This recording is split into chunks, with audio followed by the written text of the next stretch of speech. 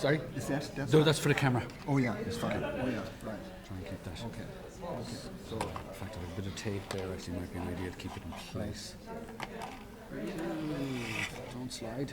Right, so I'm just going to get the last presentation for this. Yeah, and we're already behind, aren't we?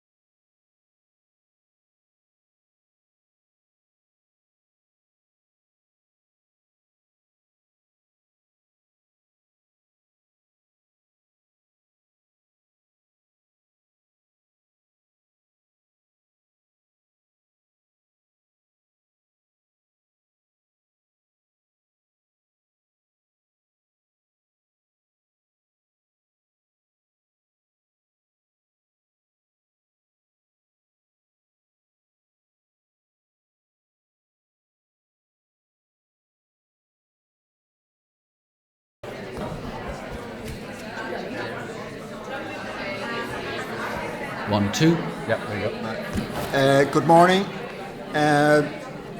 Okay, I think we're going to start, if that's okay. I'm sorry that we're a little late. We've had some technical difficulties in this beautiful new building. As usual, they build a wonderful new building and then make the technology really hard for ordinary people like me to understand. So you're all very welcome here to the second annual Frontiers in Healthcare Conference that we've organised for you.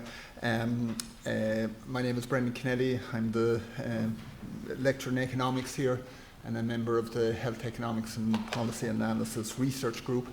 And the group and Novartis Ireland have worked together on putting together this programme that we have for you. So I'm going to, the first session that will start in about 10 minutes, I'm going to say a few more general words there of introduction and outlining what we hope we will achieve during the day. So for now, I just want to introduce Loretto Callaghan, who is the Managing Director of Novartis Pharmaceuticals and the Country President for Novartis in Ireland. She's held those positions since 2006. Loretto has over 25 years' experience in the Irish and international pharmaceutical industry. She joined Novartis in 1993, and over the past 20 years, she's held a number of senior roles in marketing and sales. And in addition to her Novartis responsibilities, Loretto sits on the EFA Strategy Board, that's the Irish Pharmaceutical Healthcare Association Strategy Board, and she's also a member of the International Women's Forum and the Institute of Directors. And so we're very pleased that Loretto is here to open the conference. And as I say, I'll come back after Loretto's talks and words and say a few more words. Thank you.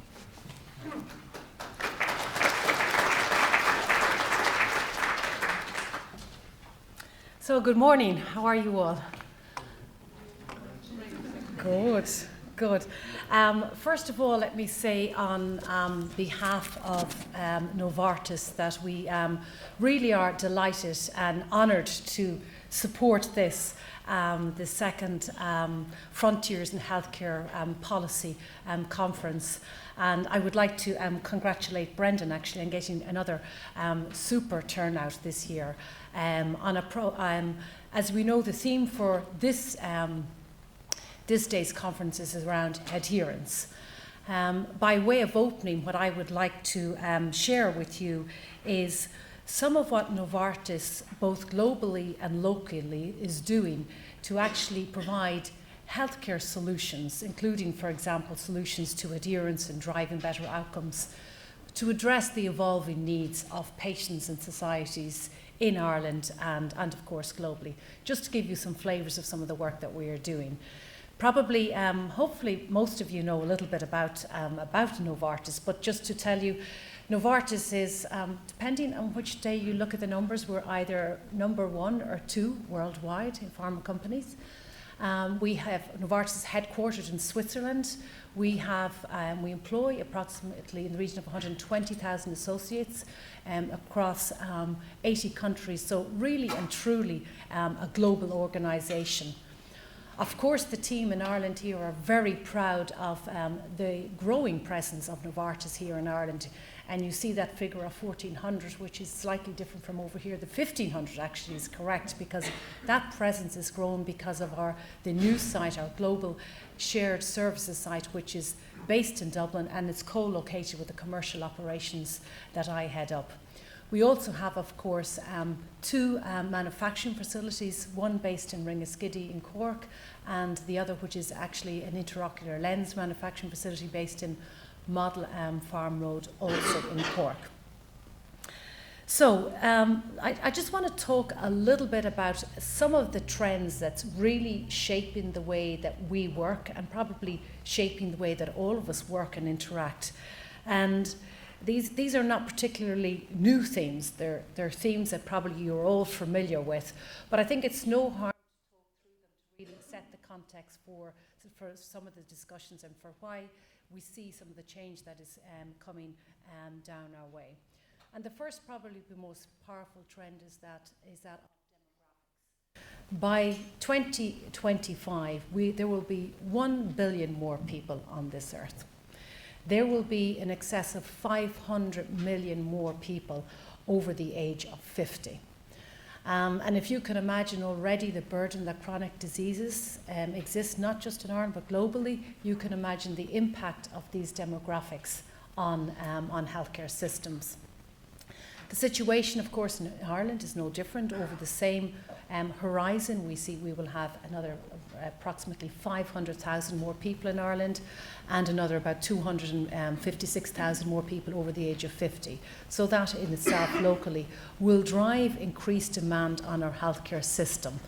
And if you look at some of the projections, now this is not Novartis projections, this is World Bank projections, and they're approximate global projections. If we keep going at the current rate, expenditure on health is set to double over this time horizon, the next 25 years. So clearly we all need to do something to make sure, because this is not a sustainable position. We need to look at our resources, and we need to look at driving more efficiencies and looking at ways of getting better use from healthcare resources. And for example, even today's theme, adherence. And here, adherence can make sure that we adhering to better to guidelines, to processes, and to medication can help us to address somewhat some of that issue, getting better use of the resources. Another significant trend is that of patients' awareness and involvement with their own health. Patients, as we all know, are taking increasing responsibility for their health. And this has been facilitated, of course, by access to the internet, but also facilitated by access and penetration of wearable technologies. So the appetite is there for healthcare and information, and I think when we go through this morning, we should be thinking about, well, actually, how can we use this kind of interest and use this technology to drive the whole adherence agenda? So those are some of the changes. That's, of course, not all of the changes that we see. And what this means for the pharmaceutical industry is there is increased pressure on us to really bring to the market really innovative medicines, and medicines that will make a significant difference over and above what is there already. We know that because of the pressure there is within our own healthcare system, this means that it's not just enough to bring those innovations to the marketplace. We need to clearly demonstrate the difference that they make to patients, to payers, and we need to demonstrate that difference, how it is the difference we make in a real life setting, not just in clinical trials. And we need to demonstrate that we can make that difference in a sustainable way. So I see that those changes and those implications really drive in healthcare systems globally and of course locally to look at how we operate. And it's driving healthcare systems to look at a new model, a model that moves away from a current fragmented one to one that is much more integrated, to move away from a model such as that is treating people when they're sick to a model that is looking more at preventing illness and preventing disease, to look at a model that really capitalises on that patient engagement, that patient that is willing to be more, to take more responsibility for their self-care, and a model that really uses technology to a far greater extent to help us to really drive adherence, to help us to really monitor diseases, track diseases, and intervene earlier and avoid often costly consequences of not having earlier intervention. And for this change to occur, we see there's at least 3 things that needs to happen. We need to keep that patient engaged. We need to keep them informed on their health. We need to build on that. We need to also build on an integrated healthcare system, a really truly an integrated healthcare system. I'm not sure we're quite there yet in Ireland. We have pockets of good integration, but we really have, I think, a long way to go. And we also, more importantly, as I mentioned already, need to use technology. which can really help us to drive efficiencies, to streamline processes, and particularly help us with the whole adherence agenda. Now, we are not a technology company. We are a pharmaceutical medicines company, but we see already that we need to partner with technology companies if we are really to be in a position to help to support this agenda. So to lead in this kind of environment, pharma companies and Novartis very much do want to lead. Pharma companies need to be at the forefront as driving better outcomes. And what I mean by that is driving outcomes and being clearly able to demonstrate an improvement of how we can prolong life, how we can improve quality of life in everyday situations, in real world settings, and not just in the clinical trials that we have been doing. We will, of course, continue to do them, but we really need to be in a position to demonstrate the difference that we can make for both patients and payers in a real world setting, and the difference that how we can contribute in a more sustainable way.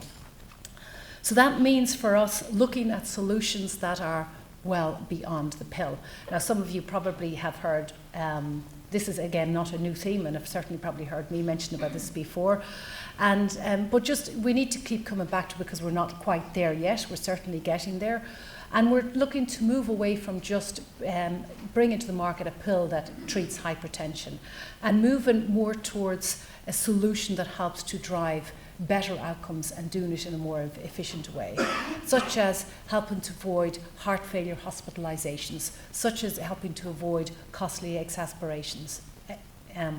So instead of just offering the product itself, we will be offering the product and a range of solutions, or proposing a range of solutions around that products.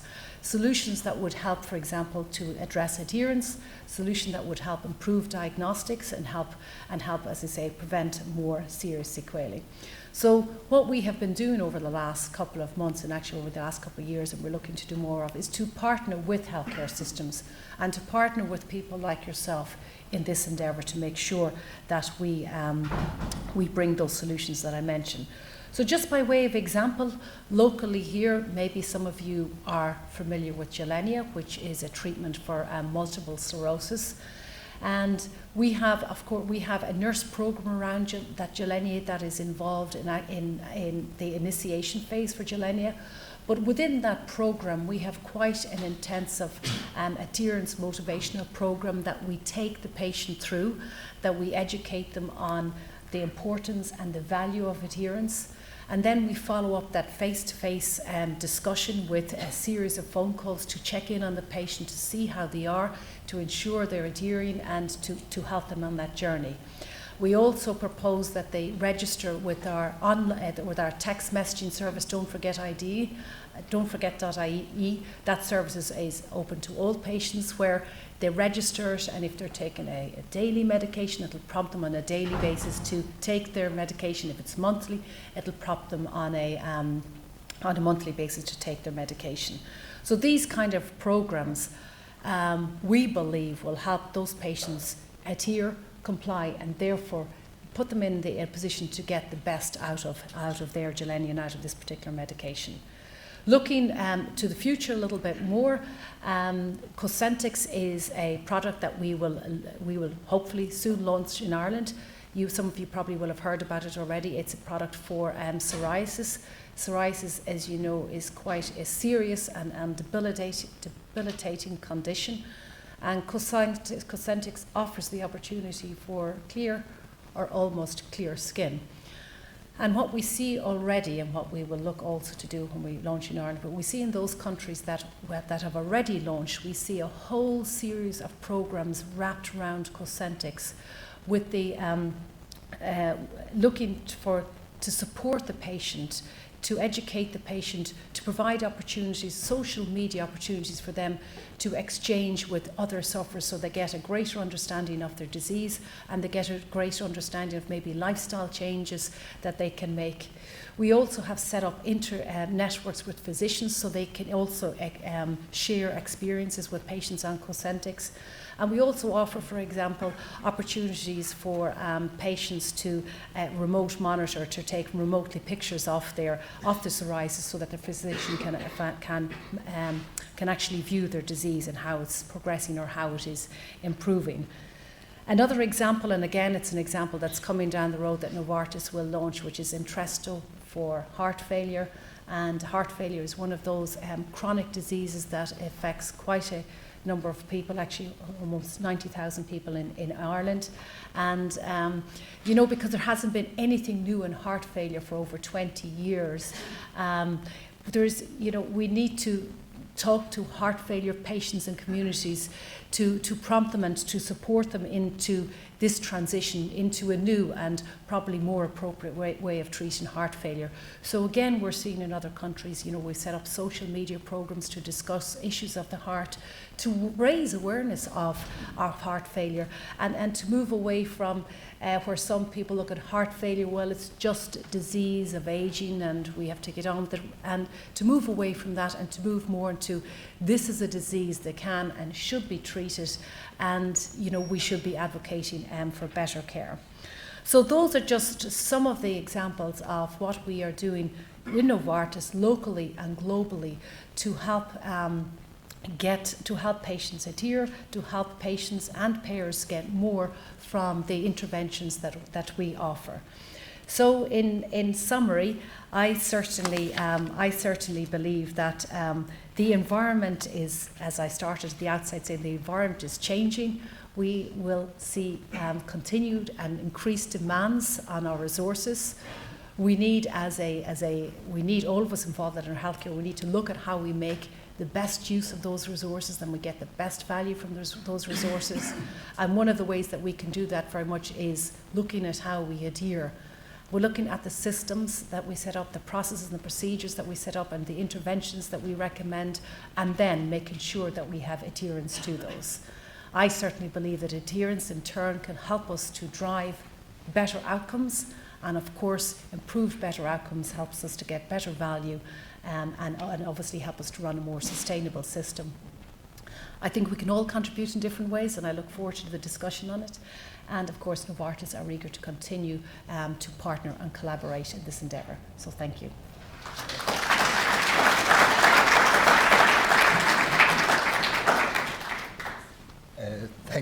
Thank you very much, Loretto. So I'm going to step aside here while Cormac gets the next set of slides set up. So I'm conscious that we're a few minutes behind time, so I'll keep my own remarks very brief, and I might come back in the afternoon and say fill in some of them.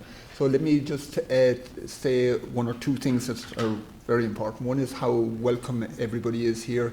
If it's your first time in NUI Galway, you're especially welcome.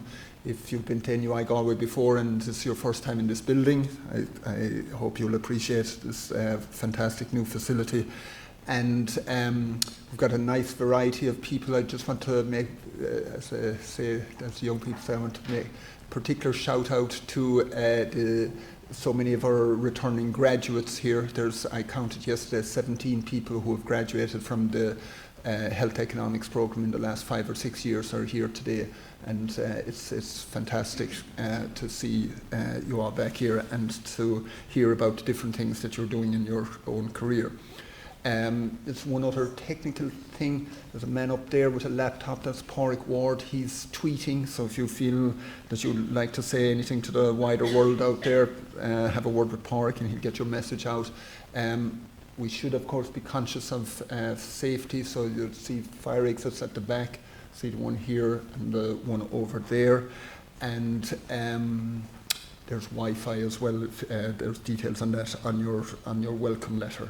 So I just say one other thing then, which is that when we started thinking around this time last year, just shortly after the first conference last year, about a theme, and I think it was actually something Loretto mentioned in her opening remarks last year about a low level of adherence that certainly prompted me in that direction.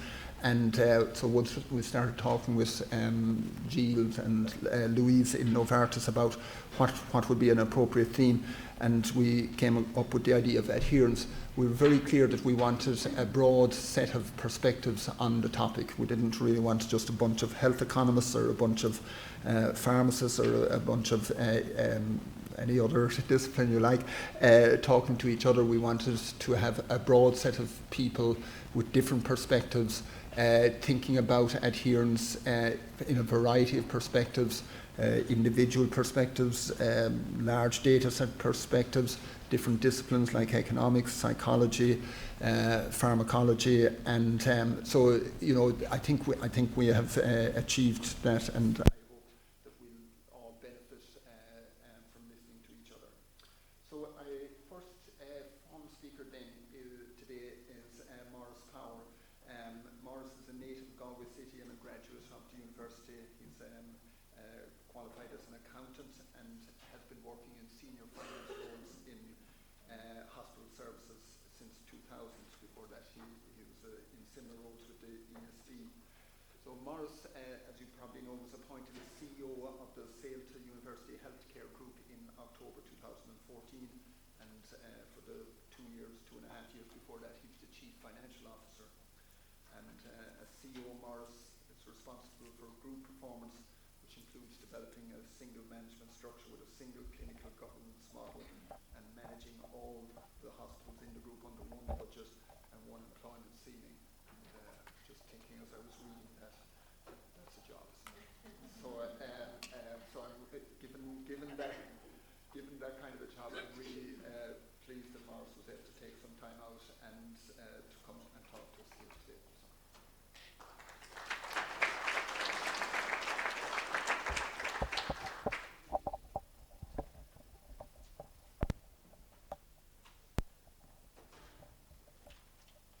Okay, good morning everyone, and thank you for giving me the opportunity to speak here today.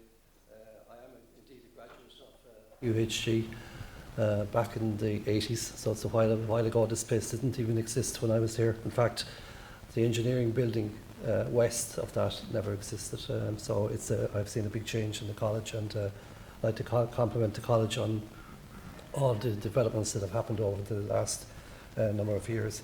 From my point of view, my presentation is going to be a very general presentation. It's going to be on adherence, but from an adherence in a general form in terms of government policy, and particularly around the reform programme, and a little bit around activity-based funding, because these are the two. The reform programme is probably the key piece of policy that the government have instigated over the last number of years, and we're right in the middle of that now with the development and the establishment of the hospital groups. So what I intend to cover is a little bit around the background to hospital groups, why they have been formed, the criteria as to why it made sense to establish hospital groups in the Republic of Ireland. 4 years on, we were established in the 9th of January 2012, so we had 4 years done soon enough. And what we've done in that time frame, what the challenges we face, a little bit around our activity, our budget. As discussed, as Brendan has said already, we have a very substantial budget, a very substantial workforce in the northwest of Ireland. I will touch a small bit around activity-based funding, because it is very important from an adherence point of view. This is the way forward for funding for the health services in Ireland. And people talk about universal health insurance. Well, really, activity-based funding has to happen in the hospital sector before universal health insurance takes place. And then the next steps for Saolta in terms of where we're moving towards. So the first slide really is in May 2014, John Higgins, who's a professor in UCC in Cork, produced the report on the establishment of hospital groups.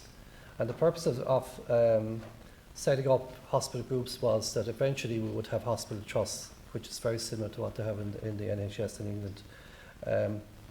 The real agenda item was, to create higher quality services, more consistent standards of care, more consistent access to care, stronger leadership and integration between the healthcare providers, not just integration between hospitals, but also between the communities and between primary care, and to do this aligned with our academic partner, who is NUIG. So that report was published and in 2014. Now you might say, well, we were in existence in 2012. Well, we were the first group to be set up in the country, the Saolta University Healthcare Group, followed closely by the University of Limerick Group. The other groups are following on from us. So we have probably a lot more experience in terms of how a group works, and in terms of the challenges that we're faced with. So when they were looking at, how would you group hospitals together? What was the criteria used by John Higgins in his report to actually say, well, okay, let's see how this could be done. So the first criteria was obviously geographical, and I don't know if people know those colours, but that's Mayo and Kilkenny. So it doesn't make sense to have Mayo and Kilkenny within a group, from a geographic point of view. It doesn't make sense. So that was the first criteria, that they should be aligned or should be closely related to each other. Clinical pathways. Very briefly, that means that before hospital groups were formed at all, that we would have had very strong clinical pathways with certain hospitals. When I say we, the Galway Hospital here would have very close clinical pathways and service delivery with Mayo, with Roscommon and Portiuncula, specifically around cancer and other major specialties like that. So that was very much in the forefront of his thinking. Hospital size. And the thinking here was that really what you should have is what's called a level 4 hospital. Level 4 hospital is a major tertiary referral hospital that does all the specialties right across the whole spectrum of health services. And to combine that with a number of level 3 hospitals, which are smaller hospitals but still provide a large degree of specialty services, including ED, including ICU, including theatre services. And to have them aligned with the tertiary 4, level 4 hospital. So that was important as well. Population base, you need to actually make these hospital groups work, you need a substantial population base. And I'll show you a slide later on, the population that we cater for. Academic partners, so our academic partners is NUIG, as I said, and we're delighted to be working with the NUIG, and we've seen huge development in the last 3 or 4 years, working closely with the college here. And in fact, Professor Jim Brown, Dr. Jim Brown, your president here, he's also a non-executive on our board of directors, which is very valuable to have him there. Cross-border initiatives would apply to our group and to the North East group, the RCSI group in Dublin. So what that means is, well, okay, what kind of services can we provide across jurisdiction? And one real example of that would be the opening of a radiotherapy unit in Callaghan Hospital in Derry next year, whereby patients from the Republic of Ireland will get their radiotherapy treatment in Derry, rather than having to come down to Galway to have their care taken provided here. That's a huge step. That's going to be the first. I think there's one other service in Dublin for paediatric surgery, but this is the first one that's taking place in the Northwest, and is a huge service provision for patients in Donegal and North Sligo. And obviously, one of the other aspects of this is we need to be able to benchmark ourselves internationally. So most international countries now have very sizable hospital groups, and to be able to benchmark properly in terms of service delivery, in terms of financial viability, in terms of quality and patient safety care. These are all key performance indicators we need to be able to benchmark properly against them. So the criteria was set, and this is what came out of it. These are the 7 hospital groups. I won't go into any detail, but there are Dublin North East, which is now called the RCSI group, Dublin Midlands, which is still called the Dublin Midlands group, with the major hospital there being James's and Tala. Dublin East group, the major level 4 hospital there, the Mater and St Vincent's. The South-Southwest, which is Cork, Waterford, Kerry. Saolta University group, which is our group, contains Galway, Merlin Park, Sligo, Letterkenny, Mayo and Portadown and Roscommon. The Midwest, which is the smallest of the groups, it only contains Limerick, Ennis and Nina, and there is a discussion going on within the health service. Is that a group big enough, because the population base is a lot smaller than the other groups, so there's a little bit of thinking to be done there. And then there's the new Children's Hospital that we're all aware of that's been set up, which will incorporate Temple Street, Cromlin and Tala Children's Hospital. So those groups were set up, and there's an example of our group, and you can see there that Letterkenny is a long way from Galway, and if you ever do it, I've done it 4 times in the last month. It takes 4 hours to go up and 4 hours to get down again. So we are talking about getting a helicopter to be able to travel up and down to. I say that, and I'm joking, of course, but just in case anyone thinks we are. But it is a significant challenge travel-wise. But it is part of our group, and we're delighted to have Letterkenny part of our group. And all of these hospitals, it was a big change for them. They were all individual hospitals working away, doing their own thing. But what became very clear was that this wasn't the proper model of care for the Republic of Ireland in terms of health provision. And so they're all part of our group now. In terms of some stats, our population base is 800,000 plus. That's from Letterkenny, Donegal, right down to Galway. But what is important to outline as well is that we do have patients coming from outside of that area. So we would have patients coming from Cavan and Monaghan, patients coming from Limerick, Clare, Offaly, Westmeath, would be coming to further services in Galway. So that 800,000, when I say plus, it could be another 50 to 100,000 as well. We have a huge rural city ratio, so 70% of our population and geographical spread is 70% rural. That is, very important in terms of, where you provide services from an acute sector point of view, and how you provide those services. So if you take, even getting to Letterkenny, it's another 45 minutes to get to Glenties on the west coast of Donegal. You take Galway, going over to Clifton, Mayo, going to Belmont. These are, a long way from hospitals within our group. So we have to work very closely, and we will be working very closely with the new community health organisations and the primary care. And Loretto mentioned it in her presentation about integrated care. There are policies in relation to integrated care. We need to get those implemented. And the whole purpose of that is to look at the patient journey, right from the GP through to outpatients in the acute sector, through to an inpatient if necessary, and back out to the community. How that journey can be made as easy and seamless for the patient. And that's what really, in essence, integrated care is about. And we can see it from our point of view that, how we do that from our rural city ratio spread is critical. 25% of the country, so we have a lot of, as I said, a lot of travelling to do. We have 7 hospitals, we have 1,800 beds opened at the moment. We will be opening another 60 beds in the next number of months to do with the escalation beds that you will be aware of the Minister talking about in terms of the ED pressures. They'll be opening up in the next few weeks. Staff numbers, we have over 9,000 staff working in all our hospitals. So we are a very large organisation in the West Northwest of Ireland. And our financial turnover is 820 million. What I mean by that is that we actually account or use 820 million. About 120 million of that will be income. So we 140 million. So we spend about 600. We spend about 800 million, and then we have income coming back off that. So it is a large organisation, and it takes a lot of managing.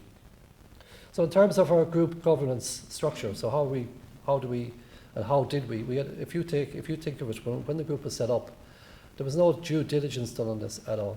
So it was basically, these are the groups, now go off and do it. And that was exactly what happened. We went off and we introduced, when I say we, the group management team went off and looked at, okay, well, how do we set up this group from a perspective of managing it? So we have the HSC, and the HSC is still in place, and I still report into the HSC. But we also established a board of directors with a chair, and we have our board of directors in place roughly from, let's say, June 2012.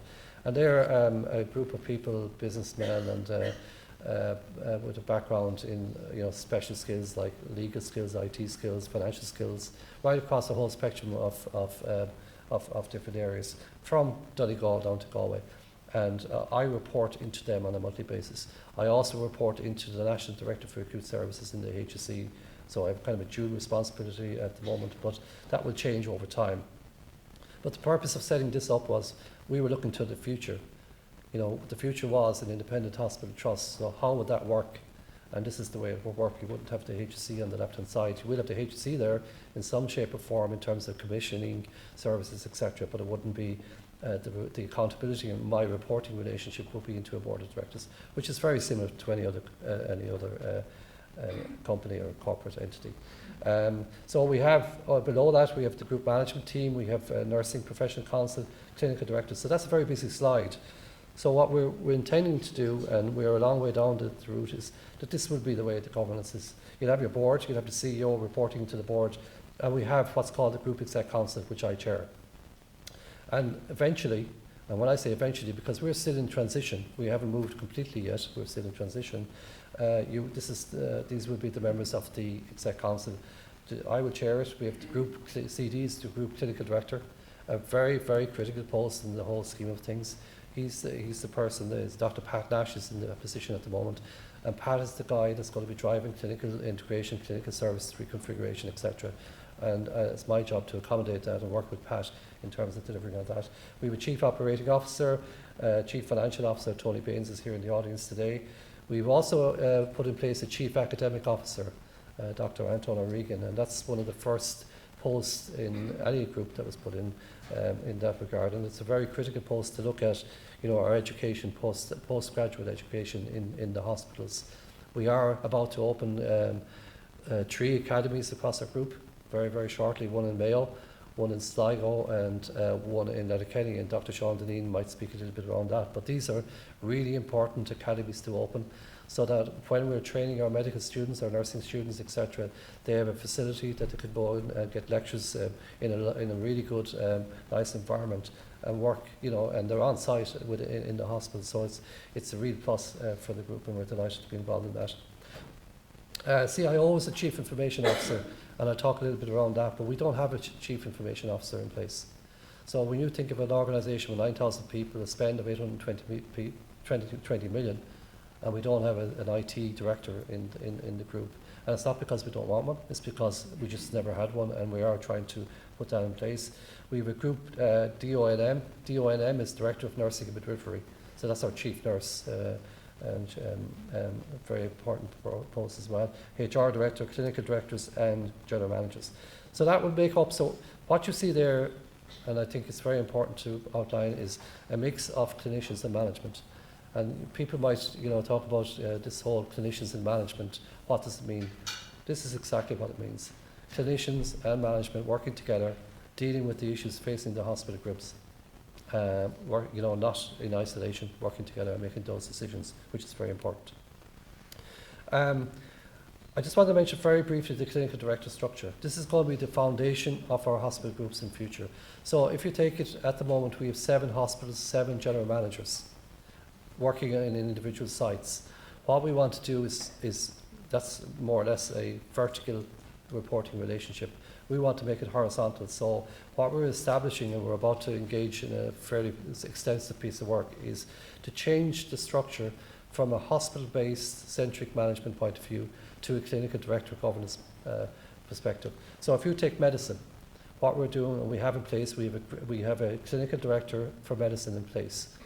His or her job will be to look at service delivery for medicine across the group of hospitals, not individual sites.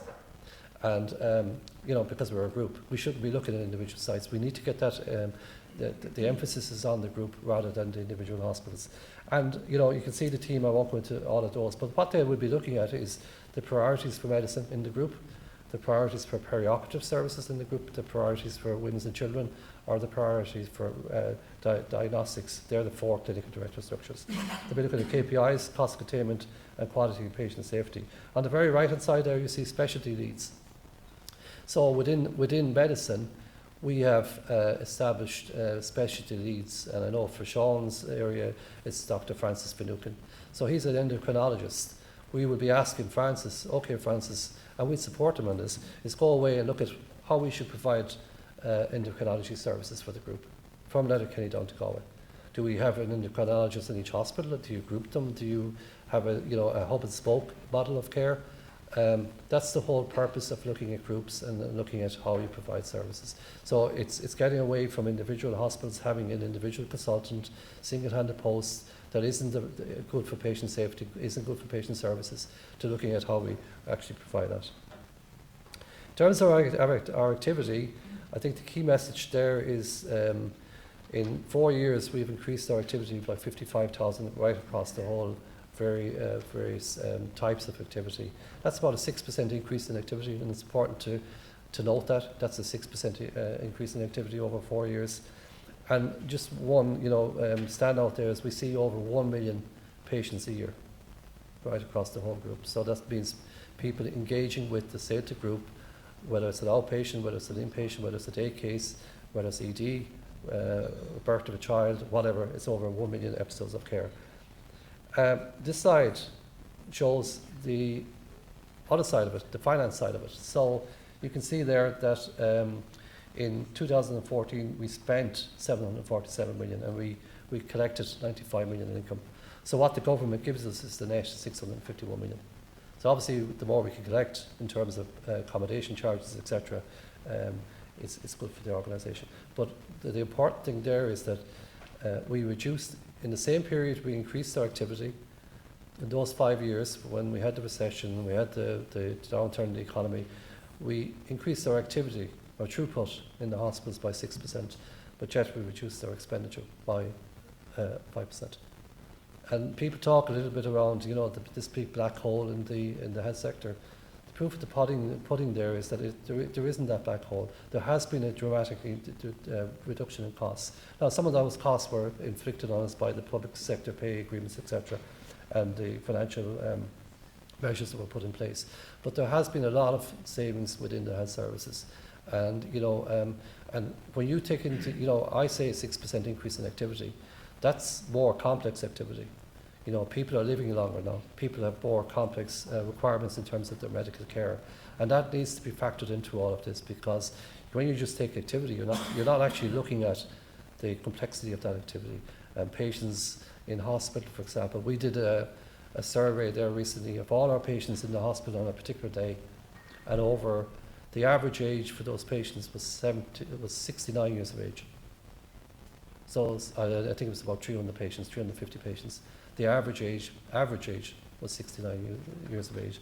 So people are living longer, they're in hospital for more complex treatment, more complex care, and that's just important to point out. Challenges we face, and these are not just challenges Saolta group is facing, these are challenges that every single group in the country is facing. You will be aware of waiting list targets for all patients and inpatients, and they've been set at that no patient should wait for inpatient or an outpatient appointment more than 15 months by the end of December. So our group that's a huge challenge for us, because we have about 8,000 patients to see that between now and then. Some of those patients will be seen in other hospitals and other groups. ED pressures, constant pressure on the systems. We are addressing, and hopefully we will address that this year. To some extent, not completely, but to some extent we will address that through the opening of additional beds. Delivering high quality and safe services is so important, and this will be a very close objective of mine and a very important objective. What we have to do is, wherever we're going to provide services, and when I talk about the specialty leads and the clinical directors, it's all about patient services, it's all about patient care, it's all about patient safety. And that we have to keep focusing on the fact that the patient is the most important person in all of this. That's why we're here, to provide safe patient care, and delivering high quality and safe services will always be on the agenda. I mentioned the clinical director structure. Performance management is something that we need to develop, and it's a culture that is beginning to emerge in the public sector, and we have moved, all our senior managers now would have 10 plus 5 objectives that we set, 10 objectives each year for all senior management, plus 5 what we call stretch objectives that they have to meet. They don't get paid for that, but if they deliver on it, they might get a nice letter from me at the end of the year saying well done. So, but it is an important culture that we need to bring into the public sector, and we are developing it. Disconnected ICT systems. We don't have an integrated financial system across the group. I think at the moment we have 5 different financial systems. We don't have an integrated HR system in the group. We don't have an EPR, integrated service. So EPR is an electronic patient record. What we have is physical charts for all patients that attend each of our hospitals. What we want to move to is an electronic patient record, so that if you come into any of our hospitals, it's a click of a switch or a click of an icon or whatever. And it means that our consultants can see their patients in any of our hospitals by logging onto their iPad or their iPhone or whatever, instead of having to bring charts across 7 different hospitals. So that's just an example of how far back we are in terms of IT. One of the reasons is that IT for a long time was always in the background. It was always about frontline services, putting money into frontline services. But it is so important that we also invest in the back office IT environment and develop IT that is necessary for a group to succeed, because there will be savings. And people talk about where are you going to generate more savings. You can generate more savings by putting in proper IT systems within a group. And a very typical example would be in Galway alone. Galway Hospital, we have about 60 staff putting charts from medical records, bringing them to an outpatient clinic, bringing them to ED, bringing them to an inpatient ward, and then collecting them when the patient leaves. 60 staff just doing that sort of work. So what we're saying is let's use those people to actually do frontline services and get an IT system. So we'll be working on that. Financial, I'll be covering that in a little bit more detail. But 2016 is also going to be a challenging environment for the health sector and for our group. Activity-based funding. So I just want to talk a little bit about activity-based funding because it's very important. It is going to be the new model for funding for the health sector. We are right in the middle of transitioning from the block-based grant allocation to activity-based funding. So what activity-based funding really means is that you're funded for what you do. And we would see that as a very positive development for the health sector and something that we are completely supporting the national team on. So why are we going to activity-based funding? Because it's in the UK, people will say, but that's not the real reason.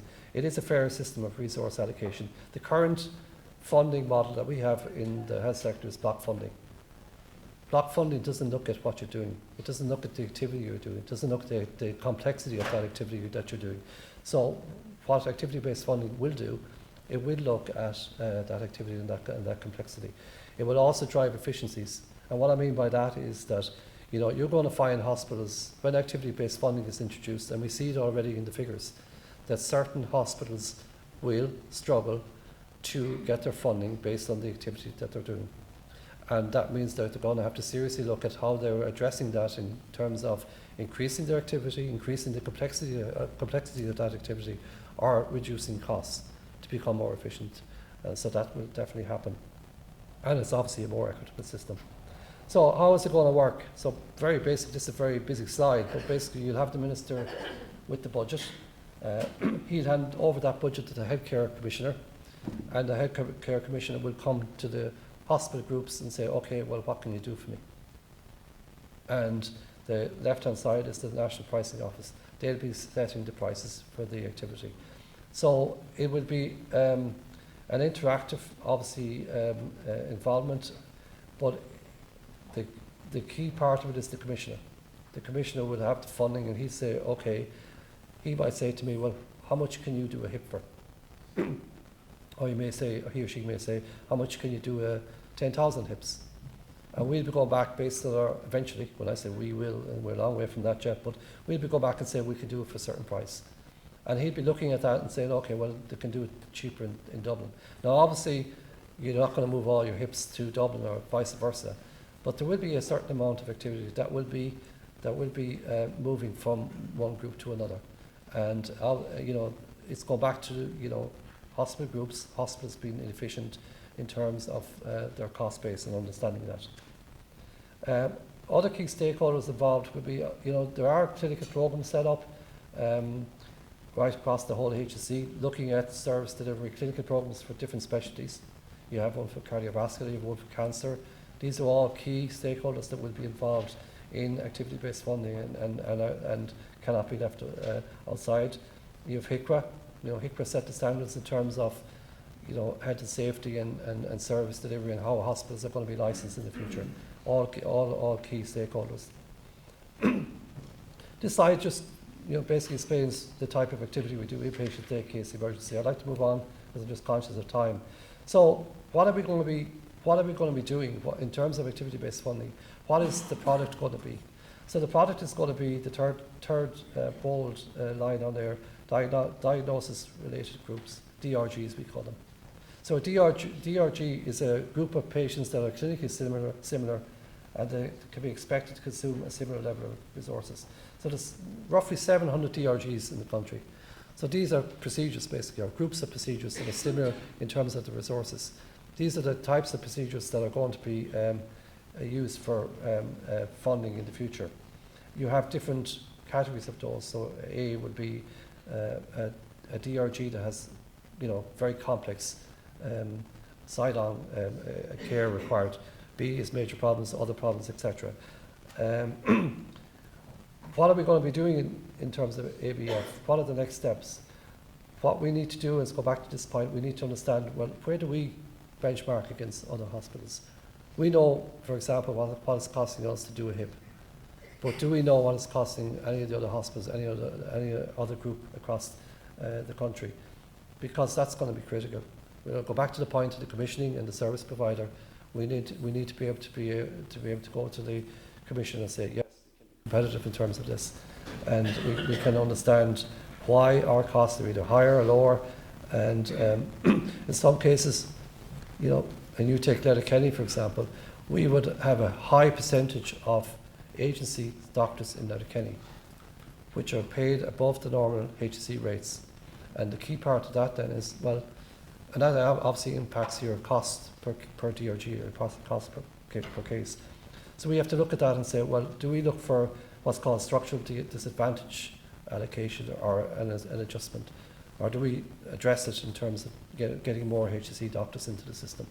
And that's a real challenge in some of our hospitals, especially Letterkenny, that it is a remote location. And maybe not all doctors want to move there. And we'll have to work on that. So the key elements of a successful transition to ABF from a group perspective is you need to have all your activity coding. Now that may seem very simple, but there are pockets of activity happening within our hospital group that are not recorded. And we have to make sure that it is recorded, because if it is not recorded in the medical record or in future in the electronic patient record, it cannot be coded and we won't be able to get paid for it. And that's the bottom line, so it is very important. So all activity in the hospital must be recorded. We need to be able to identify the different types of activity that happen on a patient, occurs in a patient's episode, and we must be able to accurately cost that. So the key elements are, record your activity, record the complexity of that activity and the costing. Just want to give you a brief example of what I mean by the accuracy of the coding. So you have an example of a patient. It's the same patient. And method one is how that patient's chart is recorded in HYPE. Method two is a different way of recording it, a more detailed recording. So you can see it there for yourself, but basically method two is recording a lot more demographics, a lot more information about the patient. You might say, so what? Well, this is why. This is why it's so important. What happens when the coding is actually put into HYPE and it falls into what we call a DRG? The DRG, the left-hand side for the method one coding falls into DRG 10.8b. And the payment on that currently is 9,600.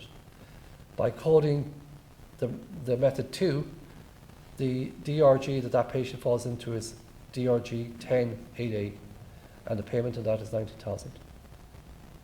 So there's a difference there of 10,000, pure, not because of the care that patient got, but 10,000 because we coded it properly. We took into the fact that there was other issues going on with that patient, like obesity, like the fact that he had physiotherapy, he or she had physiotherapy. These are all important resources that are used by the hospital, and if we record them, in the chart, in the HYPE system, will get paid for those. What we discovered back in 2013, for every 0.1% coded incorrectly, the hospital group is losing 400,000. So you take 1% coded incorrectly, that's 4 million. It's a huge amount of money. So I just want to emphasise the importance of what coding makes and the importance of it from a hospital perspective. In terms of activity-based funding, this is a slide that was being used in other presentations, but basically what we're doing now is we're trying to understand what it means from a hospital perspective in terms of data collection, data accuracy, how we're going to get the data into the system, how we're going to ensure that we have the financial systems to support that. And then from 2016, probably 2017, I would say, understand exactly how we're going to use that information for business modelling, for system optimization, and understanding the KPIs and the quality issues and outcomes for the patient journey.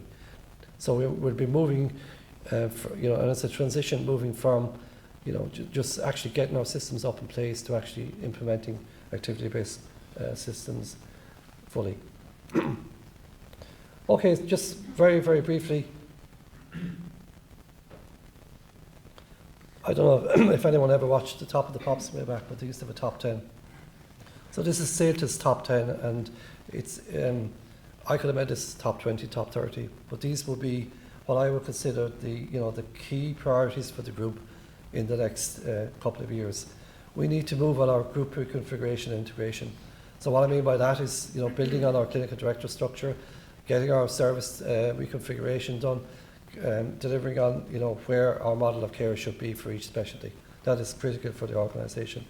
Development of the clinical director structure I've covered. Achieve the key patient access targets, number 3 there. That's around ED, it's around inpatient waiting lists, etc. It's a lot easier said than done, but we will be working on that. Quality and patient safety I've covered. Development of group-wide clinical strategies. We have a business strategy in draft format that's ready for publication, but we're waiting now for the National Acute Hospital Services to align with their strategy, and that's been finished shortly. I spoke a little bit about activity-based funding and the importance of activity-based funding to the group. The ICT strategy is also critical in terms of new systems, establishing a very strong IT governance for the group, and the start of all that is to recruit a chief information officer. Our HR strategy, we have also a HR strategy developed. These are a lot of strategies that we have developed over the last 3 years as part of the establishment of the hospital group, and the other groups are now taking a keen interest in some of these strategies because they want to develop them themselves. We have a number of key capital projects that are ongoing at the moment. If you take Galway alone, for example, we're building a new 75-bedded unit in Galway. We will be starting a radiation oncology project in Galway. In Sligo, we're building a new surgical block and a new ED. In Kennelly, we have the whole rebuild of their hospital following the flood. So aside from looking at the day-to-day revenue operation kind of stuff, we are looking also at what kind of structures we require in the future and what kind of service delivery we want, and then based on that, where our key infrastructure developments should be. And finally, development of education, research and innovation. I spoke a little bit around the appointment of the Chief Academic Officer, spoke around our partnership with NUI, which is critical. We have opened a clinical research facility in Galway in the last month.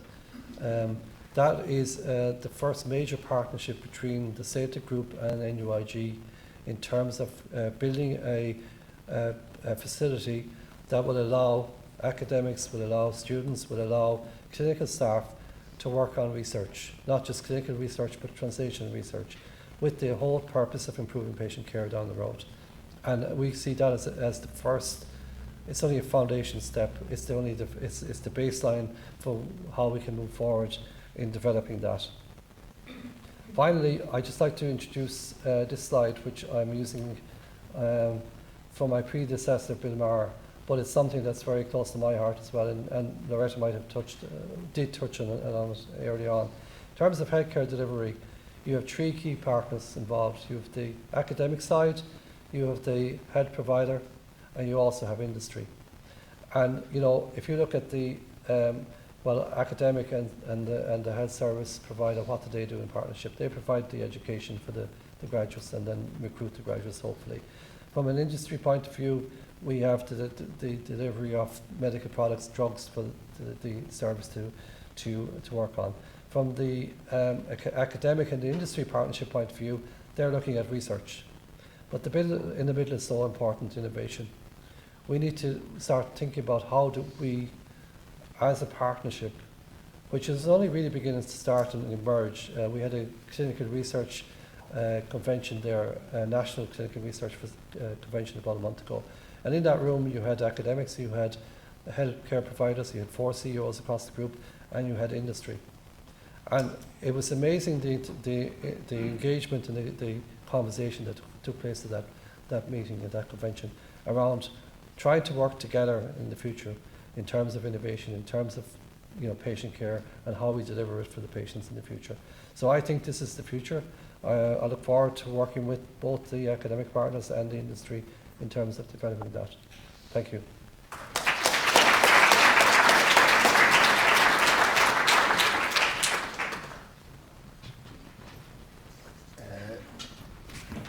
Thanks very much, Maurice, and very comprehensive background on developments, critical developments in the hospital sector that are ongoing. I'm conscious of time now, so what I'm going to do is I'm going to make an executive decision, and we'll go until 11 on this session. We'll delay the coffee for by 10 minutes or 15 minutes, and then we'll come back here at 11:30.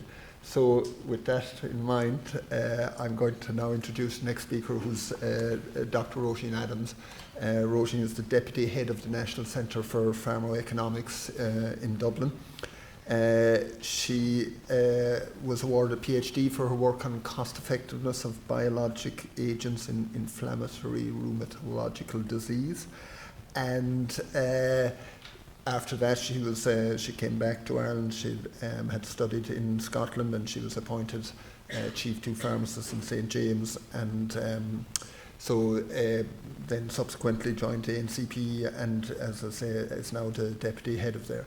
So she leads the review group for pharmaceutical technologies at the NCP.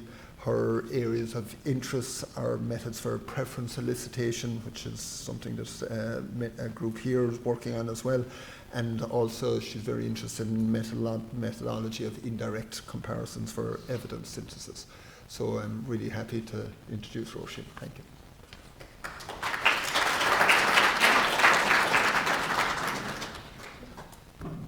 Thanks very much, Brendan, and thanks very much for the invite here today.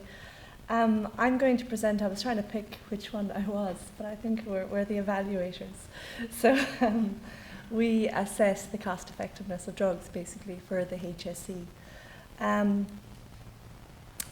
The NCP conducts the health technology assessments, I guess, and it's for mainly pharmaceutical products. We occasionally work on some other strategies. For example, we've consulted on some of the screening strategies and vaccines also, but primarily we work on drugs. This is, I guess, what one of our tasks is, to really keep an eye on this one. So basically this is the community drugs expenditure.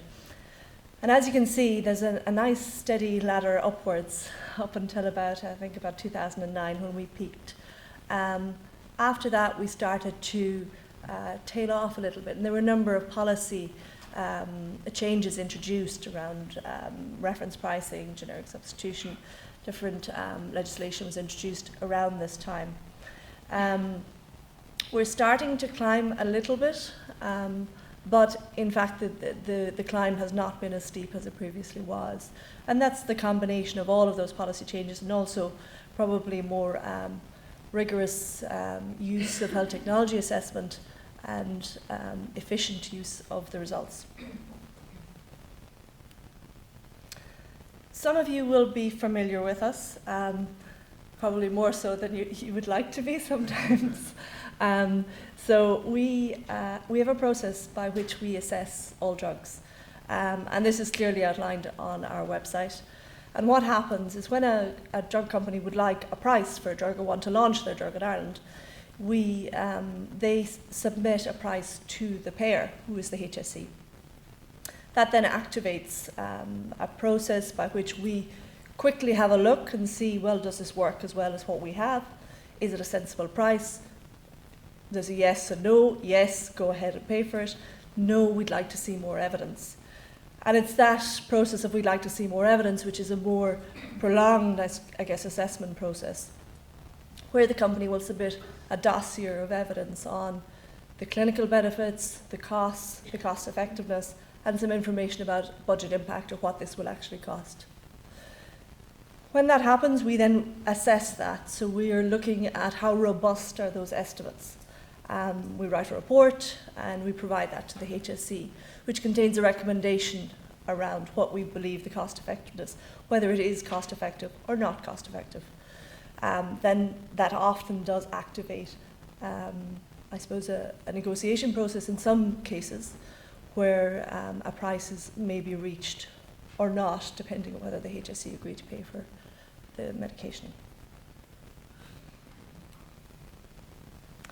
This is really what we base our cost effectiveness on, something called the incremental cost effectiveness ratio. I know some of you will be familiar with this already, but it's really a metric on how we're assessing cost effectiveness. So we're saying how much additional benefit does this drug provide, and for what additional cost is it provided at. And there's a lot that goes into this, but that's basically what it comes down to. And it's a figure, and the current figure in Ireland is €45,000 per QALY, which is a quality adjusted life year. And that QALY is our overall measure of benefit, which is translatable across all conditions, if you like.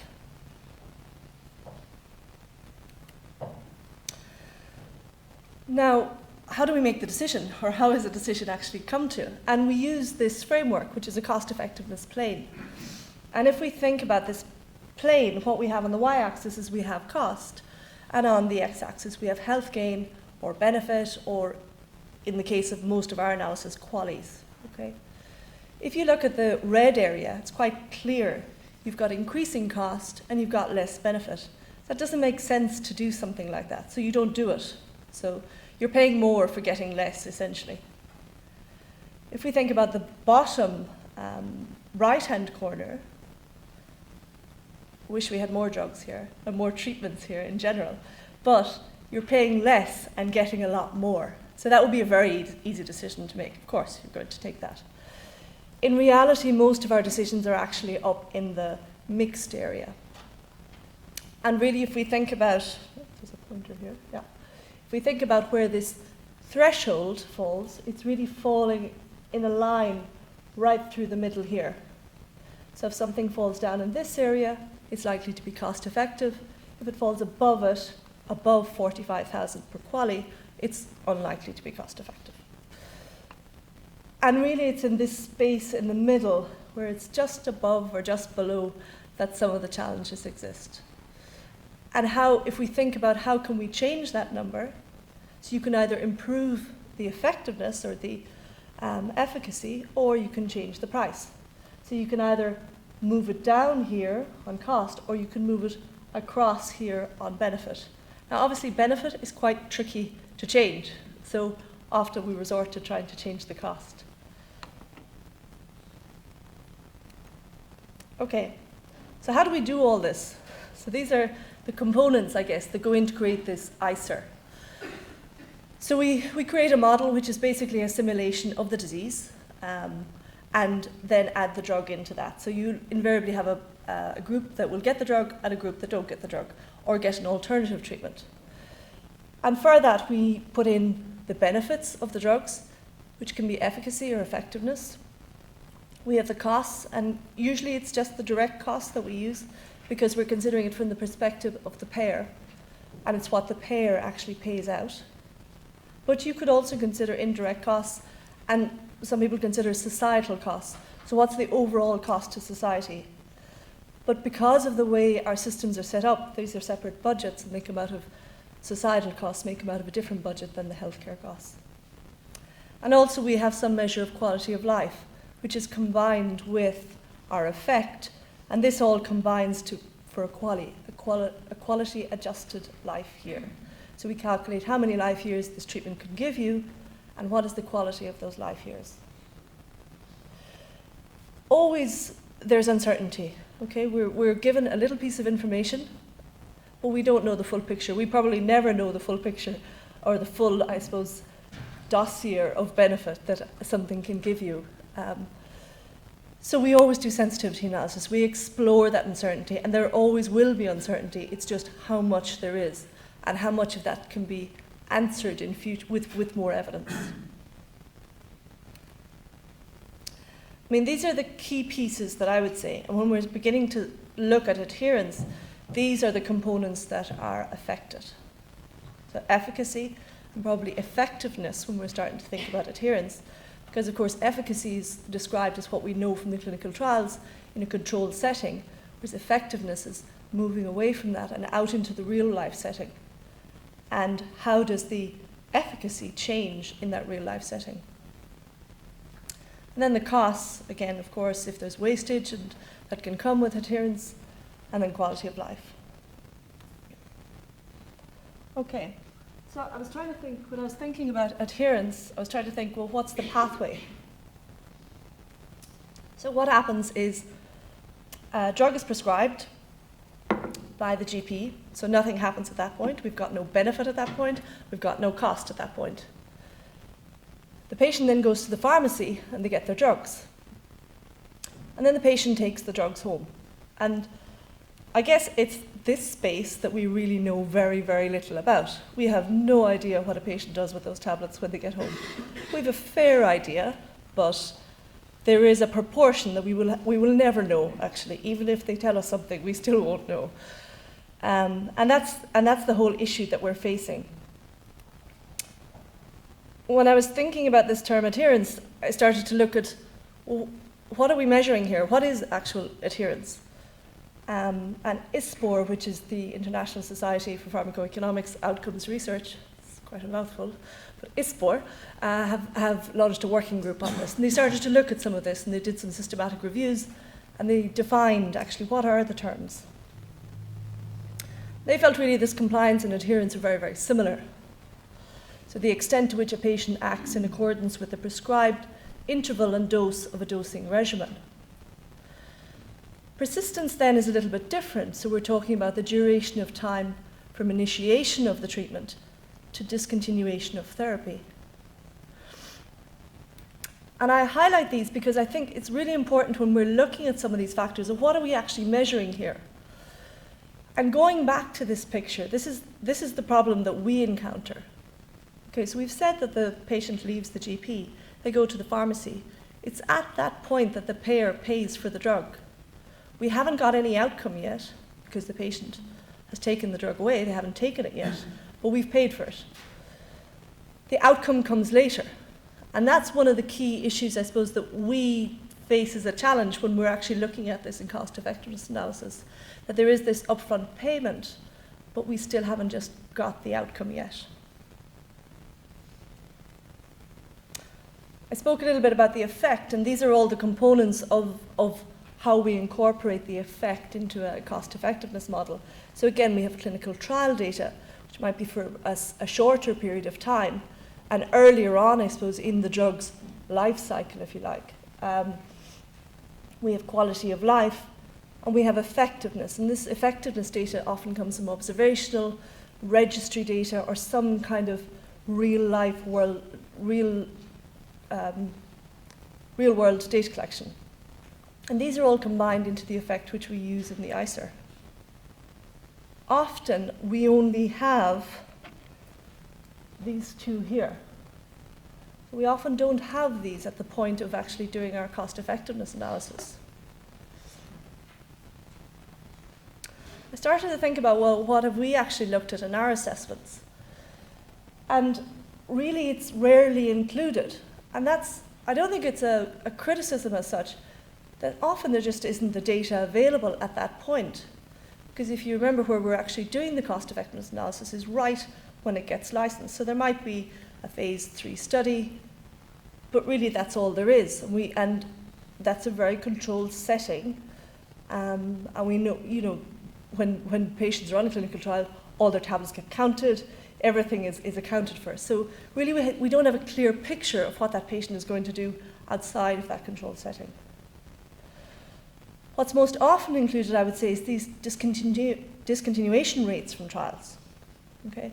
Which is a step towards trying to understand more, I suppose, what type of adherence might arise, but there are still problems around that and how we use that.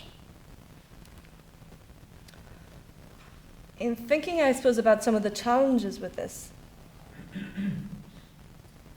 what we think about is the trial data and the applicability to the real-life setting. So, as I said, it's very controlled, but also you might have discontinuation rates as a result of adverse events. So it might be just in a specific subgroup.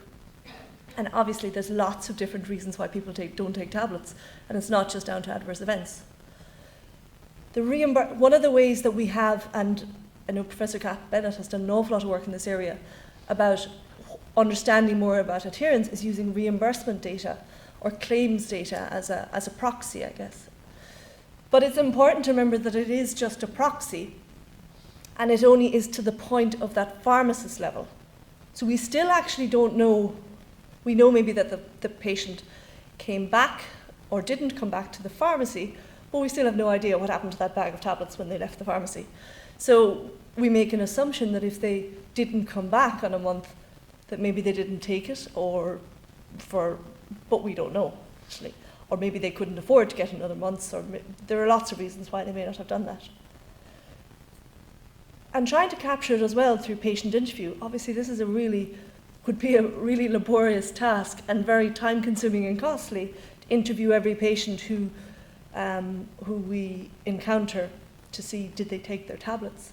It's probably done on an ad hoc basis actually in pharmacies, but it's quite difficult. And then if we think about how we incorporate this information into economic models, these are all assumptions.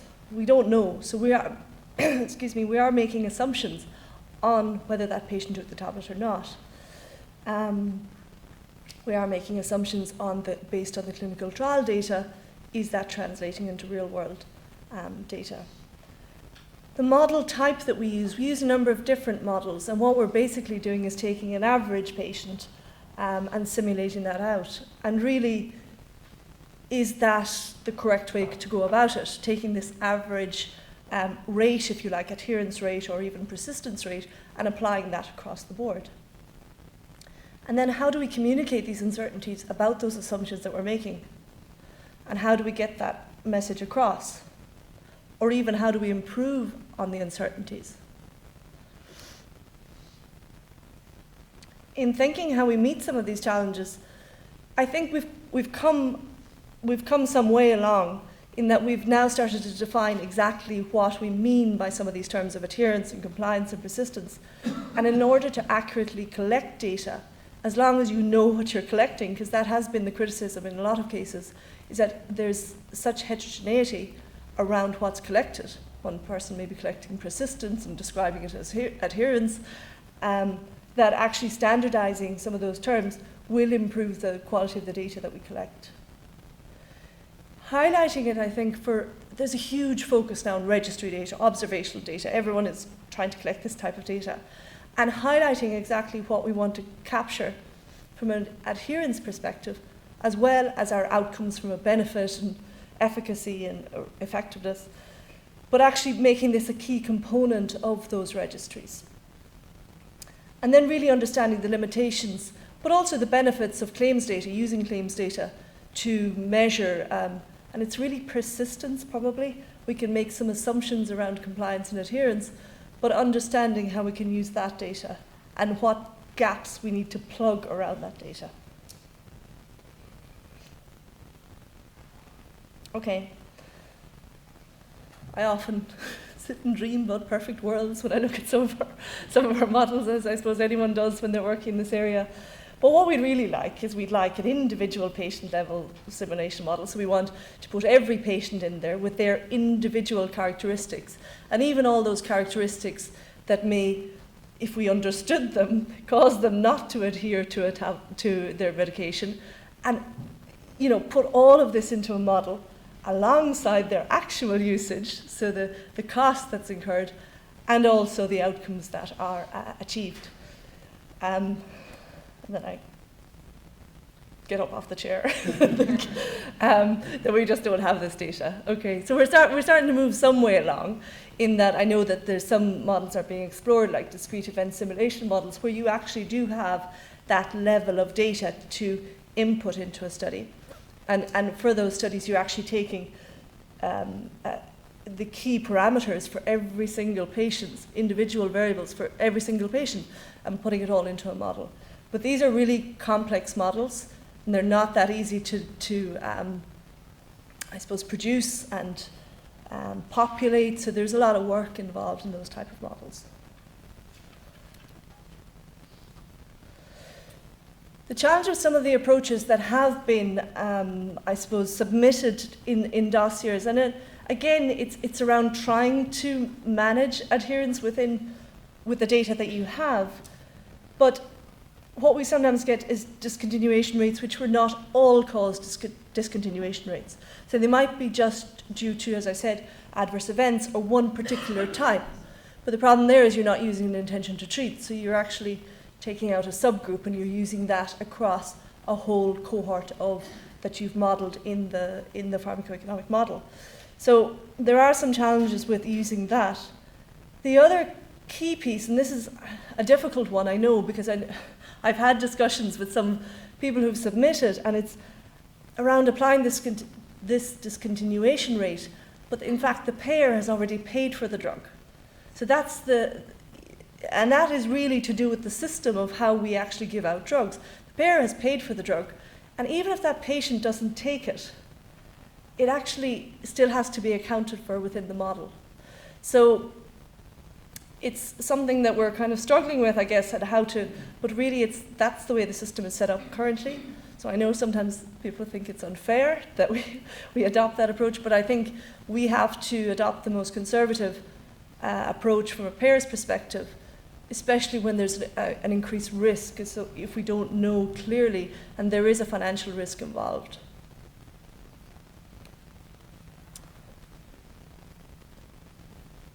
I mentioned Professor Kath Bennett, and she's done a huge amount of work in this area. And she's started this work quite a way back, and it's primarily based on reimbursement data as a proxy. And she talks more so around persistence. And they looked at adherence in antihypertensive drugs, and it was varying from 30% to 70%, which is quite a variation. They looked at tamoxifen in breast cancer, and you would think, gosh, everyone would take their treatment for breast cancer, but in fact, it was less, and it was dropping by 20%, I think it was, at 6 months, within a year, and then dropping further again as time went on.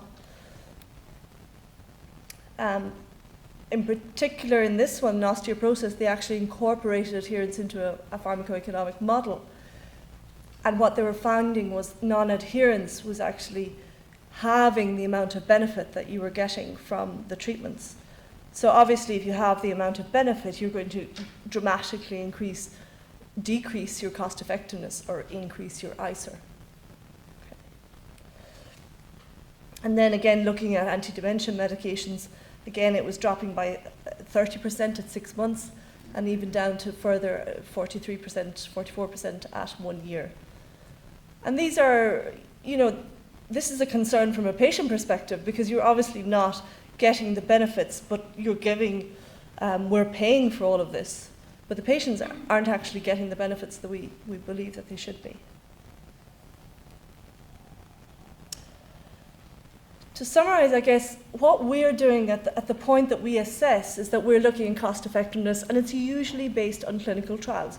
So it's quite early on, and we really don't know what's going to happen when that drug moves outside of clinical trials. So the efficacy, I suppose, that we input into that doesn't tend to incorporate this adherence rate as would be captured in real life setting.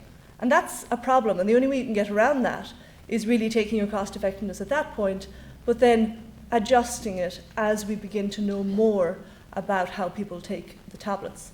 But then it's about capture and ensuring the data that you're capturing is demonstrating adherence or non-persistence or whatever it is showing. We have to think about how we incorporate this data into pharmacoeconomic models. So what type of models? This idea of discrete event simulation models, or is there another more appropriate way, even something a little bit easier than discrete event simulation models, which requires so much data and so much complexity around technical complexity? And I know it sounds obvious, but obviously a drug cannot be cost effective if a patient doesn't take it. So it goes out the window. Equally can't be effective if a patient doesn't take it. And it's always, I suppose, important to remember that. And sometimes I think when we're looking at it within models, we have to remember sometimes that the payer does pay for that drug, but they just may not get that benefit. And that's a costly thing to pay for. That's all I have. It's quicker.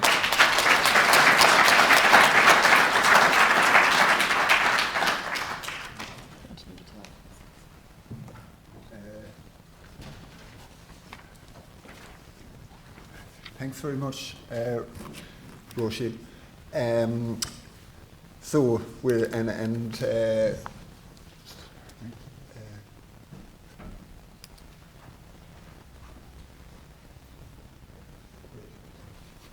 is the correct answer, Sean? Sean has just told me it's going to be 20 minutes, so if that goes right, we'll have 10 minutes at the end for questions for Roisin, Maurice and Sean. So I'm going to keep this really brief. This is Professor Sean Deneen. He's the head of the School of Medicine in NUI Galway. He's a consultant endocrinologist. He's a great guy. Thanks very much, Brendan.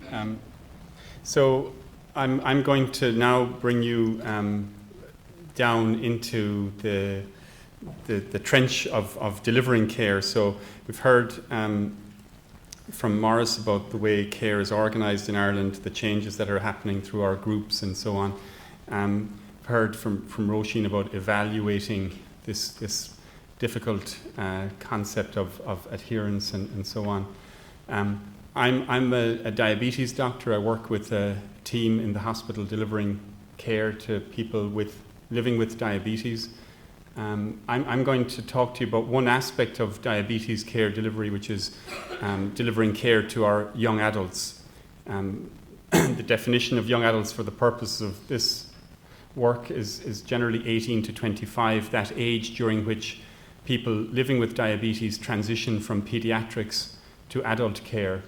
And high-level summary of my talk, so we can make it 2 minutes rather than 20 if you wish, is that a lot of young adults, not all, but a lot of them struggle with living with this condition. It's a time in the life cycle. It's interesting to be in a building dedicated to the life cycle. It's a time when being similar is probably one of the most important things, being like your peers.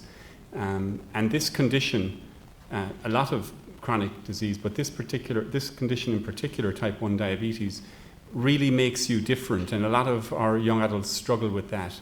And some of them struggle big time and end up with life-changing consequences as a result of poor blood sugar control during the young adult period.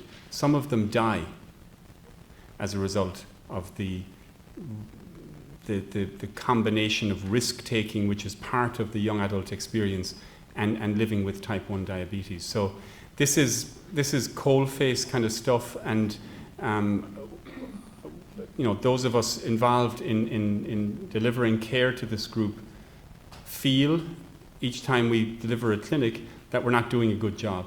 The reason we feel that is that a lot of the time our non-attendance rate, not to mind non-adherence, but non-attendance rate at clinics is 30, sometimes as high as 50%. To me, that says the model of care is broken, and we need to figure out a different way of engaging with this group of individuals. So the title for my talk is Reimagining Young Adult Diabetes Care, and I think that's what we need to do. The way we're doing it right now, in my opinion, isn't working well. And I'm going to take you through in the next 15 minutes or so just some images, some thoughts, some ideas that might be new to you or might open your eyes. But actually, this is a project that you can contribute to because we haven't figured this out. And if you have any thoughts, I'd be very happy to hear from you. So the title images is taken from work we've done forming a young adult panel, and I'll tell you a little bit more about that at the end of the talk. But it's an exciting venture that we're doing in collaboration with Jigsaw, a youth mental health service here in Galway that I think has reimagined the way to deliver care to young adults. In the case of Jigsaw, focusing on mental health issues, we're hoping to jump on that wagon, so to speak, because a lot of the issues that our young adults struggle with happen to be mental health issues, in my opinion. They struggle with having this condition that makes them feel different. So the way I've structured the talk, and I probably will need to zip through it if I'm true to my 20-minute commitment, but I'm going to take you through, because I suspect some of you are not familiar with diabetes at all. So a brief primer on the condition, tell you a little bit about it. I'm then going to look at outcomes for young adults in our centre, and it's a bit like hanging out your dirty laundry in public, and also then our outcomes from other jurisdictions, in particular England, where they've looked at mortality data for young adults. And I'm then going to briefly touch on our efforts to explore the evidence for doing things better, and then our thoughts, or my thoughts on where we are in terms of trying to do things better and to reimagine service delivery. So all that in about 15 minutes or so. So why treat diabetes seems like a strange question. Prior to 1922, when these four individuals got the Nobel Prize for discovering insulin, type 1 diabetes was a fatal condition. You didn't live with it for long, so you died. So one reason for treating diabetes is to prevent ketoacidosis, coma, and death. And that's easy for people generally to accept, a good reason to treat. The second reason is to prevent what can be very unpleasant and sometimes disabling symptoms. The medical terms polydipsia, polyuria mean basically thirst and peeing a lot, blurred vision and tiredness. So people don't feel well with blood sugars of 20 plus. They should be 4 or 5 or 6. And when they get up that high, you get symptoms. So that's straightforward enough for people to accept a reason for treatment. The third reason for treating diabetes is to prevent what are called the long-term complications of the condition. So you can live without dying. You get enough insulin to keep you alive. You get enough insulin to keep your blood sugars out of the teens and 20s, and you'll be without symptoms. But you can still run into trouble. And we know this from long-term studies that have linked level of blood sugar control to complications. So problems with the eyes, the kidneys, and the feet develop over many years if you don't maintain what we consider to be good glycemic control or good blood sugar control. And in terms of the human life cycle, the building that we're in, deferral of gratification is one thing that we all learn as we grow up. So the 2-year-old who wants the cookie wants it now. They don't accept putting it off until after supper or whatever. This, to me, is the ultimate deferral of gratification. You're doing lots of things, including checking your blood sugar, which involves putting a sharp implement into the finger several times a day, taking insulin injections several times a day. To get what? To basically keep what most of us have and take for granted, which is good health. So I don't know if I'm expressing that clearly, but it's a lot to ask for little in return. And I think that's at the heart of what our young adults struggle with, is that we expect them and ask them to do an awful lot with very little in return. And that conundrum is tricky to fix. And I try every every month, every week that I see young adults to fix it, but it's difficult because young people don't die generally, and so they kind of have this sense of immortality, and yet, to tell them that what they're doing now may and likely will have consequences is quite difficult. So this is the balance that defines, in my opinion, diabetes care. This is taken from a 10 or 12-year study called the Diabetes Control and Complications Trial, a landmark study in my area of practice, which basically showed us that improving blood sugar control, the lower the better on the left-hand panel, the lower your HbA1c, what's called your glycosylated hemoglobin, the better in terms of progression of complications, development of complications. But the flip side is the lower the worse in terms of risk of what we call severe hypoglycemia. So these are episodes of low blood sugar which are debilitating and which can impact on your here and now existence. So trying to strike this balance between the lower the better and the lower the worse is really what diabetes care is about. So this is your primer. Remember, I'm trying to help you understand what a person living with the condition has to deal with and what those of us who are providers of care have to deal with. And this is a big part of what we have to deal with.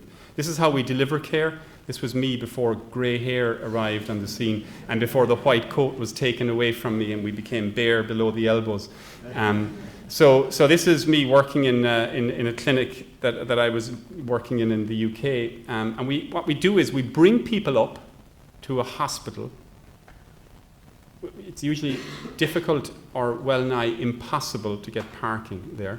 Okay, they wait quite a while to see oftentimes a different doctor every visit who asks them the same bloody questions, all over again, and they end up being told that they're not doing a great job at what we told you to do a few months ago. So I'm being unkind on myself and on my colleagues, but I think this is the perception among many of our young adults about the way we deliver care. This model of hospitals was set up for acute illnesses. Chronic disease management is probably, there are things that are done well in the hospital setting, screening the eyes, the kidneys and the feet as an example, and that's an important part of diabetes care. But in terms of supporting people to live well with a condition that doesn't go away ever, you can't get a weekend off of this thing. I don't think hospitals are the best way to do that.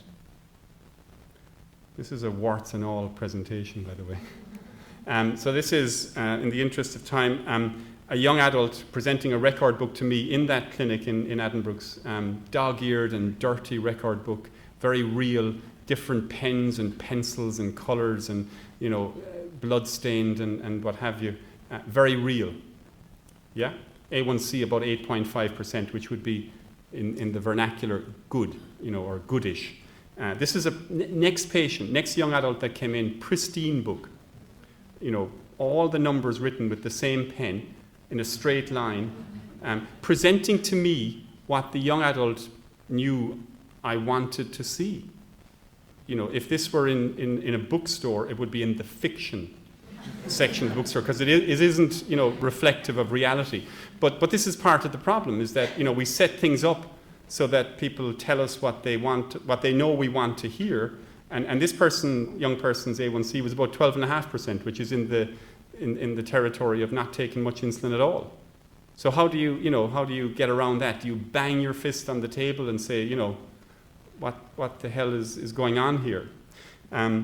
So this is the dirty laundry slide. These are A1C levels from our young adults, 137 of them. We audited our practice over a couple of years, and average about 9.7, I think, %. So very poor blood sugar control by any stretch of the imagination. Interestingly, not a whole lot different from other parts of the world. This is Scotland, where they have a real handle on their whole population, and our A1C is interestingly at the median in Scotland. So we're struggling to deliver, to achieve good outcomes, but so are a lot of other people, if they're honest and actually report their outcomes.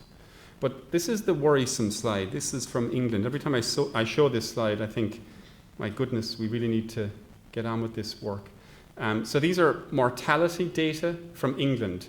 And to orientate you, On the right, you have females with type 1 or type 2. On the left, males with type 1 or type 2. Everybody is left or right of the unity line. So everybody with diabetes has a higher mortality relative to people who don't have diabetes, okay? And that's true across the age range. But look at the young adults. So 15 to 34, if you're male living with type 1, you have about a 3 to 4-fold increased risk of death. Look at the young women. So if you have type 1 diabetes and you're a young woman, you have a 9-fold increased risk of dying. So what's going on there? I mean, so this is probably highlighting, without getting into the details, but a lot of young women with type 1, some have a subclinical eating disorder where they recognize that they can eat and eat and eat and not take their insulin and actually not put on a pound in weight. So it's a difficult, clinically very challenging combination of problems to have, but they get it wrong from time to time, and fall off the edge. So this isn't just about nice blood sugar numbers, nice HbA1c numbers. This is about saving lives. So the young adult has left the family home or is leaving it, and this relationship with the family is another conundrum, another difficult thing to kind of get your head around. But the idea of being independent, which we tend to promote, I think is probably wrong. You need all the support you can get, and this idea of interdependence in the young adult years is probably a more appropriate term. The concept of emerging adulthood is a phase of the lifespan between adolescence and adulthood. It doesn't exist, I believe, in African and some third world countries where you go straight from being a youngster to having a family.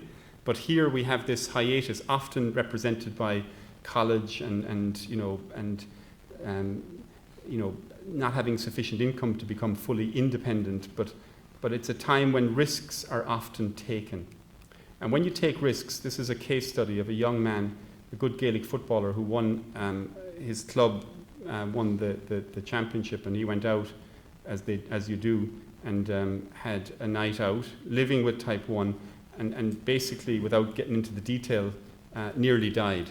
So this risk taking that is part of young adulthood, sex and drugs and rock and roll, can be a real challenge if you have a condition like type 1 where you need to manage it well and get it right. His friend was aware that he had diabetes and gave him insulin instead of glucagon, which is understandable when there's a lot of Bulmers involved, but potentially troublesome. So Bob Anderson is a guru in the whole area of empowerment and diabetes education. He says it's quite simple, really. We have choices, we make decisions, and we live with the consequences. Personally, I think that's wrong. I think it's unfair on our young adults to make it as simple as that, because we don't give them the wherewithal to make good choices. We need to have them make informed choices based on having the skills and the knowledge and the attitudes to manage their condition well.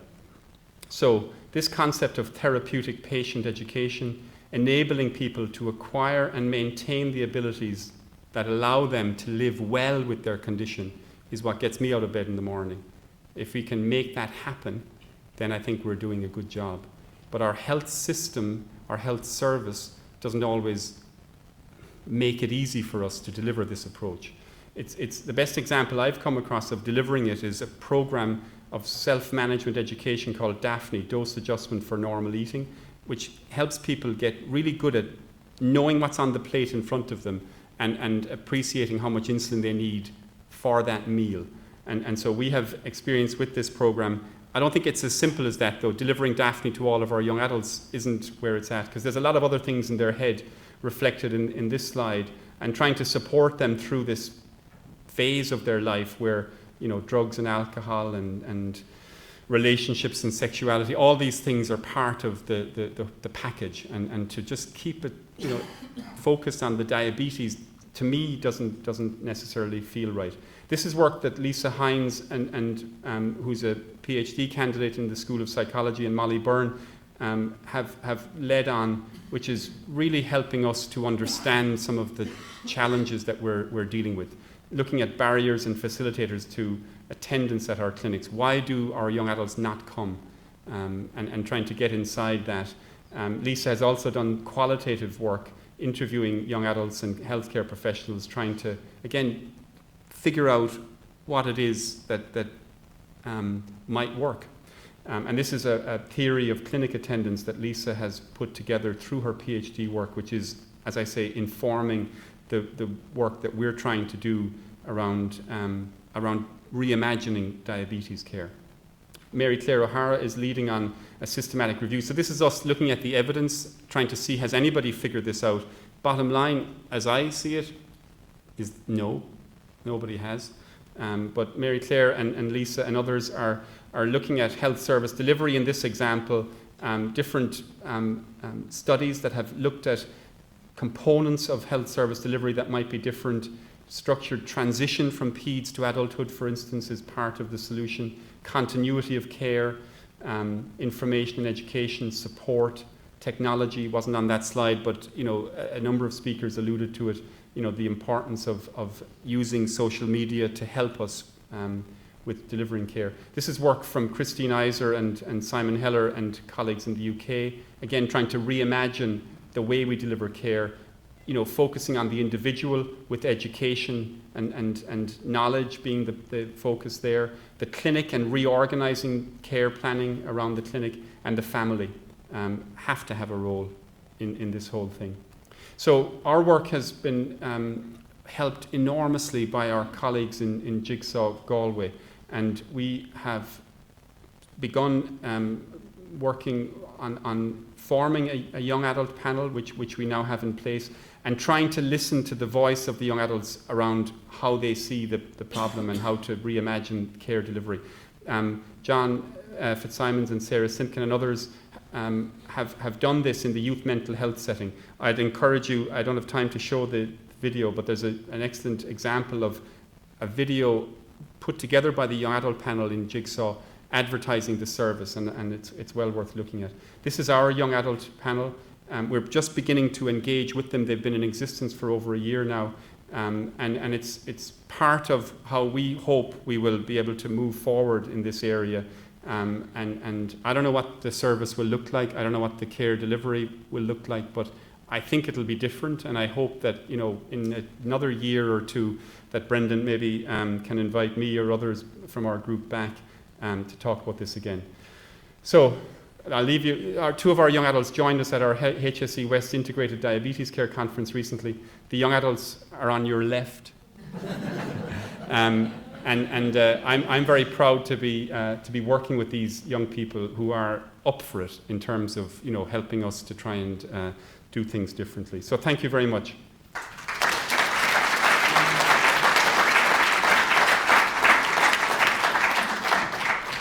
Fantastic, Sean. Thanks very much. No, I think you should stay there, Sean. Don't run away.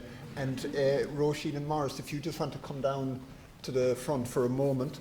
And then I want two of my current students. I saw Phelim and Shauna earlier. Where are you, Phelim and Shauna? Do you want to be the roving mics people? Quickly, come on. Bit of exercise for you. It's terrible, isn't it? This is how I treat my wonderful students. I leave one mic there. Actually, I only need one. Shauna, you're up. So, if you have a question, rub your hand and feel them come around. Okay. Hi, good morning. Hi, good morning. My name is Anthony. I'm working with Bristol Morris Squibb. It's a question to Maurice Parr. Good morning, Maurice. I think one of the things that all organisations face, particularly in your role, is change management. I thought maybe I would ask you to highlight one of the changes that comes to mind that you've overseen and the success of that, and maybe comment on why you're proud of it. Okay, thanks for the question. I mean, obviously in 4 years there's a lot of change management going on in the organisation. I think if I just think of one, that it's happening right now in terms of the group is in the last year or so we did a survey, an employee engagement survey. So the purpose of the employee engagement survey, because we knew staff morale was low in the group, and we knew that with the introduction of pay cuts, etc., that people were a little bit disillusioned with the whole system. So we did an employment engagement roadshow, survey, and all of that we had about 20% return in terms of response to the survey, which was very, it seems low, but it actually is high for any type of survey. So all of that change management, so all of that survey, one of the things that came across was that people don't actually are not acknowledged for what they do. And that's not just saying thank you to people, it's actually saying challenging people, challenging staff in terms of their performance. So one of the developments that we've introduced now is the whole performance management culture, and I spoke a little bit about it at the presentation. But what that means is that we are now introducing for senior managers at the start, but we intend over the next number of years to roll that out for all staff in the organisation. But we have to start somewhere, so we started at the top because there was probably a little bit more acceptance of it. So there's now a performance management system in place within the organisation, starting, including me. My performance is managed by the chair, by the board, and by other people. But it's a kind of a system whereby we set objectives with the individual at the start of the year. And I mentioned 10+5, so that's 10 objectives that have to be achieved by the staff member, but also 5 stretch objectives, which are a little bit more challenging and may not be achieved, but we do set them. And we have regular reviews of those on a quarterly and half-yearly basis, and then there's a final performance review at the end of the year. So the outcome of that is that, and we will be measuring this again in the next 6 months in terms of a follow-up survey, is that now staff are now more engaged, staff feel a little bit more associated and acknowledged for the efforts that they're putting in. But they also feel that their contribution, which can be lost in a very large organisation, is actually acknowledged and respected. And there's learning costs from that, because some of it might be, when you haven't delivered on a particular performance, it may be to do with the fact that they're not supported educational-wise. It may be some training that's required, it could be something simple like on-the-job training. So that is a change management program that is pretty new in the public sector area, and it's one that we're very proud of, because as far as we're aware, we're the first hospital group to actually introduce it. Okay, look at that. Right here in the middle. I can probably shout that. Okay, all right.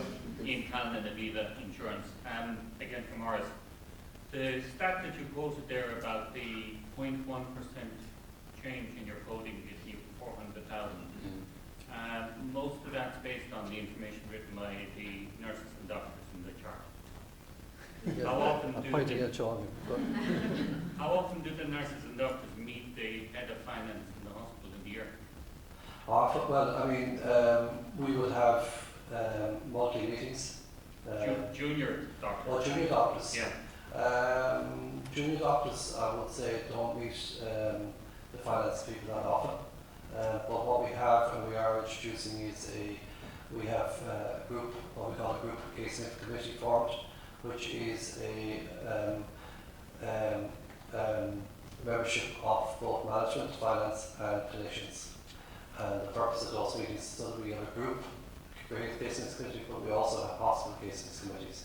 So within our 7 hospitals, we will have clinicians, management, and finance people meeting, and the high people, which is so important, because it's the high people that are coding the charts. And one of the things I keep reminding our clinicians and our nursing staff is that they may, number one, they may not record what they should record in terms of the patient characteristics. But number 2 is sometimes you can't read what they actually put in the chart. So this is the sort of stuff, this is what we have to do though. This is getting down to the nitty-gritty of actually why we need to improve our performance in terms of our medical charts. Now obviously, the introduction of an electronic patient record will improve that dramatically, because you're actually typing it in, and it's a lot easier to understand. But there's a huge amount of learning to take place, and I know Sean will be very aware of the necessity to ensure that the charts are coded properly, because ultimately there will be an impact on the hospital performance. And it is true to say that, you know, we have a lot of learning to do with the clinicians and nursing to make them understand the necessity of ensuring that the charts are recorded properly. Okay, maybe one more question there at the back. Thanks. Trevor Bacon is my from Chance. Firstly, thanks to all the panelists for really interesting and different presentations. My question is for Dr. Roisin Adams. Increasingly, pharma companies are coming to market with patient support programs or adherence programs with new medications that are great. So, is there scope to consider these in health technology assessments, or what are the barriers to being able to do that? Yeah. Yeah, I mean, I think we'll always try and incorporate what you bring to us. I think if we have evidence to say that this does improve, I think absolutely, yeah.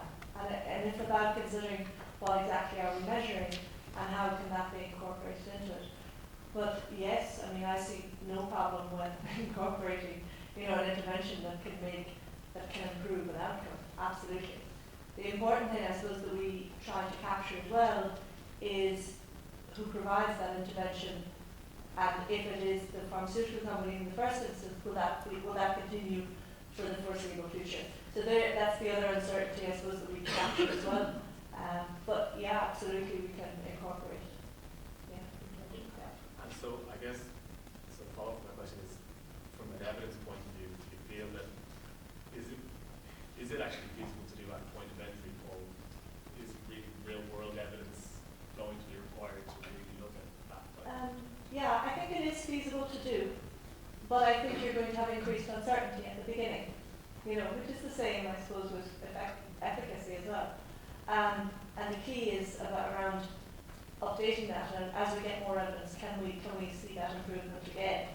I mean, I suppose in a way we do a little bit of that work with some PCRS analysis, you know, so reimbursement claims and seeing, well, are people continuing to take this? So we can do a little bit of that, but if we had other data as well, obviously we could reassess. Yeah. Okay, let's give anyone with another last question. Okay, in front here.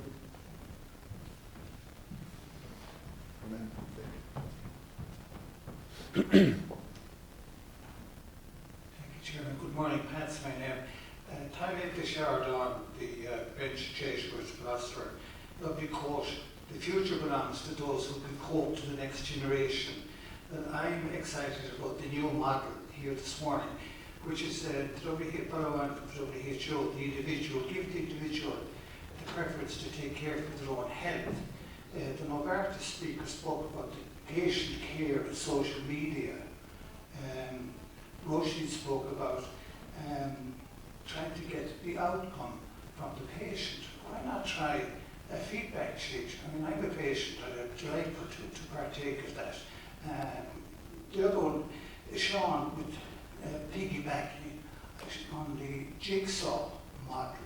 You know, again, you're using reasonable roads there. I would suggest to Sean, with the PowerPoint that you put up there, the pie chart, you maybe would include either the community or the patient. It didn't seem to be in there. Thank you very much. Thank you. Yeah, I'm sorry that you got that impression. I mean, I would say that a big part of our effort is to try to listen to the voice of the patient, and that's, I think, what I meant by the phrase piggybacking on the jigsaw experience, that they have. I share that with you. Yeah. I'm at one with you on that. Yeah. So if we listen to the voice of the young adults and listen to it properly, then I think they can help us to identify the deficiencies in the current system and try to reimagine care. I think Jigsaw have done that very well. They're not a hospital entity. They're not a community or primary care entity. They're somewhere in the middle, but they do a very good job at getting young people to engage with them, and a lot of their referrals are self-referrals, as I understand it. We're constrained by the fact that diabetes care is a hospital-delivered entity, especially type 1. GPs and practice nurses traditionally stay away from type 1 because they perceive it as complex with insulin and monitoring and pumps and so on. The reason that the young adults joined us at our panel discussion in Furbo recently at our annual HSE West Integrated Diabetes Care meeting is that we had about 200 GPs and practice nurses, and we said to them, forget about the complicated stuff, just meet these young people and support them. The example I gave was of a person going through chemotherapy for cancer care and struggling with hair loss and all of the side effects. If they met their GP or practice nurse, they wouldn't expect the GP or practice nurse to manage their chemotherapy, but they would for sure expect and get questions like, how are you getting on? This is a bummer. It must be very difficult for you. And I think that what I found powerful about that session, and I didn't have a chance to reflect it properly in the talk, but those young people that joined us, that's what they said. Forget about the bloody complicated bits of it. We are normal people who happen to have this condition. You don't need to be an expert on it. We can be the experts on it, but just support us. Okay, well, I think that's great. Thanks very much, Sean. It's really interesting. So, thanks very much for that first session, and we're able to in for a coffee or tea or whatever else you'd like to have. Three very different, but it kind of melded well, I think, Perfect. Thank you. That's diabetes thing is very interesting as well.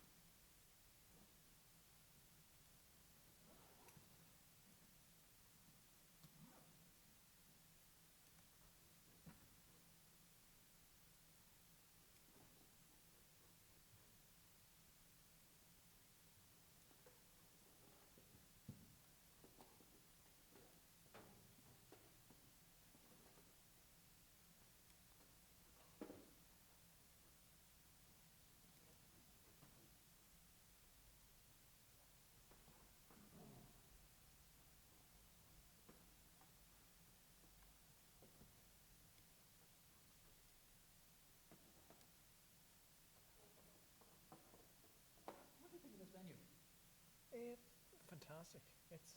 I've only this is the first day into it now, so I haven't seen around the building. But, Oh, right, okay. Oh, the building is great. The theatre's got the sound. There's something wrong. Something not there's something wrong, but something not quite right. Okay. And you know the way we keep telling the AV boys, oh, there's nothing wrong. There's something wrong. There's something. And then they come up and they test it and they run around here and they can find nothing. Oh, it's grand. I find it.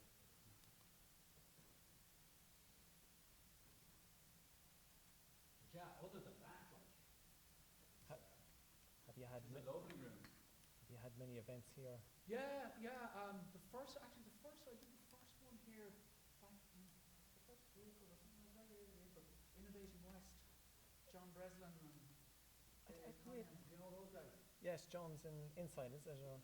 No, well, yes, among John's in it. Really He's all over the place. yeah. Great day now in here, and I'd say, God, we must have 250, 260 people around here.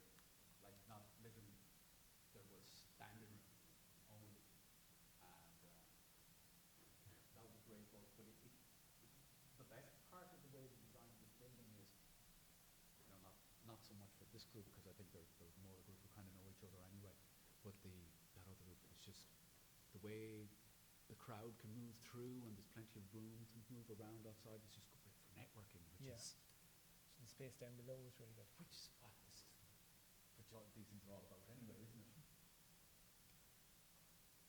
Get to the chapters up here and...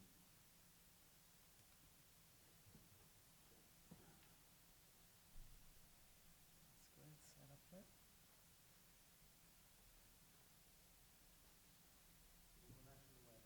Yeah. Amazing what you can do. Sean, Maurice, Loretto, Roisin. Okay. Further done.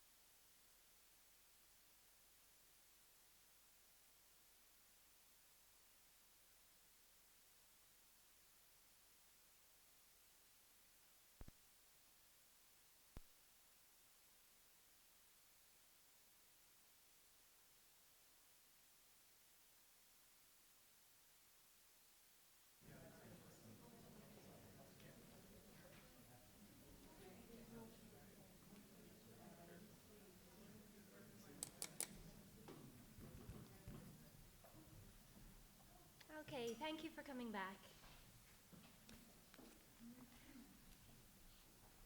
My name is Valerie Walsh. I'm health economist with the HSC and adjunct professor with the Centre for Policy Studies in UCC. I've been kindly asked to chair this next session. And before I do so, I would just like to say thank you to the organisers, both NUI Galway and obviously Novartis, for providing us with this opportunity to talk about a very interesting topic. When I looked at the topic myself, adherence, I was a little bit puzzled, I'll be honest with you. So I went, what I often do, to the World Health Organization to see what they were saying about adherence. And quote, what they say about adherence is the single most important modifiable factor that compromises treatment outcome. So it's the single most important modifiable. This is something we can do something about. And I suppose most of us who joined the HSC, we didn't join it just to become one of the 100,000 employees we have in the organisation, or to have the opportunity to spend 14 billion or so money each and every year. I think we joined it to try to make a difference. And the key way we make a difference, as mentioned this morning, is the idea of outcomes. We heard Loretto Callaghan this morning, and in her last slide was, I quote again, outcomes are the path to sustainable health care. It's about outcomes and trying to make a difference. Maurice mentioned the need to link the activity, link the money to the activity, and to go even further, to link it to output, and even better to outcomes, to making a difference. We saw Roisin gave a very good example of adherence and the fact that we're purchasing pharmaceuticals when they're dispensed, but we don't always know what happens after that. We're not purchasing an outcome per se. And I think we had a very interesting presentation from Sean as well, who really highlighted the difficulties of adherence, particularly in diabetes and young adults. We're asking them to do something very, very difficult, and I'm not sure that we're always supporting them in the way that we should. So I think that leads on nicely to our presentation, our next presentation this morning, the whole area of adherence and looking at the empirical studies. So what can the research do to help fill this definite large gap between what should be happening and maybe what is happening? So the first speaker this morning is Professor Chad Murahoffer. I apologize, I'm sure I got that wrong. Chad is a professor in economics at Lehigh University in Pennsylvania. He's a professor and a research associate at the National Bureau of Economic Research. Prior to joining the facility at Lehigh, he served as a research economist at both the CNA Corporation and the US Agency for Healthcare Research and Quality. He's also an adjunct professor of public policy in Georgetown University. Welcome, Chad.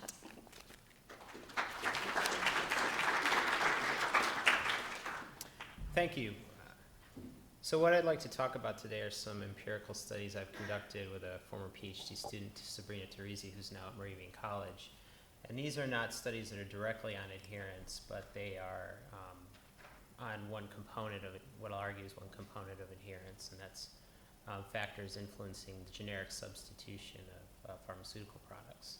So before I get into that, I'd just like to take a step back and talk about why adherence is important in pharmaceutical prescriptions, because it's just really one component of adherence in healthcare. And some of the other speakers have alluded to this already, but one of the key things is that adherence is important for the effectiveness of pharmaceuticals. A lot of the ways that drugs are designed is that the drug increases the level of a chemical in the body, and that the level of that chemical has to be stabilized over a potentially long period of time in order for the drug to have an effect. And that's not true of all drugs. That's true of a lot of them. So, reductions in adherence, they disrupt that process, and that leads to poor health outcomes. And in turn, if there's reductions in adherence, we can have increases in downstream healthcare costs. A lot of times, pharmacological treatment of an illness is what's most cost effective. So if because of poor adherence, you have a reduction in the effectiveness of that type of treatment, you have to switch to another treatment modality such as inpatient care. Many times that will result in significant increases in costs. So when we think about medication adherence, there's really, I would say, 3 groups of factors or determinants of that. The first I would call supply side factors. And so those would be things like whether the physician prescribed the correct medication for the patient, or whether the patient received a correct medication list upon discharge from a hospital facility. In some ways, you can think about those as almost like preventing medical errors associated with prescribing, which could reduce adherence.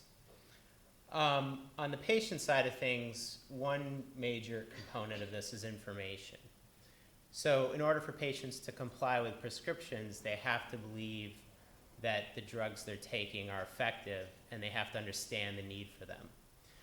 And so from a policy standpoint, there's things we can do to try to increase that information set. One thing is just physician advice. Like often when a physician prescribes a medication, they don't necessarily spend a lot of time talking with the patient as to why it's important for them to keep taking that or to take that at all. They just sort of take it on faith that the patient understands that that drug is important for their treatment. So there's directives that can affect that. The other thing that can affect patient information are things like public health campaigns that highlight the need to treat a certain illness. And then patients with that illness are more likely to comply with their prescriptions after seeing such ads. One area of research along this vein in the US is direct-to-consumer advertising, which we have and is not found here in Europe, but there's some evidence that ads by pharmaceutical companies will reinforce the belief by patients that those drugs are high quality, or remind them about the need to take those medications. And so some studies, the evidence is mixed, but some studies have shown that advertisements can increase adherence. And then getting to the part that we're going to look at, cost. So there's 2 main components to the cost of complying with some pharmaceutical prescription. And one is the time cost of acquisition. And so in the cases where a patient is not paying much for the drug, that could by far and away be the largest cost. So for example, there's a recent study that was published in the past couple months in the Journal of American Medical Informatics Association that looked at statin adherence and found that when patients were using an online portal, their adherence improved. So what that portal was doing was that was reducing their time cost to filling that prescription, to obtaining that refill. That was the major effect of it. There have been a good number of studies that have looked at the impact of cost sharing or out-of-pocket costs on adherence. And so a recent comprehensive literature review that looked at all those studies found that in about 85% of cases, when cost sharing increased for a drug, adherence went down. So that's kind of the part of this that we're going to look at is we're going to take it, from the previous literature that there is this relationship between higher costs and lower adherence. And one of the most dramatic ways you can reduce cost of medications is through generic substitution. It's not quite that simple in the sense that generics don't have other effects on adherence other than cost. So there are other studies that look at things like whether patients view generic drugs as of equivalent quality to branded drugs, and they don't always do. Certain segments of the population don't necessarily believe that generics are of the same quality, and that can reduce adherence. And other studies have shown that potentially generics make it more difficult for patients to keep track of their medications. But most of the recent studies that kind of look at this as a whole have found that adherence is higher after generic substitution. So we're going to take that result from the previous literature. We're not going to study adherence directly, but we're going to look at that component of it. So what are the factors that increase generic substitution? Or what can be, what possible mechanisms are there for doing that? And we have, full papers on each of these 2 mechanisms. So the first one is just the cost faced by patients and insurance companies for those medications. So there's a financial incentive for patients and for payers to substitute generic drugs because it reduces their costs. And how important is that incentive to seeing generic substitution occur? And then the other is another a widely adopted remedy, which is mandatory generic substitution laws. So we'll look at each of these. So cost inducements to the patient are pretty direct. Almost all insurance plans in the US charge the patient less for a generic prescription than a branded prescription. And that the magnitude of that can be pretty large. It can be that the patient would pay twice as much or more for the branded if there's a generic available. So the way we measure that is we just look at the difference between the out-of-pocket cost of the branded and the generic drug per day supplied. Now, payers face the same issue. They are typically paying a much higher share of the drug cost than the patient at the outset. And so for them, the cost savings are even larger between the branded and the generic medication. And because of that, they institute numerous policies to try to encourage generic adoption and substitution. They can do things like include drugs in capitation contracts, or they can selectively contract with physicians that have higher rates of generic prescriptions, or they can provide bonuses or inducements to those physicians for prescribing a higher proportion of generics. So it'd be difficult for us to model all those mechanisms, so the way we do that is we just look at the cost differential faced by the payer and assume that those types of inducements are higher if that cost differential is higher. So those are the key variables in this study. So to look at, to compute those costs, we use the Thomson Reuters Market Scan database, which is the largest database of employer claims in the United States. It has millions of observations in it. And we focus on the introduction of 2 drugs. The first was the introduction of generic fluoxetine for Prozac in 2001.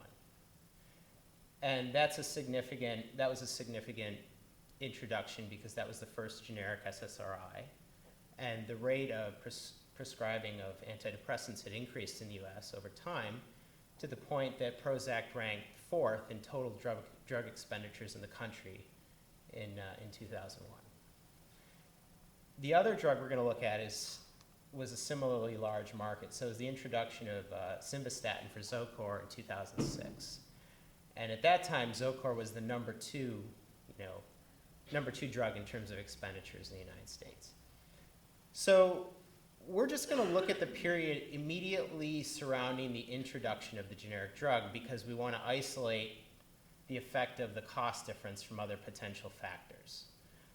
So even though we start out with millions of observations, in the end we get down to either 33,000 or 105,000 observations of claims that were occurring right after the generic introduction.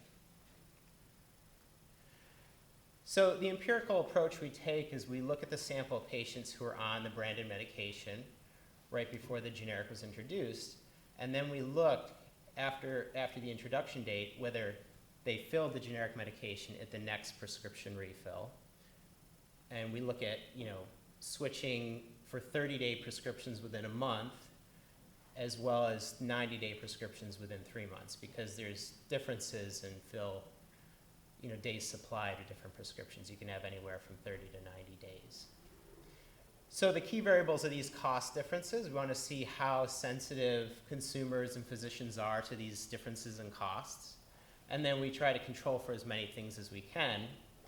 And, that would include demographics of the consumers, employer characteristics, prescription characteristics. And I guess the key thing we do, and one of the issues whenever you do this type of work with observational data, and particularly in the United States, is you have to worry about selection. So consumers will voluntarily work for certain employers because they offer good benefits, good healthcare benefits. Or once they start working for the company, if that company offers multiple healthcare plans, you could have patients systematically selecting, consumers systematically selecting into one of those plans in a way that's correlated with their propensity to substitute the generic medication. So the way we do that is we include different types of fixed effects in the model, which are indicator variables for that employer or that plan that essentially capture unobserved attributes of those employers, say, that are constant across all employees that might be correlated with their propensity to adopt a generic drug. So the bottom line is that what we find when we do that is there is some selection into employer based on the generosity of these health insurance benefits, but there's not so much selection within different plans within an employer. And that could be in part just due to the fact that some employers only offer one plan. So I'm only going to show you the one set of results that addresses that concern. So if you look at what, how big these cost differentials are for 1 month for a patient, this OOP-CD, that's the out-of-pocket cost differential. For Prozac at the time of the generic introduction, the excess cost from staying on the branded would be anywhere between $5 a month and $40 a month on average. Those are the quartiles. Interestingly enough, for the payers, in some cases, the payers, it was more expensive for them if the patient went on to the generic immediately. And that's because of a little bit of a quirk in the way generic introduction occurs sometimes, that some company will have exclusivity, the generic manufacturer will have exclusivity for 6 months in this case over the production of fluoxetine. So in some cases that generic drug was priced higher than the branded drug in the market. And that difference fell on payers because insurance companies didn't change their benefits to account for that temporary cost increase. Over the long run, of course, that goes away as other generic manufacturers enter the market, the price goes down, and these differentials get larger. But at the high end of it, even before the price of the generic drops, the excess cost to payer is $101 a month at the upper quartile. So potentially, there are, if you look at all drugs, there are billions of dollars on the table in savings if consumers were to switch immediately to generics. Only 27% of patients switched to the generic within 1 month of the introduction of Prozac, and then it was 60% after 3 months, but still far from 100%. In the case of simvastatin for Zocor, the rate of switching was even lower. So even after 3 months, only 40% of people switched to the generic. You don't see that negative effect on third-party cost differentials at the lower end of the distribution just because for Zocor there wasn't generic exclusivity, so there's competition at the outset for the manufacturer of the generic drug. But the costs are a little bit higher overall to patients and to payers for people who remained on the branded after the generic was introduced. Okay. So I've got a lot of numbers in this table, and I'm not going to go through all of them. But basically, these are elasticities of these cost differentials. So they're presented as, this is the increase in the probability of switching to the generic for a 1% increase in the cost differential. So if you look at the top row in the middle, I've segmented this by insurance plans. That 0.08 tells you that if the cost differential between the generic and branded were to increase 1%, the probability that consumers switch to the generic would go up by 0.08%. So not very much. So to get really like a meaningful change in switching to the generic, you would have to do something like double the cost differential. So instead of the patient paying $20 per month more for the branded, they'd have to pay something like $40 per month more, and that would affect an 8% increase in the probability to switch to the generic medication. So these magnitudes of these numbers are relatively low. There's some patterns that are interesting. So switching to the generic for Prozac was more sensitive to inducements by payers. So payer cost differentials had a bigger impact than costs that were borne by the patient. The opposite was true in Zocor. So Zocor didn't have a lot of switching initially, but at the bottom of the chart, you'll see switching within 3 months. Across all those health insurance plans, those effects are significant. And they basically show that consumers were more sensitive, switching was more sensitive to consumer costs than it was to payer costs. But irrespective of that, the other thing that we see is that the sensitivity of switching is greatest in the HMO, the managed care plans, than it is in the comprehensive or the PPO plans, which are on the left side of the table. And the reason for that is that usually consumers that select into managed care plans are more price sensitive. They're trading off restrictions on their care for lower premiums and lower cost sharing.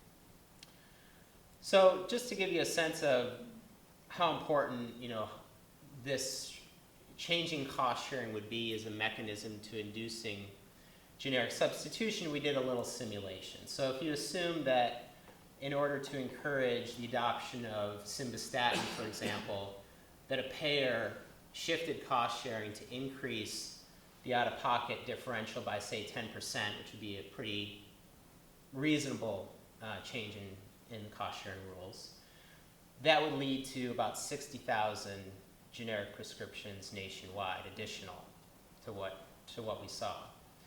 And if you costed that up in terms of the savings relative to the branded, it's about $1.7 million a month. Even if you multiply that by 12, that's nowhere near the magnitude of the market itself. So this is a $5.7 billion market for this drug. So the bottom line is that this consumer sensitivity to these prices and payer sensitivity is really not to the level that you could get a big shift to generic medications by putting more costs on these entities.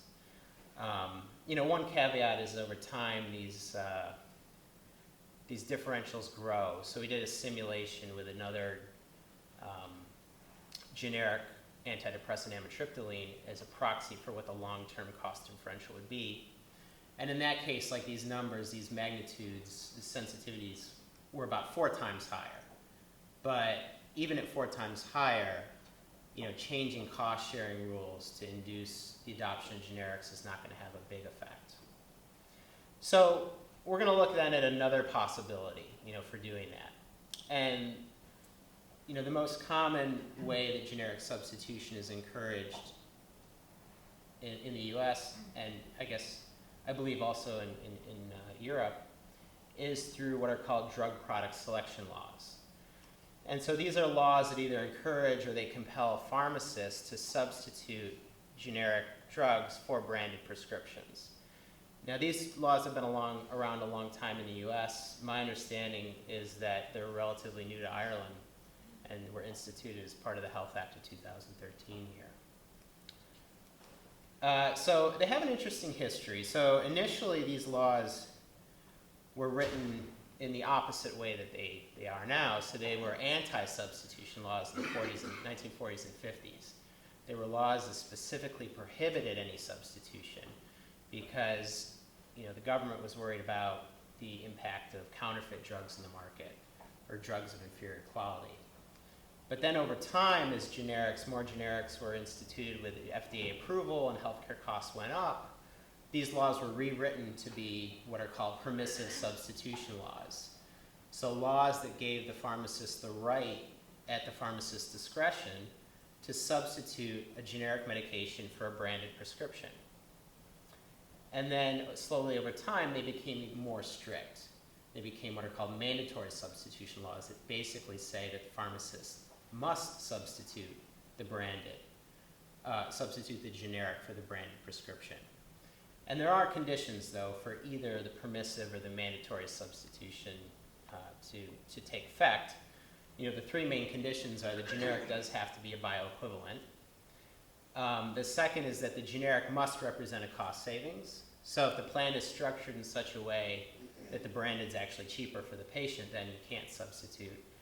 And then the last condition is that mandate can always be overridden by the physician and sometimes by the patient through what's called a dispenses written directive. So if the physician writes a prescription, they put dispenses written for the branded, the pharmacist cannot substitute the drug, even if it's a mandatory substitution law.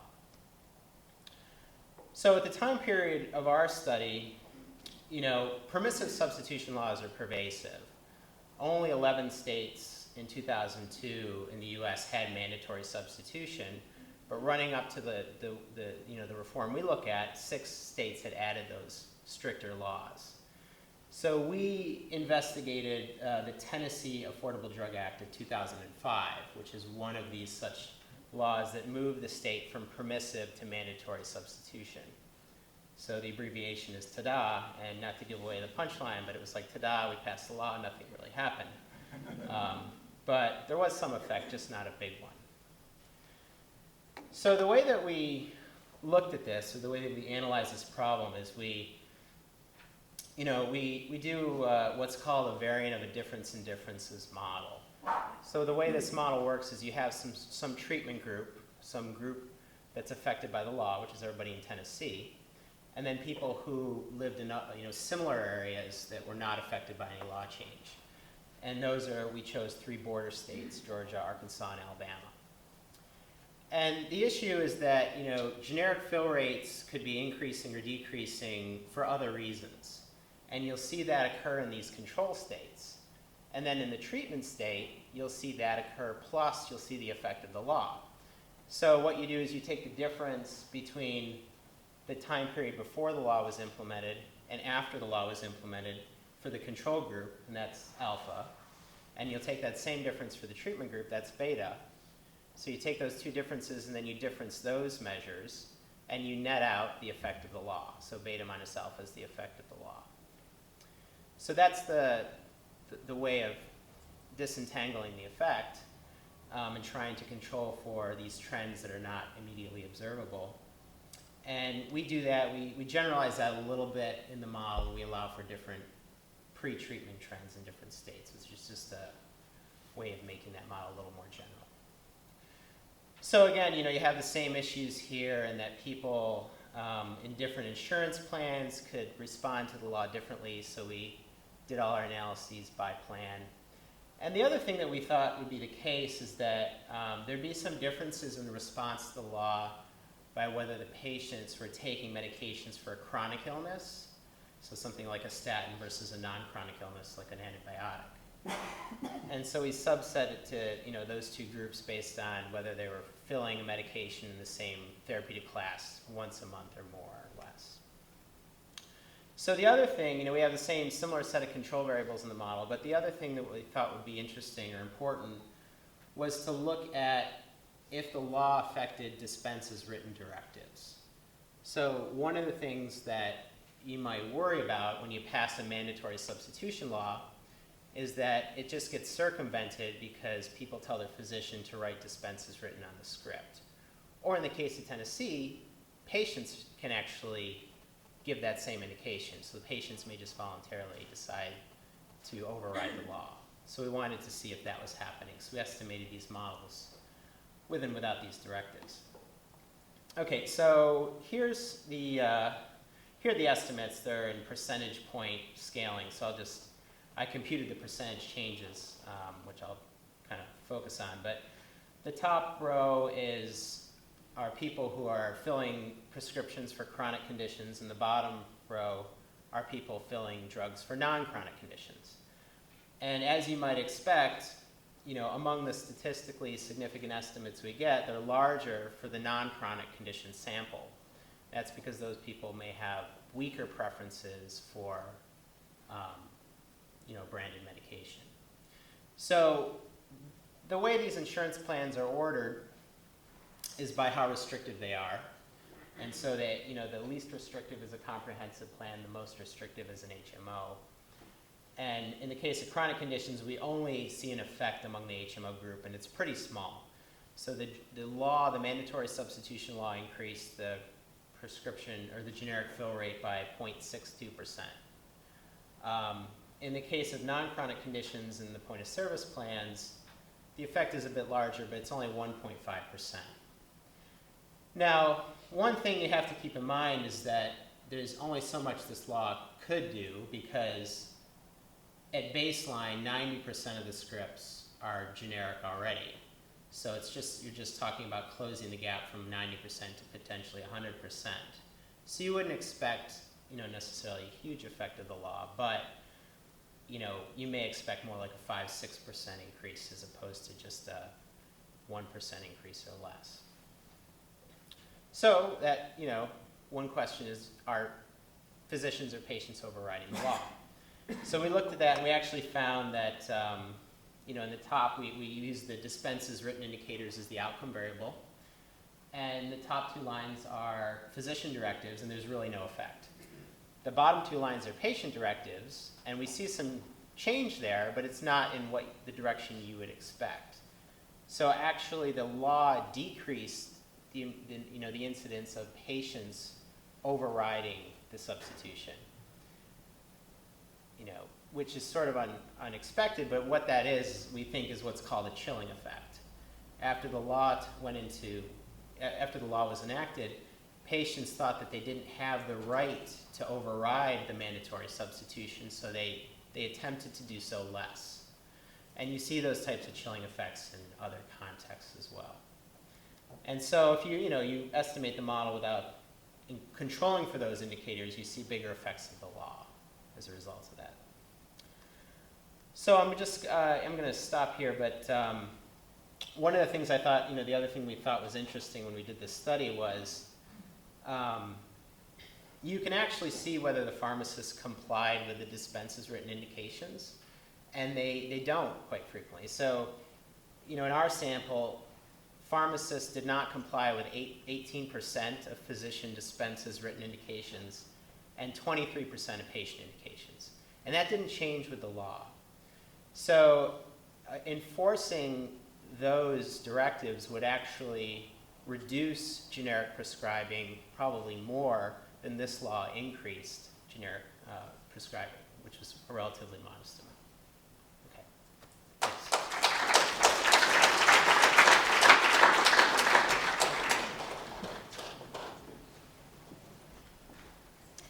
Thank you, Chad. That was very interesting. Our next speaker is, we'll get the slides ready. The next speaker is Dr. Jerry Malloy. Jerry is a health psychologist in the School of Psychology here at NUI Galway. He received his PhD from the University of St Andrews. He's also worked in the University of Aberdeen, University College London, and University of Stirling in Scotland. His research expertise is mainly in the area of behavioural medicine, with a particular interest in the psychological and social determinants of treatment adherence for a broad range of medicines that are taken across the lifespan. He leads the medication adherence across the lifespan group here in NUI Galway and is co-leader of the Health and Wellbeing Cluster in the Whitaker Institute for Innovation and Societal Change. Welcome, Jerry.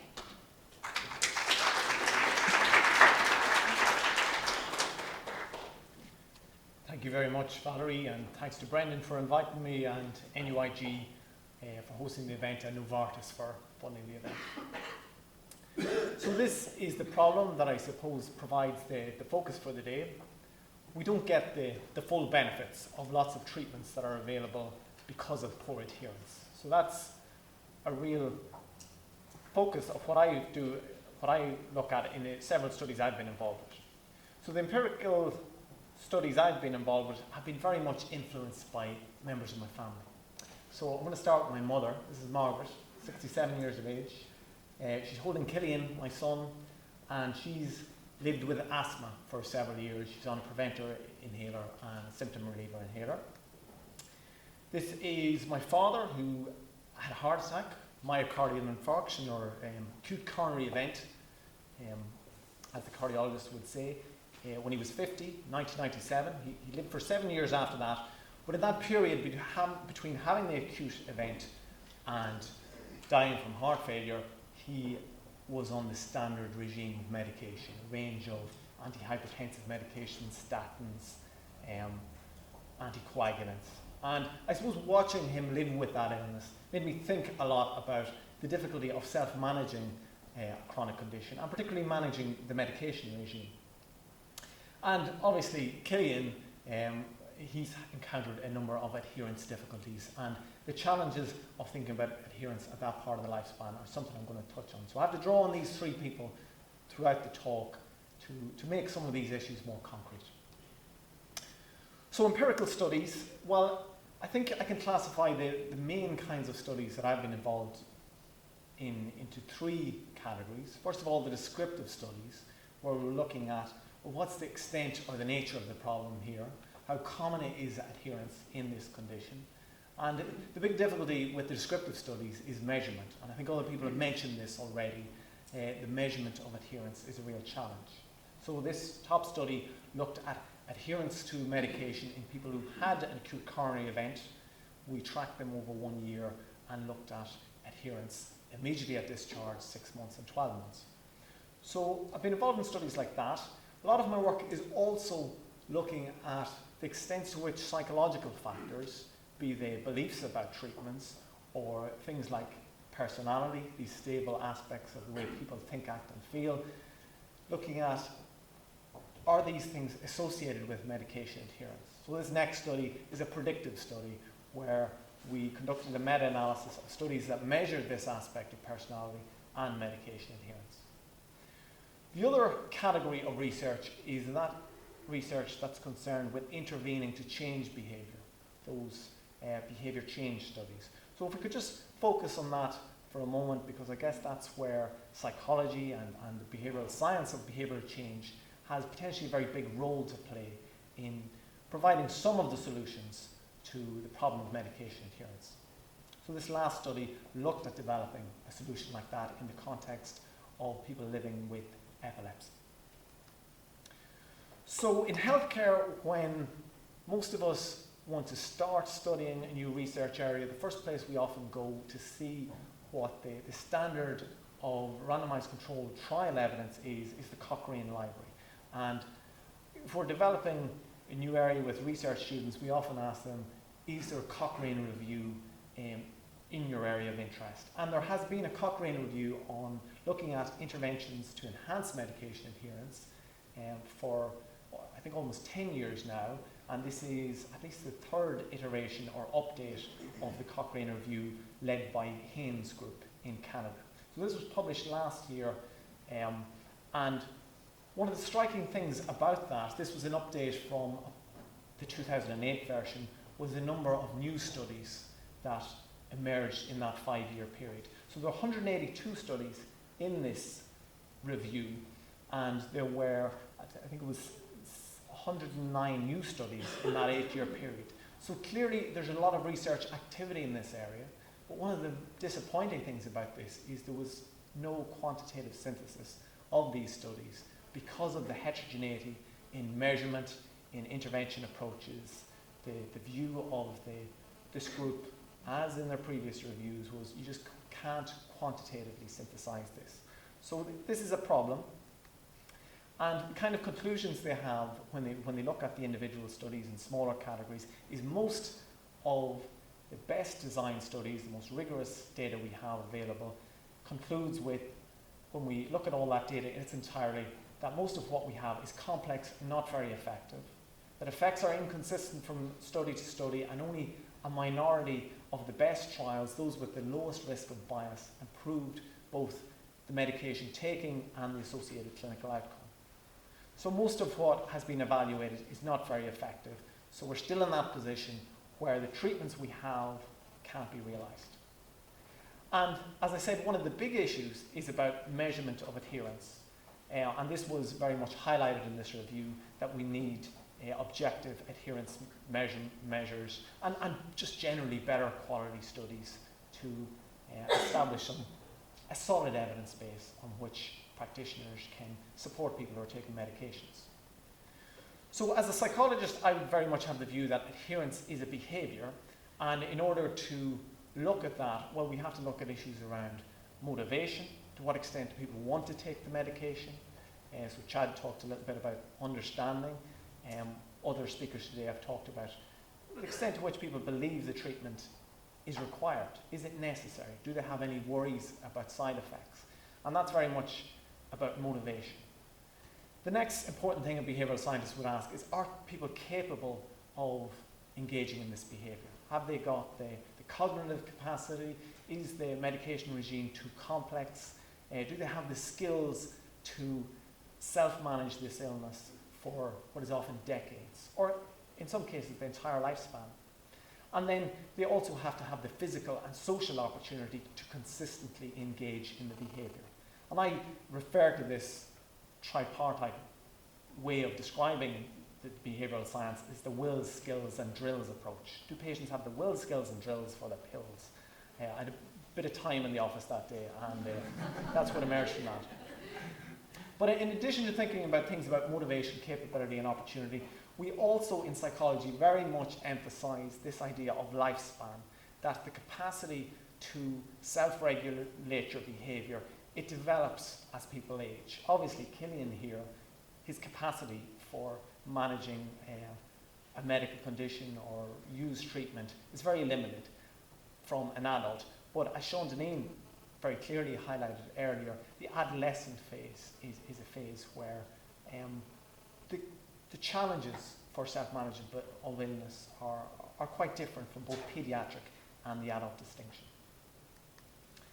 So the first thing we have to acknowledge is taking daily medication for several years can be very difficult. And as I said, my original inspiration to looking at this area was my father's experience. He managed quite well with this cocktail of, I think it was between 6 and 8 medications he took daily. And he was probably one of these people who I'd classify as conscientious, very good at record keeping. He was a newsagent. He was very meticulous about his warfarin, this anticoagulant, which is potentially a very dangerous drug that involves a lot of monitoring, but he was very good at keeping the warfarin diary.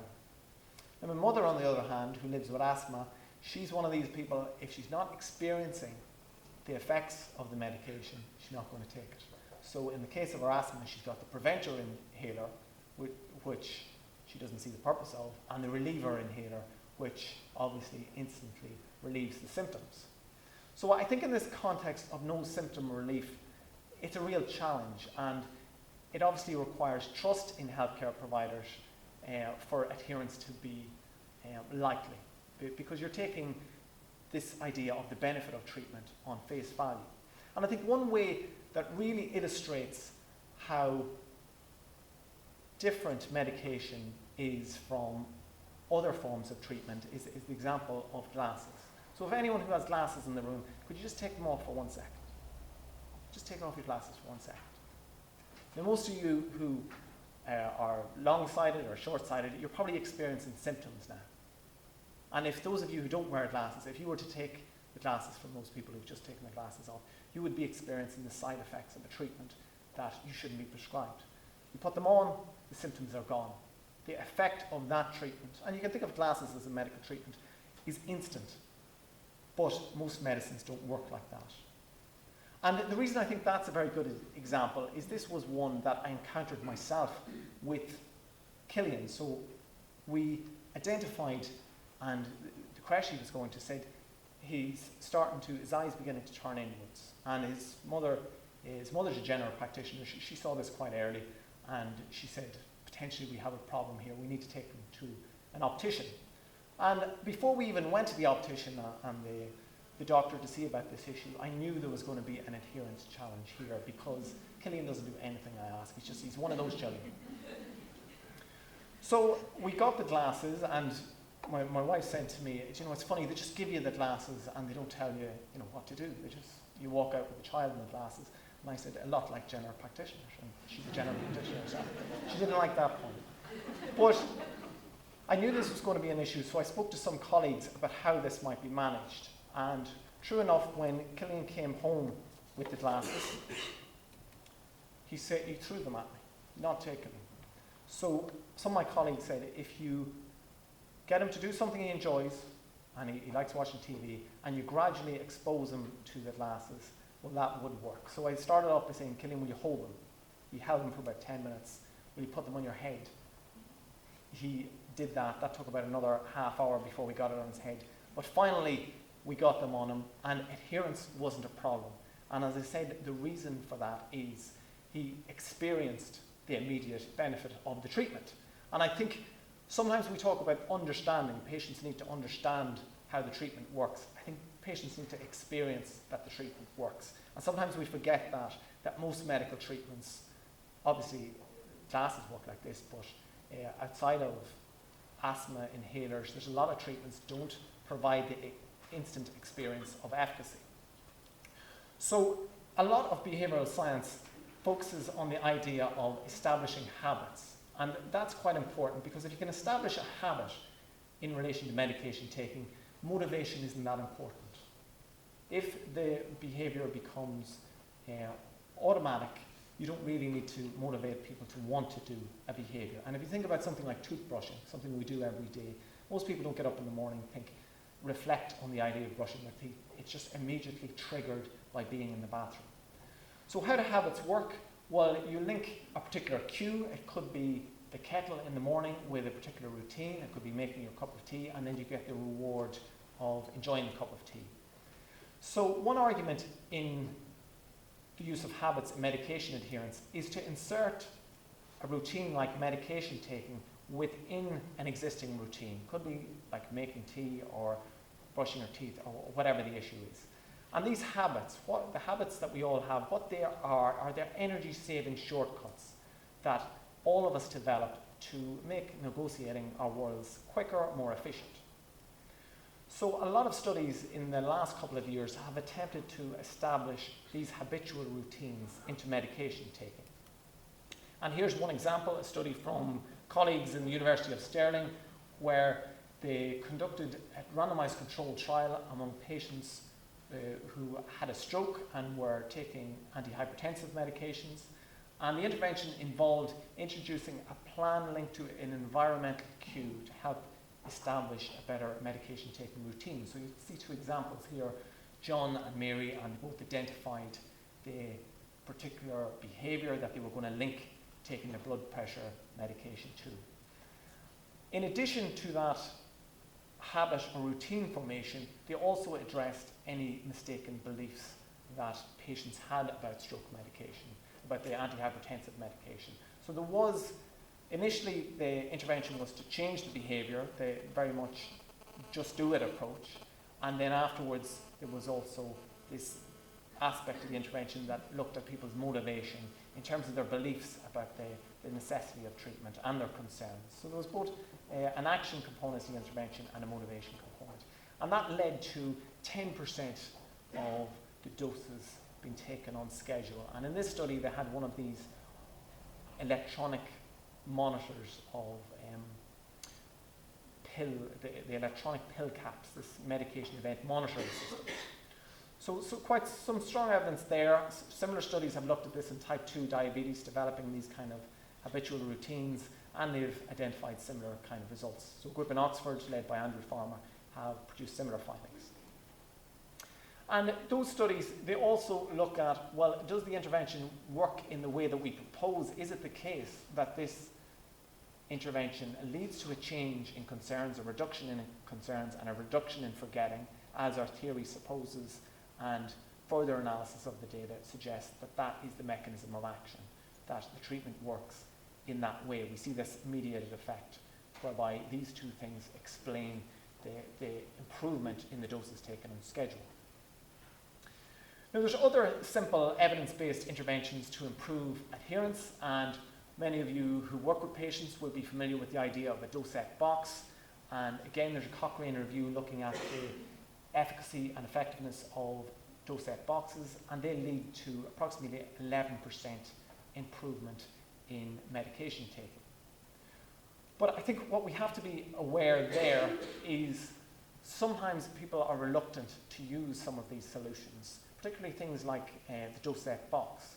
So sometimes when you do qualitative work and you ask people who are on complex regimes why they don't use a dosette box, they say things like, well, people might think my memory is failing. There's embarrassment sometimes about using some of these technical, well-designed solutions because, not surprisingly, some people like to keep their health vulnerabilities and the preferences for treatment private.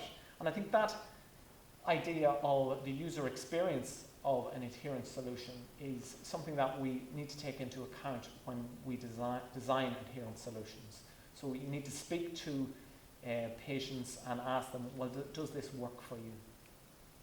And I think that has become particularly, that I've become particularly aware of that in my study of prescription contraception.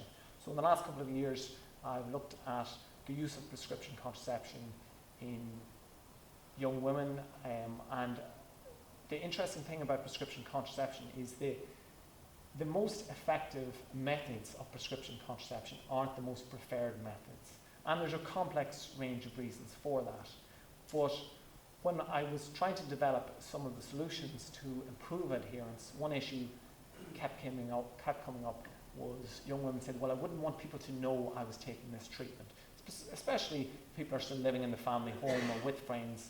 So I think some of the solutions that we design have to really involve the people who might potentially use the solutions. One other thing that I've just inserted, because Brendan invited me, this was an economics seminar, I thought I have to say something about the idea of financial incentives to improve adherence. So I've included this slide to address that issue. So there is evidence to support the idea that in some situations, providing financial reinforcement for taking medication works. So this early study by Volp and Lowenstein, one of the leaders in the behavioral economics, looked at using a lottery system to support people who are on warfarin treatment. And there was proof of principle there. To my mind, this kind of intervention strategy seems complex to deliver. And in the other studies, so there's at least 15 randomized controlled trials that have evaluated paying patients to take their medications. They do work, but I guess there's a lot of complexity around using that as an intervention strategy. I would say that this is no longer, I suppose, a kind of niche area, in that some of the mainstream medical journals, the British Medical Journal published a study late last year looking at paying people who were taking antipsychotic medication to turn up to get their maintenance injections. So these were depot injections, these long-acting medications for people living with schizophrenia or psychosis symptoms, and the study clearly showed that this led to better adherence for treatment. But whether these kind of intervention strategies are used in a more widespread way, I guess there needs to be a debate about that. And I think some people in the room would have given that more thought than perhaps I have. Some people in previous talks have talked about the potential for e-health and mobile health. I'm thinking particularly about the use of phones and wearable devices to support behaviour change. And that obviously is potentially a very promising area to support adherence. In Galway, we're quite interested in this, and we had an mHealth conference back in June, and we developed a great buzz around this. Our hashtag for the event, we're delighted to say, bet Finch and O'Toole that day, and Dublin Zoo. We were just not quite as good as Joe Duffy. You can see Joe Duffy Liveline was the top trending hashtag that day. But we had a fantastic event, and we had some people from academia and industry who talked about the potential for mobile health solutions to behaviour change. So there is potential there. One of the PhD students who's working in our group has looked at what is available in the likes of the iTunes Store and the Google Play Store in terms of medication adherence apps, and done a content analysis of the behaviour change techniques that are designed into them. And Emer's work shows that quite limited use of established behaviour change techniques in many of the existing medication adherence apps. And I guess one of the issues there is that some of these companies are moving so fast to produce products that there's probably not a lot of thought gone into the behavioural science that underpins these interventions. So this will come out soon in the American Journal of Preventive Medicine. So Emer aims to develop a medication adherence support for people with hypertension. And one of the great potentials of some of this mobile health is the potential for continuous monitoring of medication adherence. And the reason why that's so important is that a given individual who has a certain level of non-adherence, let's say we say that 90% adherence is required to get the benefit of this drug, that 90% adherence might be dramatically different depending on the individual. So here we have a slide that represents 4 people who are 90% adherent. The first top left-hand person wasn't taking the drug at all after they prescribed it. The second person on the top right discontinued the treatment earlier than prescribed. The third person on the bottom left is someone who probably went on holiday and forgot their medication, so you have this couple of week block where they're not taking the medication at all, and then you have the kind of classic frequent missed doses. And I guess when you look at how a drug is influencing a symptom, be it high blood pressure or HbA1c, all of these different patterns are going to produce very different effects depending on when you take your measurements. So I think this continuous monitoring is probably something that's very important for clinicians. The technology is improving, and I guess there's going to be a lot of development in this area, because if you really want to understand the pharmacokinetics and dynamics of drugs, you really need this continuous data on when and how people are taking the medication. So the future will involve harnessing the potential of e-health and m-health technologies for adherence measurement and support. I think there probably needs to be very dramatic new configurations of both primary and secondary healthcare to support some of this. So it's not the case that these things can be refined without broader changes happening in healthcare. So we see some challenges in developing electronic health records. This is way beyond that. These kind of systems, like TickerFit is one that we're hearing a lot about. This requires, I suppose, a whole e-health ecosystem to really work well. And I would provide the caveat that what is critical from some of the qualitative work that we do when we look at adherence is functioning personal and healthcare provider social relationships. We know that that is critical for self-management of illness. So there are hundreds of studies that show that people with more social support from their spouse or other family members are more adherent. There's also lots of studies that really emphasize the importance of a good relationship with your main healthcare provider who's supporting you. So our efforts to improve adherence and self-management need to take that into account. Some of the technological solutions, I think, probably need to enhance the relationships that people have with their healthcare providers rather than replace that healthcare relationship. And I think there's a real danger if there's a view that some of the technological fixes are actually weakening the relationship people have with the people that they really rely on to manage their illness. So I suppose the bottom line I would have is that behavioural science is essential for understanding adherence. And obviously I'm biased, I'm a psychologist, I'm going to say behavioural science is really important. And it's nice to see someone else from a different discipline, a clinician who through his career would have seen thousands of patients, make the case for behavioural science. So this is Professor Martin Eccles. He's a retired general practitioner based at the University of Newcastle, and a large part of Martin's work was about changing healthcare professional behaviour. So he's the editor of Implementation Science, and a large part of that work is about getting clinicians to change the behaviour. And he said in a paper 10 years ago, if you do that, if you practice research into behaviour change in health professionals without theory and methods from behavioural science, well, that's the equivalent to exploring the clinical role of an antihypertensive drug without understanding the pharmacology of the drug, the physiology of blood pressure, or the pathophysiology of hypertension. So I think to change behaviour, just as there's a behavioural pharmacological science, there's also behavioural science that needs to support this work. And I think if you don't use that, Martin argues that you'll develop an is-lagit intervention. And that is-lagit stands for, it seemed like a good idea at the time. And there's lots of interventions to change behaviour that use that principle. There's not really a coherent justification for why they're designed in that way. It's just kind of, well, this might work. So we could do better if we use some behavioural science. So I think I'd always make the argument that the pharmacological science, that creates the opportunity for better health, so development of statins, new treatments, that creates this potential for health gain. Behavioural science, I think, helps realise the potential of new pharmacotherapies. So I'd just like to end by saying that myself and a colleague in Scotland are developing a special issue of the journal Psychology of Health with the title Medication Adherence Across the Lifespan, and we're inviting papers that are addressing either theory, methods or interventions. So we'll have an end of February deadline for abstracts and a July submission. So if any of you are doing research in this area, please get in contact and we can discuss whether potentially this could be in this journal issue, which will appear next year. And I'd just like to finally finish by thanking all the research funders and collaborators that I've mentioned in the talk. Thank you very much.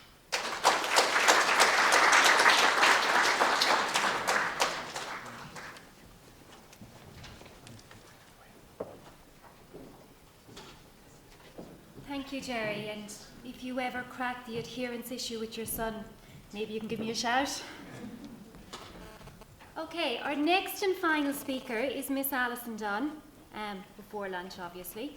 Alison has studied in both Bath and Aston in the UK. She's worked previously as a community pharmacist and has also worked in medical information in the pharmaceutical industry. She's been at Galway University Hospital in her current role as a mental health pharmacist for the past 8 years. Welcome, Alison. Good morning, everyone, and thank you, Valerie, for the introduction, and thank you to Brendan for the invitation to speak today. I've spoken to a few people this morning, and they said to me, "What is a mental health pharmacist?" So I thought I'd just start by clearing that little matter up for you.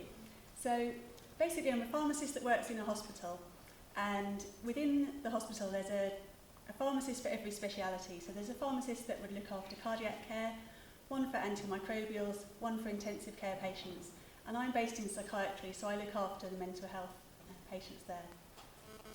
A lot of my time is spent working with patients and their families and improving the adherence to medication. And it's a challenge within psychiatry because you have the additional problem of patients not having insight into their illness. They may not realise they're unwell, so it makes it even harder to take a long-term medication. Now, this morning we've heard about patient groups within populations and small groups that Sean was talking about in the diabetes care. I'm going to talk to you this morning about just one patient, a patient that I've known for 8 years. I've spoken to this patient's psychiatrist and she's happy for me to present his case here. I have changed a few details so that he wouldn't be recognised because he does live locally to the university. So I'd like to introduce you to Mark. Mark is a very smart, intelligent young man. He was born in Ireland in the early 1980s. He works full-time in sales and has a very, very successful career. He has a 7-year-old son with his ex-girlfriend. He has joint access and joint custody to his son. Now, one part of Mark's life is that he has bipolar disorder. Now, he has a long history of symptoms that have been diagnosed as bipolar disorder and sometimes as schizoaffective disorder. And when we're doing research, we like to put people's illnesses into little boxes because it makes it much easier to look at results of research studies. But actually, a lot of patients' symptoms are on a sliding scale and they can fall between different diagnoses. But at the moment, we have Mark labelled as someone with bipolar affective disorder type 1. He mainly has manic symptoms. The sort of symptoms he would have during an episode is he feels really important, has very grandiose ideas. He feels like he's going to meet pop stars like the Spice Girls. He feels that he has endless amounts of money. He has been arrested by the guards before for trying to buy 3 very expensive watches with his own credit card. The jewellery shop thought it was a stolen card because he was trying to spend something like €30,000 on watches. But actually, he just felt himself that he had a huge amount of money to spend. A lot of patients with bipolar disorder have coexisting drug and alcohol problems. And Mark does have a long history of alcohol misuse and occasional cannabis and cocaine use as well. He's had several admissions to the psychiatric unit in Galway over the last years. Most of these are due to non-adherence to his medications. So some patients with psychiatric illness find stressful situations can trigger their symptoms. Mark finds birthdays and Christmas very upsetting for himself, And looking back over his admissions, there's a clear pattern that admissions are either around his birthday or around Christmas time. He's had at least one serious suicide attempt, the most recent being in April, and this was during the end of a manic episode.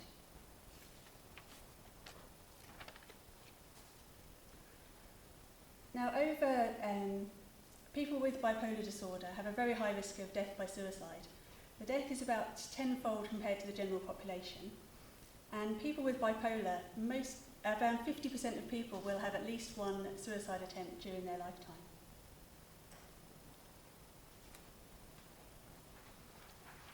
Now, Mark has been treated by lithium in the past, and it was reasonably successful for him for a while. Most of the time he was on lithium was before I actually was involved in his treatment, but from what I can see, it was partially successful for him. Clozapine was introduced on top of his lithium treatment to try and improve his symptom control. Now, clozapine is licensed for treatment-resistant schizophrenia and also for psychosis relating to Parkinson's disease. So the use for this patient was an unlicensed use, but there is some evidence that clozapine can be helpful for patients with bipolar disorder that have not responded to standard treatments such as lithium. Now, Mark's prescription for clozapine should have been between 200 or 300 milligrams a day, and this is what he was initially prescribed by his consultant. However, over the years, Mark gradually reduced his dose so that he was only taking 25 milligrams daily. The consultants and myself as part of his treating team were aware that he was gradually reducing his dose. He had to attend the clozapine clinic for blood testing every month, and he was very reluctant to attend for testing. We had to make several phone calls and text messages every month to get him into the clinic for his blood tests. But he always did attend in the end, and he did kind of limp along with his clozapine treatment for a while. Although he had subtherapeutic clozapine levels, he did seem to remain reasonably well for some years.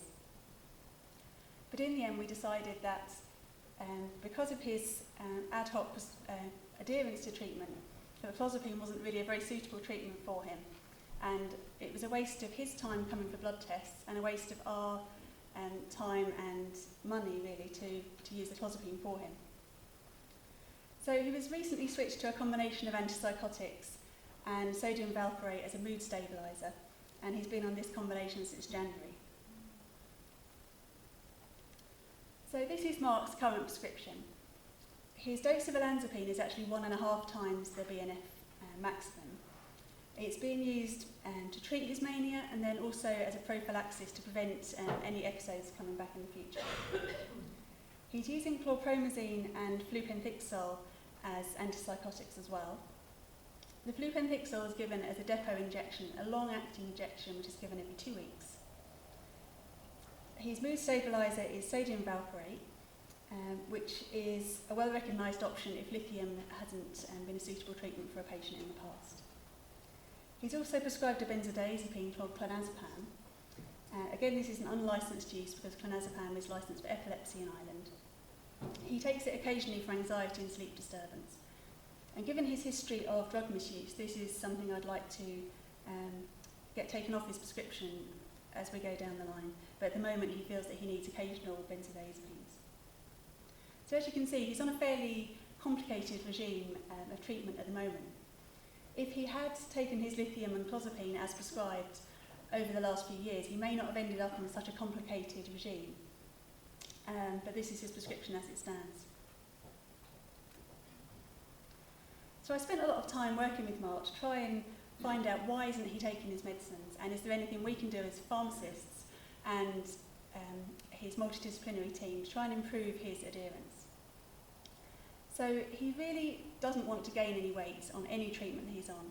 He's very body conscious and likes to have a very smart appearance, and he isn't tolerant to any kind of weight gain at all. Clozapine did seem to increase his appetite, and he was worried about weight gain with that. And his current prescription of olanzapine does have a high risk of weight gain associated with it, but it doesn't seem to be a problem for him at the moment. He also found it very hard to accept any medication that was going to make him tired in the morning. He is very keen to continue working, and he wasn't going to take any medicine that made him feel very drowsy and sleepy in the morning. He knows himself that his increased alcohol use leads to erratic compliance and adherence to medication. So he has agreed to try and reduce his alcohol use and therefore increase his adherence. Now, although Mark is working full-time, the cost of medication is a huge problem for him. When he was on clozapine, his medicines were supplied to him free from the hospital, and he didn't have any monthly outlay for medicines himself. But now that he's on the current regime, he has to pay for his medicines in the pharmacy every month. And he would have a drug payment scheme card, but it means he has to pay €144 every month for his medicines. And this is prohibitive for him. And as someone who's seen Mark over the years, his lack of insight into his illness is a huge problem in terms of medicines adherence. He himself doesn't realise quite how unwell he gets, and it's only an outside observer like part of his treating team or a member of friends and family that can actually look at him and say, yeah, your behaviour is becoming out of control and you're spiralling into another episode of your illness. It's very hard for someone who doesn't feel unwell themselves to take a medicine that's going to cause side effects. But there are a few positive things for Mark, some reasons why he would have good adherence to his medicines. He's very keen to maintain the custody of his son, and he knows that repeated admissions to the psychiatric ward and repeated episodes of mania could threaten the fact that he has the custody. He's very interested to maintain his career. He's a very successful salesperson, and he doesn't want periods of illness and sickness to cause any problems down the line with his job. And of course, he doesn't want to be on the psychiatric ward. He wants to be out and about and having his own life. He doesn't want to have repeated long admissions onto the ward. And when we're talking about admissions for Mark, we're talking about admissions around 3 or 4 months at a time. So it's a considerable amount of time that he's spending on the ward when he does have to come in.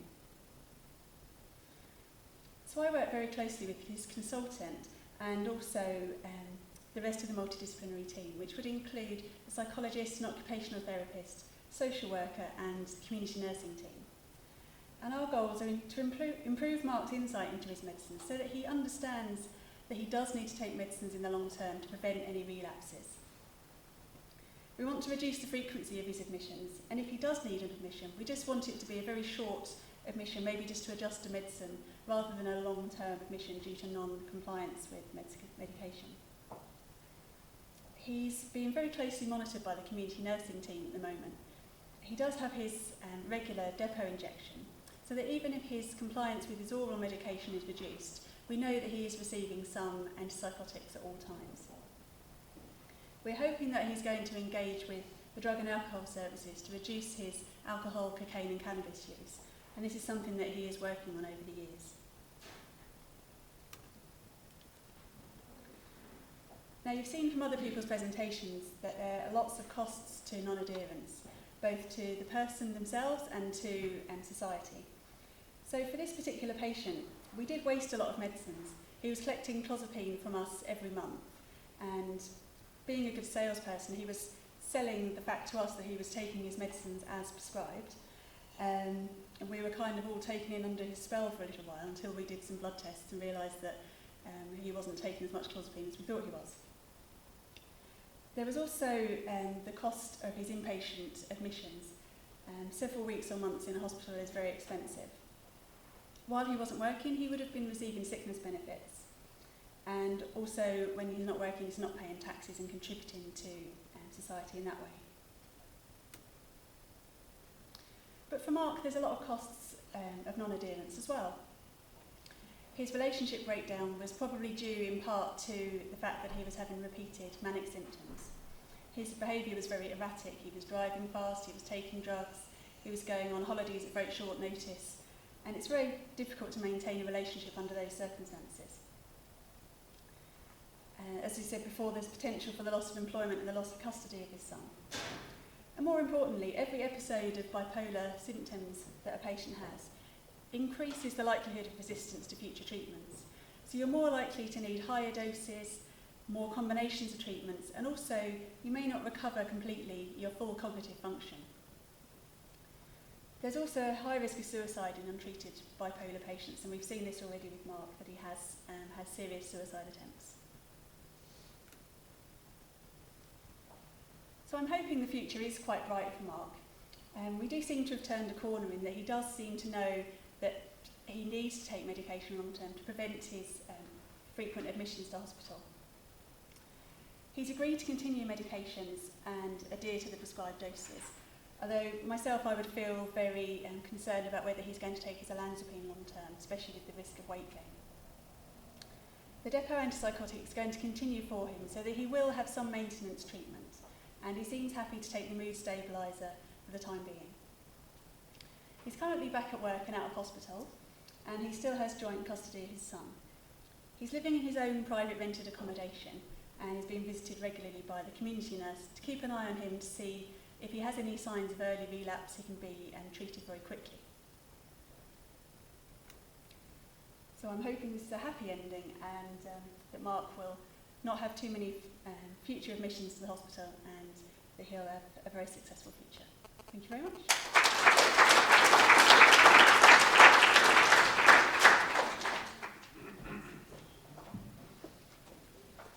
Thank you, Alison. Can I ask Chad and Jerry if you might take the hot seat up here and get ready for the rapid fire review?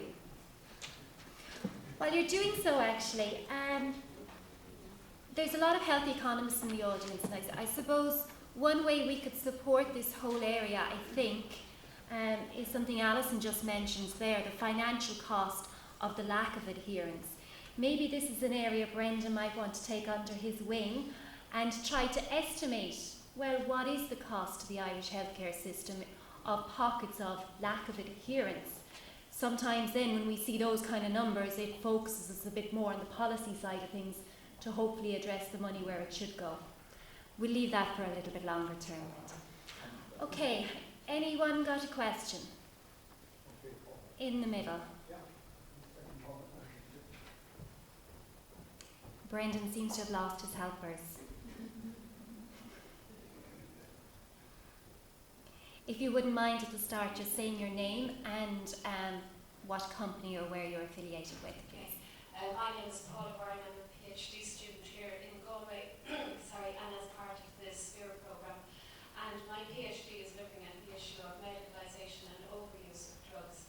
So the point I would like to make is that I think adherence is not something that could be considered a universally good thing. It is a spectrum, and it depends very much on the evidence base of the drug you're talking about.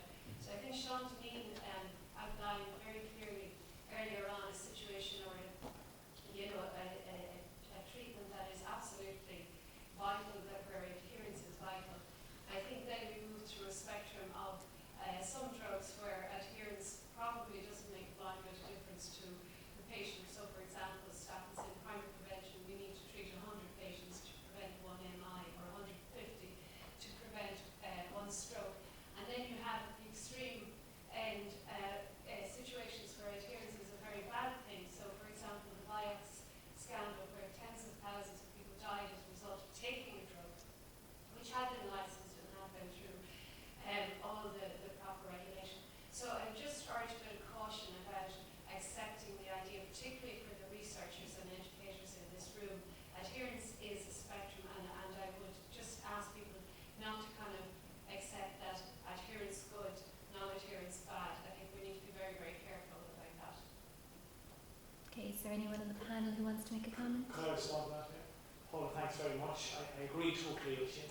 And I think it reminds me of some evidence that shows, particularly in cardiovascular prevention medication, that if patients knew how effective some of the treatments were, if they really understood the numbers needed to treat, there's evidence to suggest a lot of people wouldn't take the medications. They decide, I'll take my chances. So some experimental studies have attempted to show people or to ask people how preventive would the drug need to be in order for you to take it over your lifespan. And it turns out that the actual effectiveness, the efficacy of a lot of cardiovascular preventive medications is a lot lower than people actually think. So I agree with your point, and I think there's probably more to be done in that area, but it's a tricky one to have.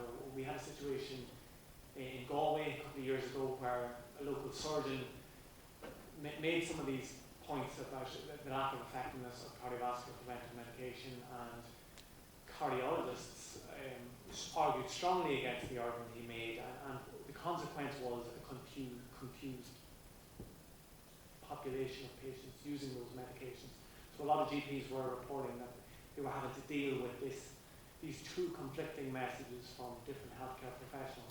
So I don't know what the solution to that is, but I'd agree with your point. I would never take the view that adherence is always necessarily a good thing. Yeah, I guess I might phrase things a little differently in the sense that, there are some cases where medications have been shown to be not effective or potentially harmful, but I don't think that you would want, as a mechanism against that, to encourage lack of adherence. That's more of a function of evaluators and regulators up front. And so if we're worried about preventing those types of things from happening, the use of drugs that aren't effective or the use of drugs that are harmful, I wouldn't recommend that we do that through lack of adherence by patients. I would think that we would want to do that in a different way. So, you could kind of frame the argument so that you can talk about adherence as being the objective and deal with some of those issues in another way, in my opinion. Just to add to that, I think it's very tempting when we're talking about medicines to feel that if people take their medicines as prescribed, they will recover from whatever illness they have. Medicines are really just part of the overall care package. Like, for example, in mental health, you'd have social workers, occupational therapists, psychologists working alongside the person that's prescribed the medicine. And if the person engages with all of those treatments, they have a good chance of becoming well. With cardiovascular medicine, you have exercise, diet, as well as your cholesterol treatments and your high blood pressure treatments. So medicines are good as part of an overall package, but they're certainly not the be-all and end-all. Thank you. Anyone else got a burning question? I just thought the case study was fascinating. Sorry, Dean Blake from Sterling. So we're talking a lot about behaviour change. If you want to change somebody's behaviour or get them to behave in a certain way, you tend to try to frame a very simple option to them that doesn't cost them a lot at first, gives them a bit of time to kind of get into it, and then settles into a habit. And it just strikes me with, if you look at mental health medication, for example, even the names of the drugs are so confusing that to pharmacists it's not going to be. But when I saw the treatment regime we had up there, and I was just thinking, if I was thinking of that as a financial product and I wanted to make sure that somebody would not take it up, if you had names like that, that's exactly how you go about it. I mean, there's even a literature about how you do it. And from what you said, professionals like you have got ways of then framing it to the person and making it relevant. But I wonder, do you have thoughts about what you actually have to deal with as the raw materials? Like some of these things are just very, very complicated, biological, and I don't even know where pharma medications, I think it's almost randomly taken off websites at this stage, what the drug names are called, and just the level of complexity and difficulty in even taking up regime. I just wonder, do you have thoughts about how that might be changed? Yeah, it's a very interesting point. And one of the medicines used in psychiatry is called quetiapine, and it's commonly written as quietapine. I think it is very effective in keeping people nice and quiet. But yeah, the names are very complicated. On the chart there, I use the generic names, but the round names are slightly easier to understand for some patients. But we would have a lot of information leaflets that have simplified information for patients that try and explain what the medicines are and how they work in an easy to understand way, rather than using just a package insert which comes with medicine, which is more kind of a legal document. But I take your point on board, it can be very confusing. Would we have any Novartis representatives that want to make a comment on that? We'll leave you come back to it. Okay. Hi everyone, my name is Molly Byrne from the Health Behaviour Change Research Group in the School of Psychology. Really enjoyed all three presentations, and I particularly liked Alison's just very thoughtful reflection on one patient. And I suppose maybe coming back to Paula's point and Chad's response, and I would fully agree that I think that we have to have some presumption that when we talk about adherence, that is a desirable thing. But I fully appreciate Paula's word of caution, and I think that maybe the flip side that we need to focus on here is potentially inappropriate prescription. prescribing. And I think, Alison, I particularly appreciated when you went down through your list of drugs and you said that there was one in particular, I'm not familiar with these drugs, but there was one in particular that you really wanted to see the patient coming off because of risks associated with addiction, etc., etc. I suppose I'm interested to hear, Alison, your views about, I think with manic depression, the pharmaceutical treatment seems to be very clear-cut. I think there are many other psychological and psychiatric conditions in which the pharmaceutical treatment is much less clear-cut and the evidence is much less clear-cut. And I wonder, in terms of just your own experience, I suppose I'm familiar a little bit with potentially inappropriate prescribing and over-prescribing in primary care with patients with multiple conditions. And I wonder, just in terms of your own experience in psychiatry, do you think that this is potentially a very common problem where I suppose health professionals and pharmacists are just very nervous about taking patients off medications because of the, they seem to be okay at the minute, but I suppose that's a high-risk scenario as well. So maybe just I'd be interested to hear some of your experience in relation to that from psychiatry. Yeah, I think over-prescribing is a concern across all areas. And one particular patient I had has been prescribed about 20 medications, some from psychiatry and some from diabetes care, some from her GP. And you do get to the point when you're adding in medicines to take away the side effects of the original medicines and then another medicine to take away those side effects, and it just spirals out of control. And that is one of the roles of pharmacists, to look at the overall prescription and try and rationalise prescribing. It can be difficult if different teams have prescribed certain products. You need to go back to the diabetes team and back to the psychiatry to adjust medications or even stop medicines. But that is the key role of the pharmacist, to improve and rationalise prescribing. Any other questions? Okay, sorry, down the front here. Just bring the microphone over to you now for 1 moment, please. We'll get him fit.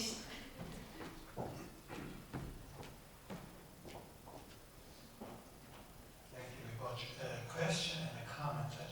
Just a comment. You made a proposition to Brandon here. Recent OECD figure showed that there's 4% loss of GDP to mental illness. I estimate for Ireland that's in the region of 7 billion, 4% loss in GDP of productivity. That's for Ireland in the region of €7 billion per year. Can I ask Rachel, you mentioned the suicide rate for bipolar illness. Do I take it, can you tell me what that rate is, and is that for non-treated bipolar patients? Thank you. Yeah, I don't have all the figures to hand, I'm afraid, but the evidence does show that the rates are about 10-fold compared to general population. So I don't know if that is completely untreated or people that are treated with partial compliance. I mean, just on the question of the cost of non-adherence, it's a complicated thing because, assuming for a moment that adherence might help people, you'd say that by non-adhering, they're incurring further costs, and say the likes that Alison referred to in terms of needing inpatient care, possibly because of non-compliance. That's a significant cost. On the other hand, of course, if a bunch of people don't take their drugs, at some stage, the payers realize that they're not taking them and they will stop spending that money. So it's a mix of things. Okay, thank you. I think we'll leave it there. Can I just say thank you again to our panel and our speakers, to Chad, to Jerry and to Alison. And I assume lunch is outside.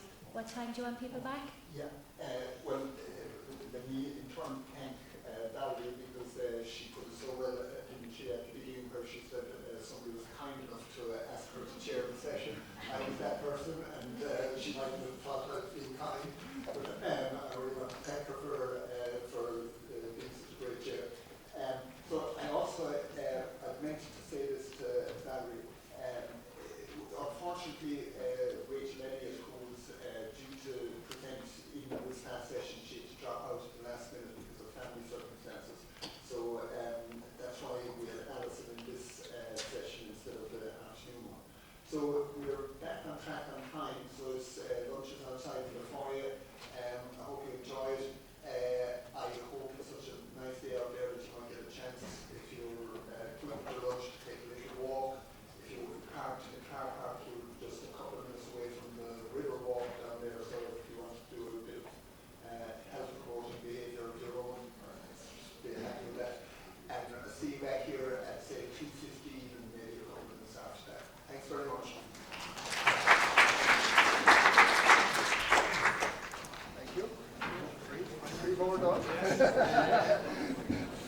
Like sending kids to school.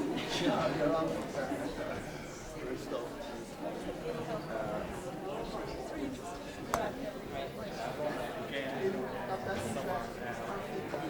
Slightly different theme this time. Yeah. And it's great. Yeah, it's more on the research side.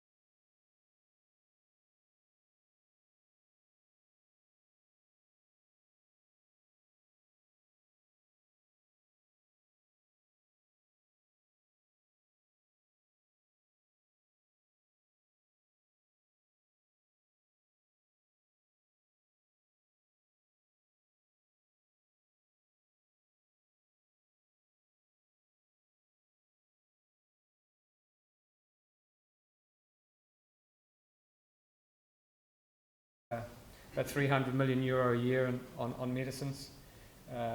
In the community as well, high technology medicines are costing close to $500 million. When a patient comes into hospital, there's a 1 in 20 chance that the reason they came in was as a result of the medication they're taking, and it would be a preventable event. Then the patient sees several healthcare professionals and has their history taken, and part of that history is their medication history, and unfortunately it's not always complete and or accurate. And it's been proven time and time again that pharmacists actually take far more accurate histories than other healthcare professionals, and that's what we do every day. You'll see 2 of us down in A&E every morning. So my question to you is, if we have a 25% defect rate in terms of obtaining a medication history that's accurate, what are our chances of treating the patient appropriately? And if at the other end, when a patient is discharged, we have a similar defect rate, what are the chances the patient's going to stay out of hospital? Are they going to bounce back again? So we operate in an environment or a system that really isn't designed for patients in terms of their journey being assured. And in the US, they quote somewhere between 5,000 and 10,000 deaths a year as a result of medication misadventure. In Ireland in particular, we, with the process improvement hat on, we've looked at our processes, and I figure we have at least 14 wasteful steps in every dispensing of a prescription, which is approximately 40 to 50% of all the steps. And we, in our hospital, perform 1,000 transactions a day on average. So we operate in a zero-tech environment. And my message, if there's anybody here that influences the HSE in terms of health economics, they need to seriously look at why we have been refused any technology in the last 20 years in hospital pharmacy, because it's costing the state a fortune. I'll give you a case study which we encountered recently, and it sort of highlights the issues that Alison's raising in perhaps a more generalist manner. And then I'll give you a personal case study.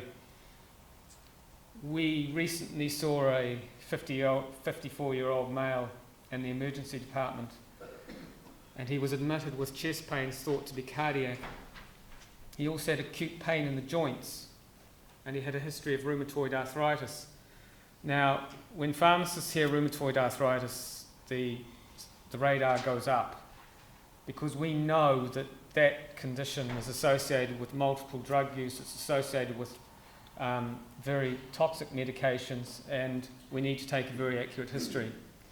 And it was just fortunate for this guy that it happened to be a teaching session for one of our visiting pharmacists, because we may not have taken as much time as we normally would, given the pressure that we're under. But it's interesting that this chap had been taking, there's a spelling mistake there actually, it's not very good, but he'd been taking diclofenac, which is an anti-inflammatory, for the last 2 weeks to relieve the symptoms of arthritis. He was non-compliant with his statins, which are used to treat cholesterol, and he had a stent in his heart. So he had a strong history of cardiovascular disease. And when we discussed things a little bit further with him, we also discovered that he was non-compliant with his DMARD. Now, I'll explain that. That is a disease-modifying drug for arthritis. But as several other speakers have alluded to, either in their presentations or in private conversations this morning, there's a temporal lag between the effect of a drug and when you first start taking it. And there can also be a temporal lag between the time you stop taking it and the effect wearing off, and it could be several months. So this chap had been taking his methotrexate for 2 years. His symptoms had improved, and therefore he didn't think he needed it anymore. And he had stopped it. And it's quite possible that his non-compliance with his basic preventer for rheumatoid arthritis was a contributing factor to the arthritis flare, and more recently, there's a lot of reports in the medical literature that the anti-inflammatory he was taking is associated with myocardial infarction and stroke. So now we can begin to see the repercussions of non-compliance where, in this case, adherence would have been a good idea. So the fallout in terms of the economic costs are multiple. And it would not surprise me if repercussions such as the treatment of rheumatoid arthritis with much more expensive biologicals might be considered an option because this patient was resistant to methotrexate, when in fact he wasn't really resistant, he just didn't understand the drug. He didn't understand how it worked, he didn't understand the latency of action. Perhaps it had or hadn't been explained to him, I don't know. Perhaps if it was explained to him, he didn't make a connection with the communicator in a way that changed his behaviour. And it's also quite possible that the anti-inflammatory was a reason for admission. So this adherence thing is not easy, and it is all about changing behaviour. And fundamentally, it comes down to trust, which is the subject of my next case study.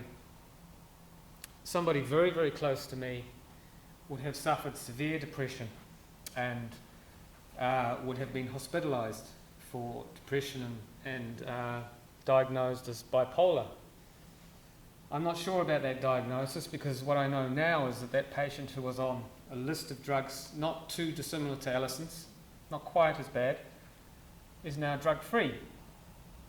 Now, that process is a result of a lot of support from myself, somebody who can bridge the gap between the medic and the patient, who can share the concerns they may have about their medicines, who can ask in a respectful way, are you sure about this diagnosis?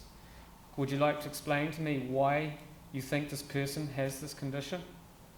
This person is now drug-free for several years, practices yoga on a daily basis, swims and cycles. That's their therapy. So I think we're right to question the role of medication. We're right to question whether adherence is always a good thing. Fundamentally, though, I believe trust in the system which we have fundamentally may influence how patients adhere to their therapy.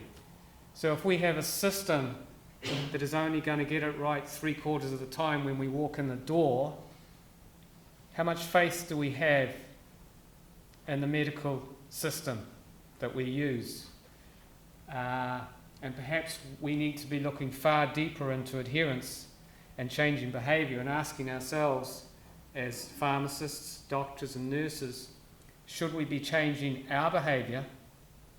Should we be looking at our systems to work out, is there a better way of making that patient's journey one which they can trust in? So here we are in Ireland. The good news, in 2015, 2014, e-health came along as part of a European initiative, and I'd be fortunate enough to be one of the clinical information officers on the national program, and there is a lot of talk at the moment about actually introducing technology for the benefit of patients. I hope it happens. I genuinely hope it happens, because if we were to deploy technology, pharmacists could work much closer with nurses who are too busy to care, and doctors, to provide a multi-pronged approach to communicating and understanding patients' needs in relation to their medicines, and that fundamentally is where you're going to get adherence. So what we need is a hospital pharmacy system that doesn't produce erroneous labels, as it does now. What we need is a hospital pharmacy system that allows us business intelligence, which we've had to deploy through third-party providers, through alliances which have serendipitously taken place with people like Boston Scientific. So I would urge health economists to start talking to hospital pharmacists around the country. I've been part of a national team that were asked to continue to invest in a solution that we've inherited for 20 years, and we were not allowed to question the choice of the product. So I'm saying very strongly, if we can leverage pharmacy expertise to get people out to patients instead of throwing drugs out the door, you have a much better system that is going to be closer to the patient, that will enable us to work together to improve their trust in the system, and I suspect their adherence. So essentially, what we do a lot in healthcare at the moment is concentrate on flow, getting people through the system faster. Number one, though, is safety. So if we can get this right by redesigning systems, we have a much better chance of getting the right medicine to the right patient and making the system flow. Patient believes in the system, and therefore we get productivity gains. Unfortunately, what we tend to do is start here and think that that's going to solve the problem, and it doesn't. So there's an elephant in the room. It's not just about adherence, it's about looking at the system that is trying to improve it and fundamentally questioning, is this system designed and fit for purpose? What is the cost of poor technology infrastructure? What are the productivity losses and lost opportunities? And we've studied that recently in the last 6 months in our pharmacy. How can we improve adherence strategies in a patient-focused way? When will modern electronic health records and robotic systems be deployed so that we can leverage our people? Our people have been trained in the last 12 months to get closer to patients. All our technical people have been trained to do that. We are waiting for the initiative centrally to leverage their expertise. And we have had, in our hospital pharmacy, come across 2 erroneous national medication guidelines which have been published without pharmacist involvement. So hospital pharmacy, community pharmacy, has a key role in medicines management. We are, as Andrew Barber, my boss, says, the gatekeepers of medicines information. We take our job very seriously, and we're very good at it if we're given the chance. And I suppose the last thing before I go is, if I do duck out early, it's not because I don't want to be here. I just have to get back to the hospital. So thank you very much.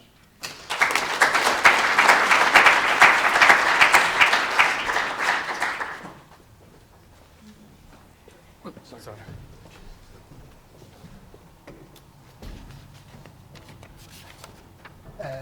Thank you very much, Peter. So our next speaker is Carl O'Leary. Carl joined Microsoft in 2009 to lead the partner sales and Microsoft Dynamics business teams in Ireland. He was appointed Director for Public Sector in 2012, and he's responsible for health, education and government sectors for all of Ireland. And he's passionate about ensuring Microsoft public sector customers fully leverage technology and services to transform their level of digital engagement with citizens. So very welcome. Thanks a lot, Brendan. Thank you. Thank you. Great to be here. I'm not from a clinical background in any shape or form, so very much I'll take the view as a patient, family, but also as a technology provider in terms of what we see with health and the journey we're on. And I'm taking an adherence lens as per the brief. It's technology nudges and other aids to improve adherence, but I also want to talk about prevention because I think that's a key factor in adherence. So, why? Well, a lot of this was covered earlier on. You have an aging population, you have a need for healthier lifestyles, people are living longer, chronic disease management is the most critical point of contact for anybody with a public or private health service. And everybody needs quality, they need accelerated access, and it has to be done at the best possible cost. But fundamentally, you know, there's a quantifiable self moving into people owning their own healthcare. And that's one of the things that we see which technology is enabling, is more responsibility and actually quantifiable analysis of people in healthcare. Microsoft, our CEO, is very passionate about healthcare, and fundamentally, although Microsoft, we're celebrating 30 years in Ireland. We have 2,200 people working with Microsoft in the island. We have 20,000 certified Microsoft engineers working in the island of Ireland. But no one respects the tradition. All that's respected is the innovation. We're delighted that in Ireland, we're the only place outside of Seattle that has all 4 operating pillars of Microsoft on the ground. We want to make sure everybody in Ireland gets a chance to leverage that. How many people have been to Croke Park? That's good. How many people have heard of the word cloud? Very good. So what is the cloud? Fundamentally, you know, if you imagine Croke Park, now imagine Croke Park was 5.5 times bigger. That's probably roughly the scale and size of a data center in Microsoft. Now, if you compare that to a hospital's data center, compare it to a computing room's data center, what scale, what muscle could you get from leveraging something of that size and scale? So the cloud isn't about, you know, a mystery. It's about computing power, and it's about actually accelerating access to technology. That's fundamentally what it's about. For healthcare, what does that mean? What we are focusing on is, you know, very front and foremost with us is the patient and health professional experience. We want to make sure everybody leverages the digital fabric. How many people have mobile phones? All hands will go up. In your house, on average, do you have over 5 devices connected to the internet? I'd say so. If you think about that as a digital fabric, how would you leverage that to create a better experience from a healthcare provider, payer, or recipient? But then how would you use that digital fabric, that data, to become more predictive? If you do that, sorry, I'll go back a point. They're all the points, and Peter mentioned some of these from technology. You're moving into a world where you're, you know, people will trust technology. How many people use online banking? Okay. 10 years ago, did you have an online bank account? Okay. How fast has that become just trusted in your head? Do you know where Bank of Ireland store their data? Do you know where AIB? Do you use Rabobank for savings? Yet you trust that implicitly, don't you? It's your money. The money goes in. You saw the news on Friday. Bank of Ireland had a problem. We were all talking about it. Yet we have a huge paranoia in healthcare about data and technology, and a huge slowdown in embracing it.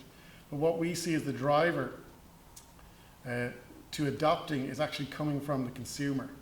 So Microsoft, we're very committed to making sure everybody, this is our corporate mission, everybody on the organization will achieve more. To do that, you need to enhance that personal computing, those 5 devices, be it Apple, iPad, Microsoft, whatever. People will want to interact with healthcare providers on any device at any time. To do that, we all are going to have to reinvent the productivity experience of a healthcare provider and all the business processes Peter mentioned. To do that, you're going to have to leverage some form of cloud. So just think of the scale, the muscle from a cloud. In health, what we are doing is very much focusing on a consumer-centric approach. So the patient, wearables, devices are driving that. Mobility is driving that. Interoperability, everything has to talk to each other. Internet of your things. So I'm actually working on a project called Internet of your cows, believe it or not, for Ireland, on a separate thing. Just so you understand the amount of power that's happening with data. Fundamentally, people are using social media. There was a documentary on RTE 4 years ago about a midwife in the Dundalk Drogheda area who set up a Facebook community for teenage mums. That Facebook community was the biggest support group for teenage pregnancy. It wasn't a national service, it was actually something that someone just started up. It became viral, it became a national service.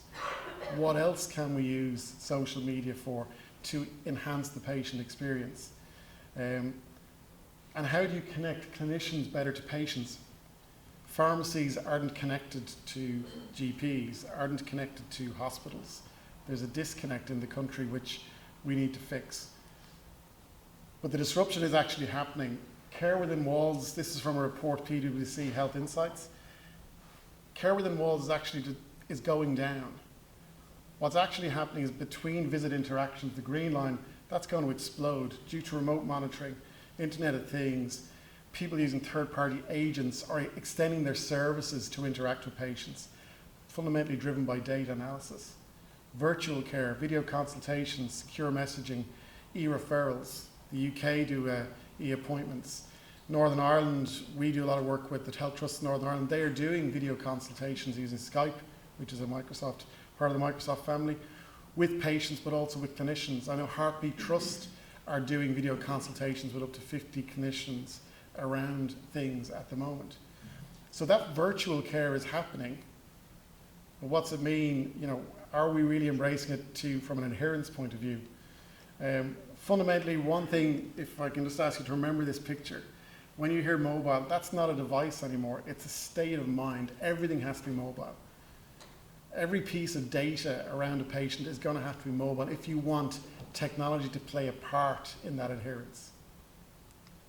So in Ireland, and Tickerfit was mentioned earlier on, I'm delighted that we work with Avril and the team in Tickerfit. They use our platform. Azure is our cloud. It's our cloud platform. But they fundamentally have produced a service that does evidence-based medicine, it's patient engagement platform, it's decision support, it's analysis, but it's actually to people. They developed their app originally on a mobile phone, and people were being given the app as they left after a cardio incident to do exercise or part of their adherence program. But they realized for certain things the phone wasn't good enough because the profile of the patient wasn't necessarily that adept to using a phone. So where they worked with us was to develop and start leveraging our wearable, which is the Microsoft Band. That band has actually 10 sensors. It's a personal trainer. It was born as a personal trainer, a personal assistant. But fundamentally, all the sensors in there can be used through a development toolkit for any purpose. So when they got their hands on that, they were able to think, okay, how could we use that to monitor and bring stuff back? So there's a heart rate sensor in there, there's a gyroscope, there's an accelerometer, there's a GPS so you know where people are, there's skin temperature, there's a microphone so you can shout instructions at it, and there's UV protection. This is a complex bit of kit. All right, there's a lot of sensors, a lot of technology in there, and the data is being trapped. Every movement is being trapped. Temperature, heart rate, it's being trapped. So the trick is, that's great, you have that. How many people have Fitbits and Map My Run and all those sort of tools? Great, you have all those. But the trick is, you need an engine. All those devices are going to feed in data. So Apple have their health app, we have our Health Vault app. So as an individual, I'm trapping all that data, great. Now, I decide to share that with my GP. I decide to share that data with my physician. Suddenly then, there's real-time analysis coming back, there's monitoring. If you imagine the GP system saying, okay, Carl, you're in, the blood pressure's a little bit high, let's look at your exercise, let's look at the data for the last month. Okay, there's some information that they can use to have a really meaningful, evidence-based conversation with me. So that's the principle, that's what we're seeing happening in the world, that this data is going to be used, it needs to be secure, it's a holistic view, but then it needs to be open for sharing. Now some of that is a sensitive decision from a patient to make.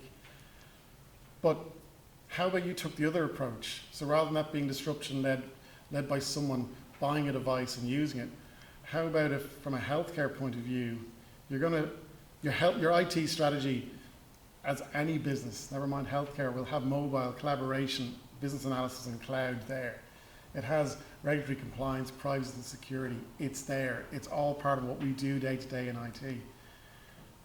But now for health, what this gives you is give your own device. So that band goes from anywhere $150 to $220. It's not very expensive in the overall scheme of things if you're able to use that data to bring it back as a treatment part of a remote monitoring process, part of patient engagement. Say you had a trigger based on the the wearable that was saying, oh, you know, the blood pressure or the heart rate is going high consistently over the last 24 hours. Let's put a Skype call into Mary from that data. Let's do that alert. So we're seeing that with some providers. That's the way they're thinking of as they move into telehealth. But you still need to do that securely. You still need to collaborate. You still need the data. And you still need to understand things like population health and big data. But fundamentally, you need a platform that's able to cope with, you know, the hospital records talking to the GP records, talking to the patient's personal health records if they're keeping exercise records that they want to share with a physician. And that needs a compliance framework, data security and privacy, which is one of the big factors for me is actually data governance in this fully mobile, citizen-led personal data world. That's one of the biggest challenges we're probably going to face over the next while. But this isn't, I talked earlier on, I use a phrase in healthcare called wooden swords to lightsabers, especially in Ireland. I think Ireland has a very antiquated IT infrastructure, and you heard that first from Peter. And yet technology is streets ahead. But we're already seeing technology making a difference in Denmark, in a way based on, well, the one thing I'd say about Denmark is they do have a really good national ID system. But what they've done is they've used things, how many people have Xbox? People know what Xbox is? Just as long as you do, that's okay, few.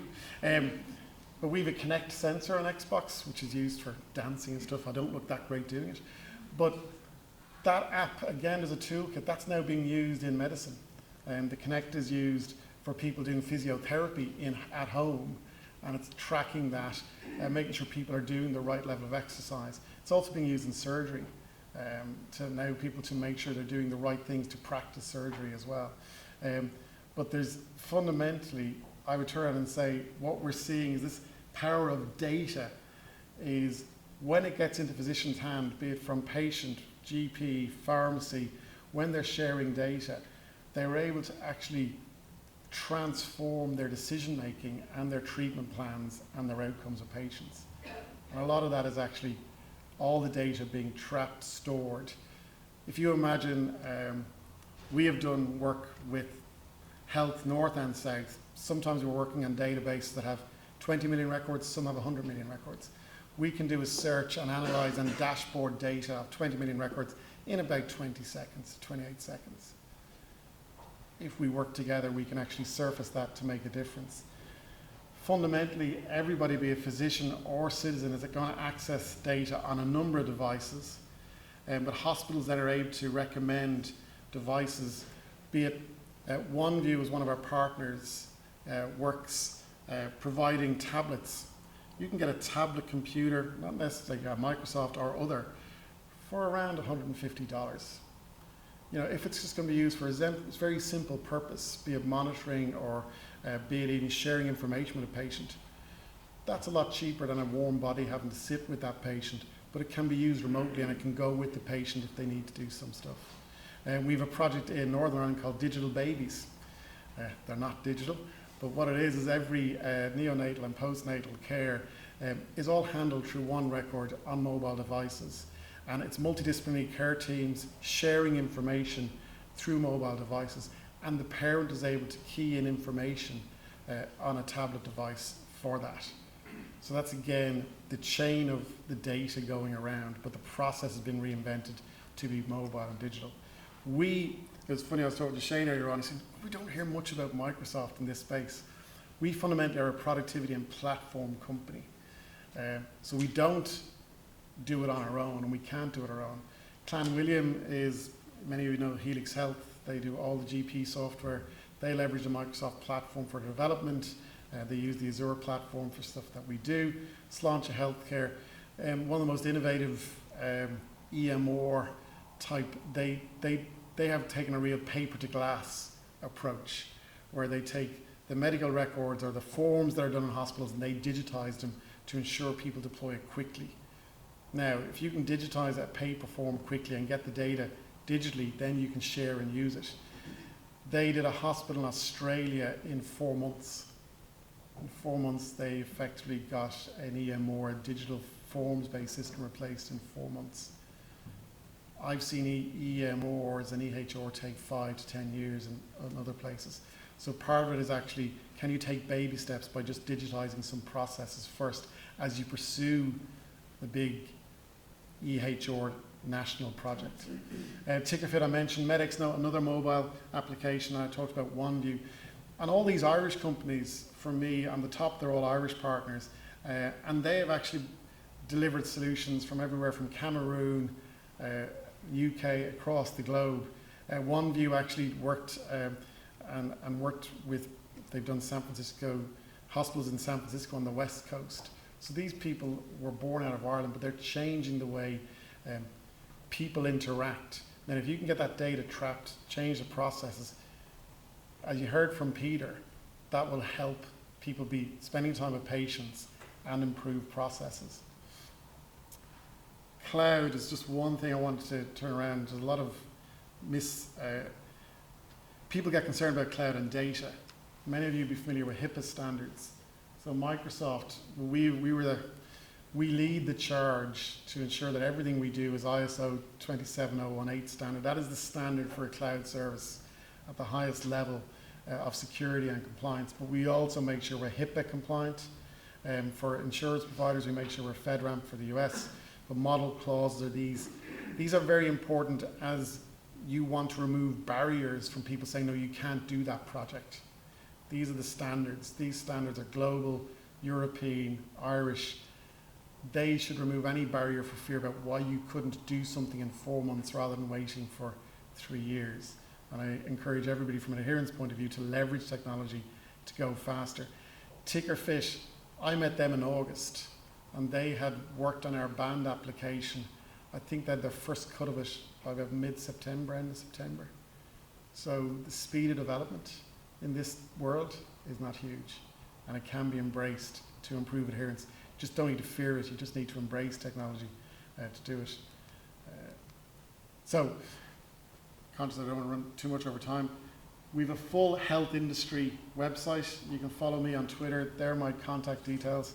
I'll be around for the rest of the afternoon. Thank you for your time.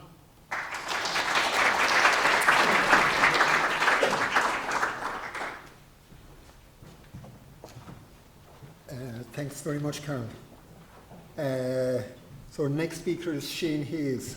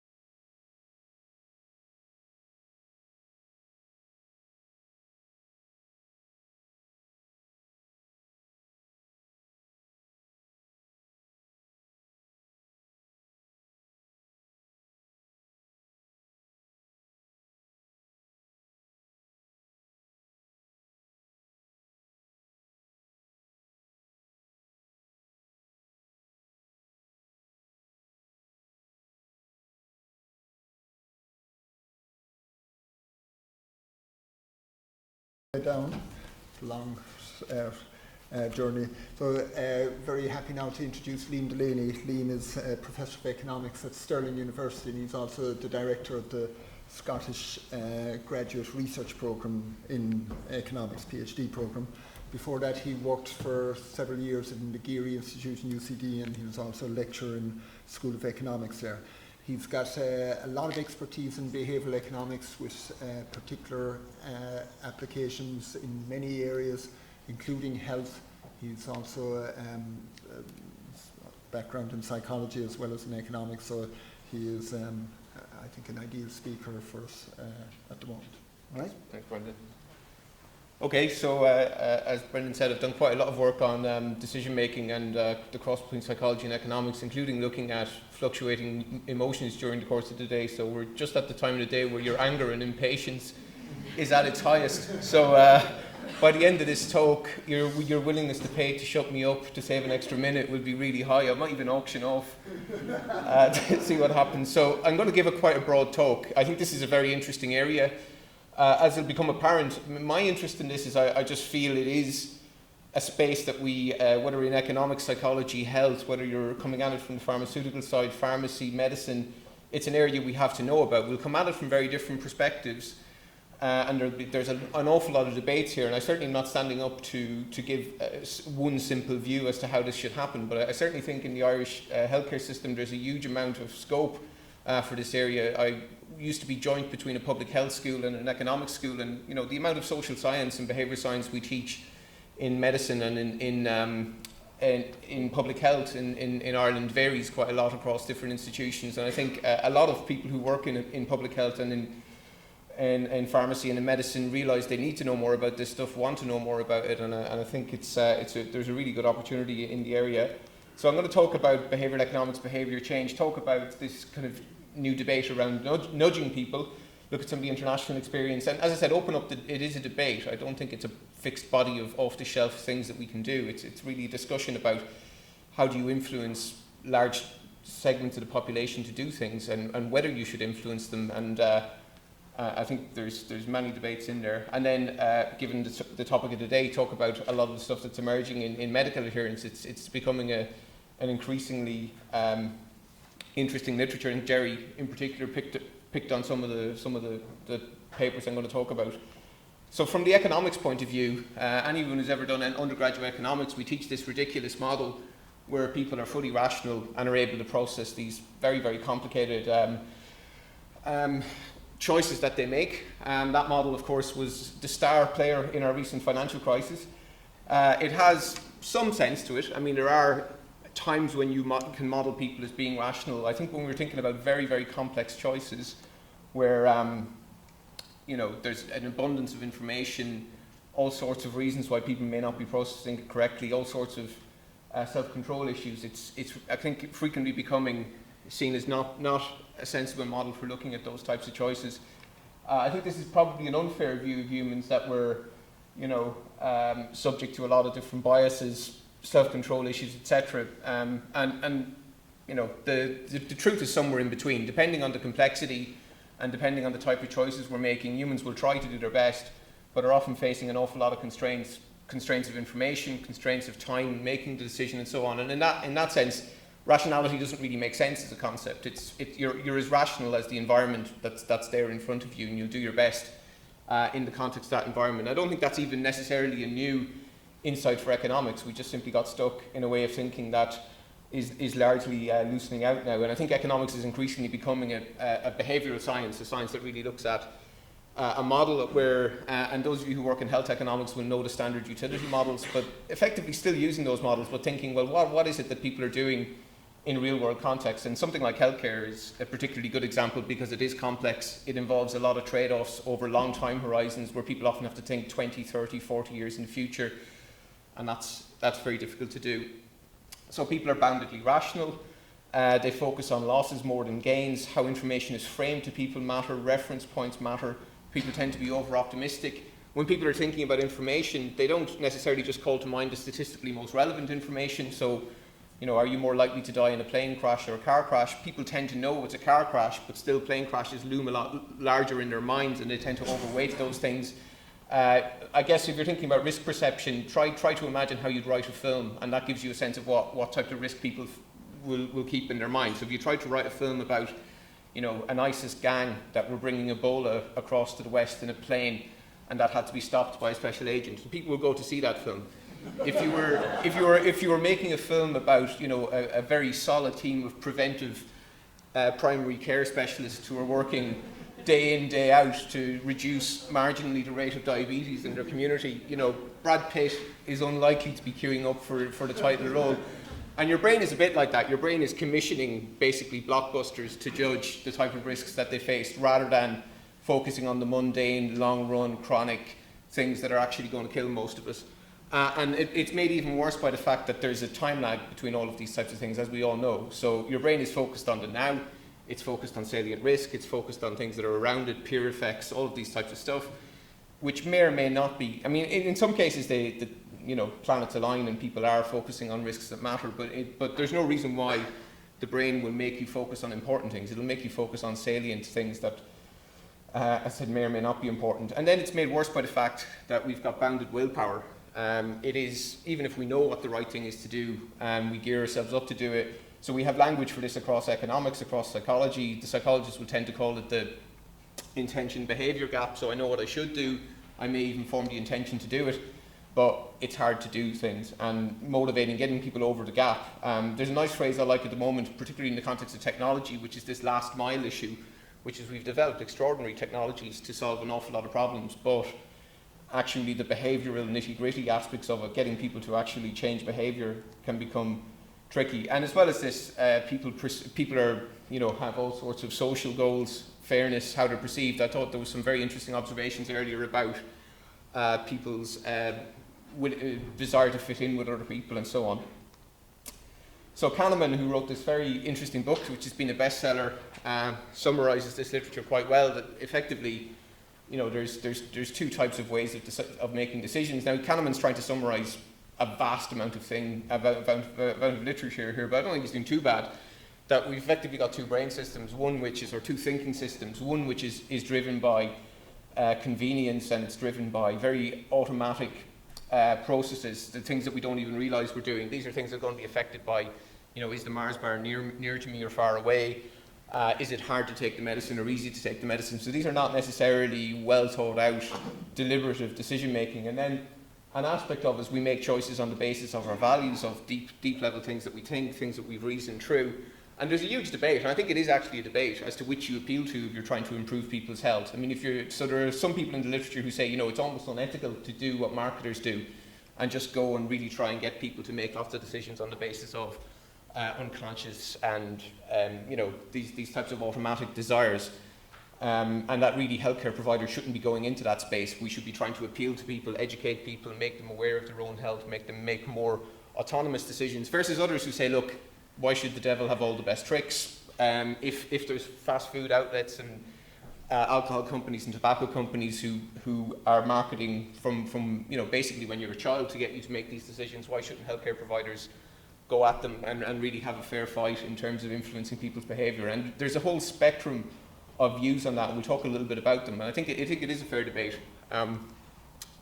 Right, the dragons of inaction. So if you're trying to change people's behaviour, I really like this phrase. Like we talk about, you know, you want to get people to adhere to medication or keep their weight within a good limit or not drink too much or so on. And there's just so many things that are going to influence people's behaviour. Things like present bias, so our focus on the immediacy of an outcome, inertia, procrastination, things like loss aversion, which basically we have a very strong aversion to switching from pre-ingrained habits.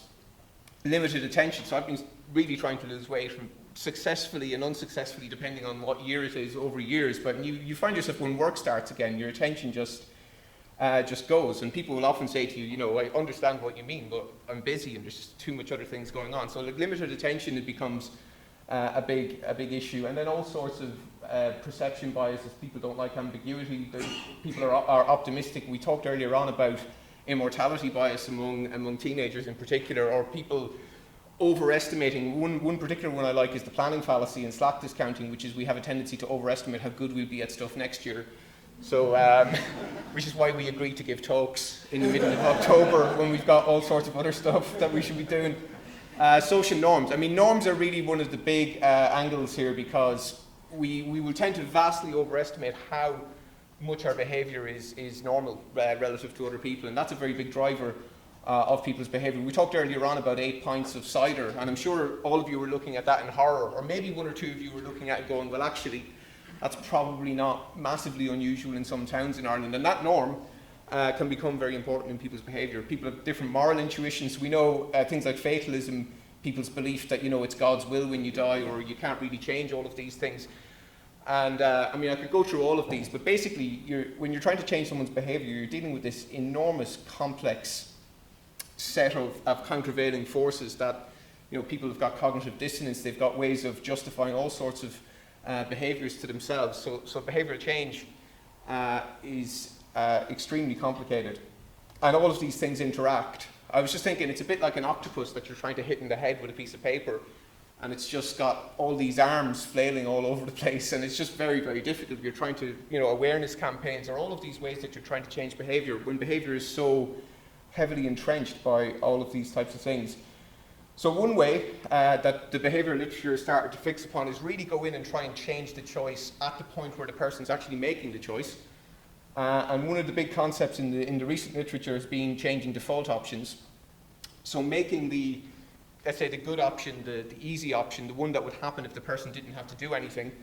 And I know people who are experts in organisation in the room will say there's a lot more to it than just opt in and opt out, and of course there is, but it still reveals an interesting point, that when you opt people in when you opt people into donor systems in most countries, very few people opt out. It's not, the reason people aren't signing up to registers is not because they've made some sort of rational long-run choice. It's simply because I probably should donate an organ, I just don't want to go in and do it. Now, it's a very complicated issue in Ireland, as you know, for all sorts of reasons.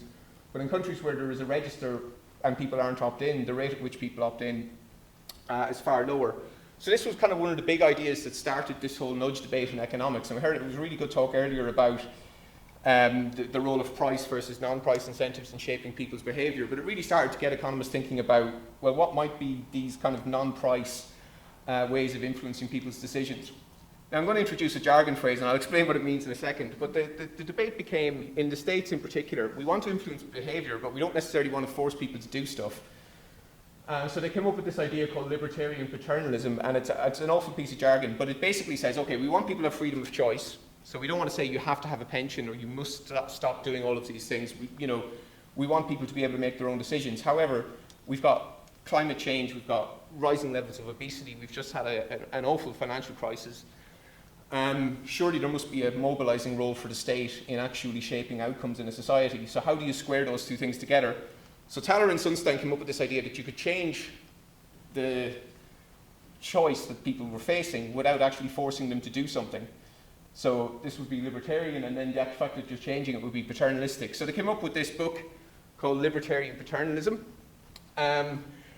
And yeah, everybody had pretty much the same reaction as you're having, which is, that sounds like a really bad idea for a book. I can't see that one selling at airports. And so they had to change it to nudge,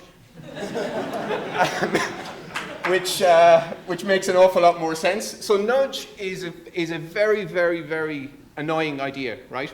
Because we all thought of this before. Every single one of us thought of this idea before, right? We can shape people's behaviour, form filling can be complicated, decisions can be shaped by aspects of the surface. I mean, is there anybody in the room who works in medicine or pharmacy or insurance or academia who didn't think of that? So they wrote this fairly simple, short enough book saying, well, why don't we nudge people? Wouldn't that be a good idea?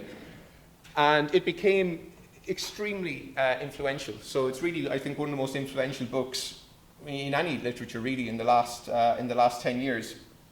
And basically they say, well, look, a nudge is a way of changing aspects of the choice.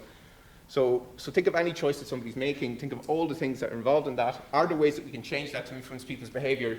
So the pension auto-enrolment is the classic example, which is now in place in the UK. So opting people into a pension, letting them opt out, which is still in the hopper in Ireland, depending on what's going to happen in the economy.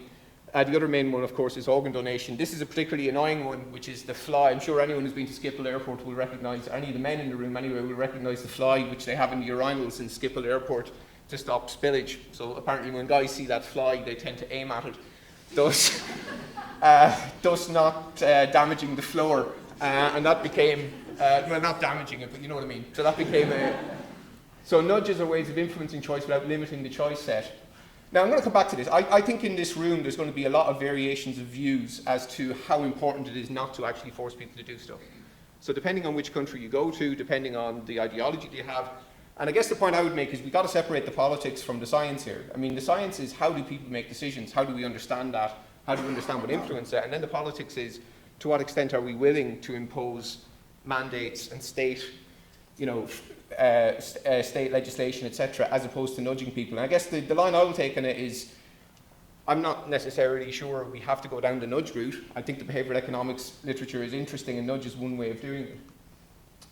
So David Cameron gave this book to each of his MPs just before he became Prime Minister. It was embraced by the Chief Civil Servant in the UK government, Gus O'Donnell, who, as you know, has the initials God. So this was literally a dictate that was coming from God. And it became, as I said, very influential in the UK. And there was this report by the Institute of Government that became a paper trying to summarise all of the different behavioural change frameworks. So those of you who know the work of people like Susan Michie in health psychology will know we could taxonomise the way you would change people's behaviour into hundreds of different ways. So there's a recent taxonomy that I think has 93 different ways of changing behaviour. And that's 93 different ways of grouping the ways you change behaviour, not just 93 different techniques. So there's literally thousands of ways of changing people's behaviour. So they tried to get it down into a way that would shape the debate, and they produced this document on different ways of influencing behaviour. So, and I think it's actually, I'd be interested to debate it with different people, but I think they did an okay job. The acronym is slightly Orwellian, but it's a pretty decent way of saying, well, if you wanted to change behaviour, let's have a look at who's the messenger, so who's actually giving the message to people, what type of incentives are you using to change people's behaviour, what are the norms that are operant, what default options, so what would happen if a person didn't do anything, how salient is different information at the point of choice, what type of things are people being primed with, and what type of emotions are being stimulated by different types of decisions and so on. And then we spoke a lot in the context of medical adherence about commitment, like how do you get people to commit to a course of action? What are the ways that you can time the pain versus the gain? And then how do you get people's ego involved in it? And this has stimulated this big agenda in the UK. So a number of my former students work for this thing called the Behavioural Insights team, which is christened the Nudge Unit, that are currently doing something like 140 trials across all different aspects of British public policy, looking at changing default options, giving people social norms information, and so on and so forth. And I think some of it is basically health psychology and social psychology rechristened. Some of it is behavioural economics, but I think actually what's emerging is a nice sort of mix between a lot of these literatures, and I think it's a very interesting agenda. And as I said, nudges are tools, and libertarian paternalism is a political framework. Nudges can be used in the context of libertarian paternalist interventions, but actually I think what's happening, so even if you look at something like pension auto-enrollment, so pension auto-enrollment is often dubbed as a nudge, because the person can opt out of it. But if you look at the way it's been implemented in the UK, the company can't opt out of it. So I mean, you can get arrested in the UK if you don't opt your workers into a pension. So this idea between, this hard distinction between state intervention and non-state intervention and mandates versus non-mandates is probably a bit illusory anyway. It's kind of hard to think of things that don't involve some element of compulsion. And actually what a lot of nudges are becoming are really ways of kind of turbo boosting things like taxation. So for example, what you call taxes often seems to matter in terms of behavioural effects. How you make different types of laws salient to people can matter. So Sunstein's talked a lot about the expressive function of legislation. So often, and we see it with things like the plastic bag tax, or we see it with other things like the smoking ban. We have these legislations that influence people's behaviour through force, effectively saying you can't do this or else you'll be arrested. But you also see that something else is happening when you do stuff like that, because it's communicating norms to people, it's changing the way people think about things and so on. So something like the plastic bag tax probably did have an effect because we don't want to pay the money, but it's also having an effect because it's making us think about, should I be wasting plastic and so on. So I think some of these distinctions between forcing people and influencing people are often a little, more blurry than they appear. And actually, sorry, that's a very messy slide, but for those of you who are interested in all the ways of taxonomizing behavioral change interventions, so health psychologists will be familiar with this. The way to think about nudges is they're basically, Sunstein and Thaler would more or less think of them as sort of non-legislative, non-fiscal measures. Whereas I kind of think that, effectively you could nudge on top of regulation and fiscal measures also. So there's an element to which even fiscal measures or hard regulation has to be rolled out in a way that will influence people's behaviour. But I do think it's worth saying that there are some people who are arguing that this is basically a substitute for this. And there was a House of Lords commission not so long ago. A House of Lords do some very interesting things. And one interesting thing they did was they reviewed all the behavioural change work and kind of came to the conclusion that if people were seeing nudges as a substitute for regulation and taxation, then that was not, there was certainly not enough evidence, and I would agree with them. There's not enough evidence at this stage that you could use one as a substitute for the other, and I don't think it's really what's happening in the UK. It may be more so in the US for different reasons. So as I said, there's been a lot of interesting developments. So Barack Obama has just recently issued an executive order arguing that, or deeming that basically behavioural insights be used in all aspects of federal policy throughout the US. Now, federal executive orders are pretty important things in the US. I think that will have a massive effect on the body of literature that's going to emerge in this area. As I said, we've had the behavioural insights theme in the UK. There's now versions of it in the White House in Australia. So there's been a kind of a bourgeoising of this literature.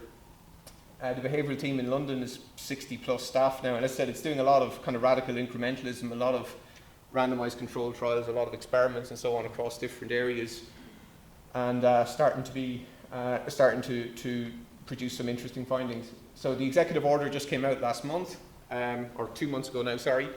So it looks very much in the spirit of what people like Sunstein have been arguing, that behavioural insights should be used across all area of public policy. I mean, if you look at Irish healthcare, I mean, just take the entire system and look at the complexity of it, look at every single piece of legislation, every single decision that people are making. I think what this spirit of this would say, well, let's actually go in and see from the point of view of the people making the decisions, what are they seeing, what type of decisions are being made, what type of formats are there, what type of form filling goes on, what are the types of computer interfaces that people use, and so on.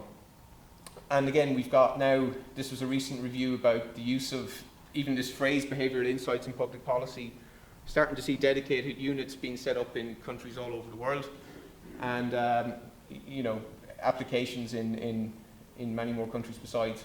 I think the phrase behavioural science, so I kind of addressed this to my academic colleagues in the sense that there is an element of a turf war.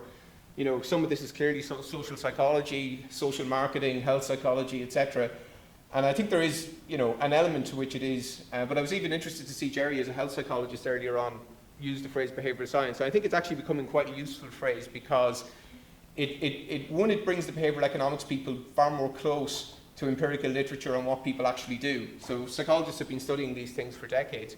But I think from the psychological side, I mean, for those of us that are interested in valuing medications or utility models in economics and understand the importance of them, I think connecting psychology into that world has a lot of benefits for both sides as well. So I think the behavioural science is basically a way of trying to package all this stuff together and look at, how do people make decisions, but then also look at, well, what's the implications for valuing drugs, what's the implications for healthcare allocation decisions, and what's the optimal mix of price and non-price interventions and so on. I said the talk earlier on where you're looking at econometric models to evaluate the effectiveness of policy. I don't think it is just a one-way traffic from psychology to economics, and I probably would say that as an economist. I think there's a real benefit between the different types of disciplines interacting here, and it's moving towards a model where you're getting the sort of analytical, evaluative power of economics combined with a much more realistic view of how people make decisions that come out of psychology.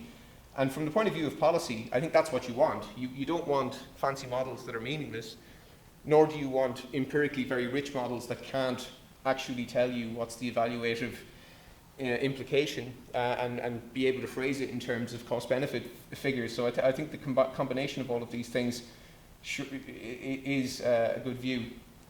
So as I said, this distinction between soft and hard interventions in psychological instruments is something that comes up quite a lot.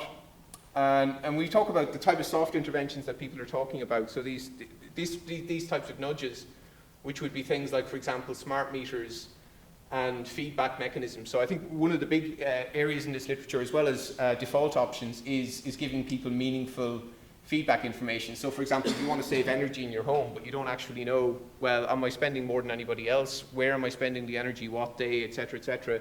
So things like smart meters and smart meters that allow you to compare yourself to other people, compare yourself to your neighbours. So giving people like relevant comparisons, easy mechanisms that they can judge themselves on, and so on.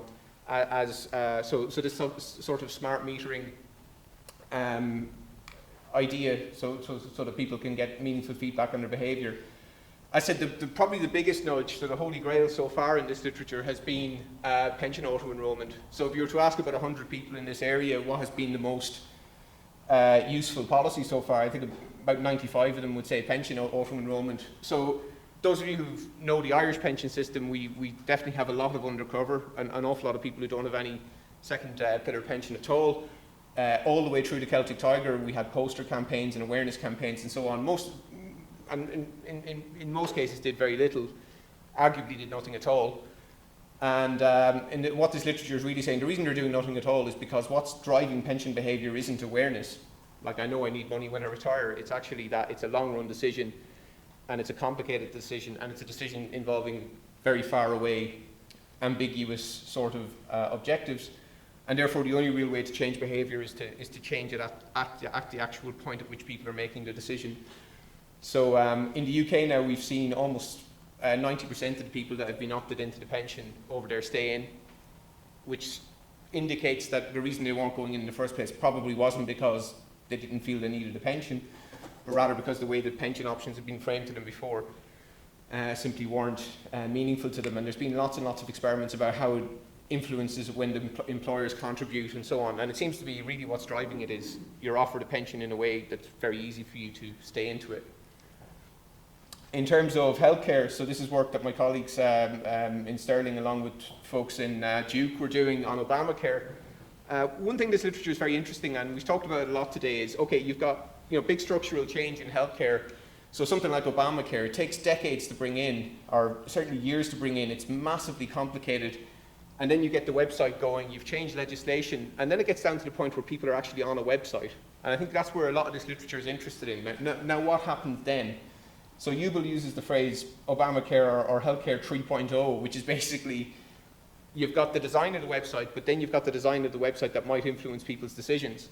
So this was a thing they had in the New England Journal of Medicine, pointing out that one of the flaws with the health insurance exchanges was they were actually labelling these things as metals. And you would be right, or you would be justified in thinking that bronze must be worse than silver, must be worse than gold. In actuality, all of these labels referred to was the cost of it and what cover you would get in the event of you being ill. But that's a very different thing from saying it's the most suitable to you. And when you actually, so they were doing some experiments when you change the labels around, and actually just the effects of the labels themselves were having impacts on people's behaviour. I think that's a theme in the literature. There's these subtle aspects of labelling and so on that can have impacts on behaviour. And this is a really last mile issue, because if you think of everything that went into getting Obamacare off the ground, and then you're at that stage where now it's down to things like this can make a big difference. So as I said, this is Sunstein is fond of quoting this himself. So there is a big debate on it, and the debate comes from two sides actually. The debate comes from people who think nudge is a distraction from what we actually need to do.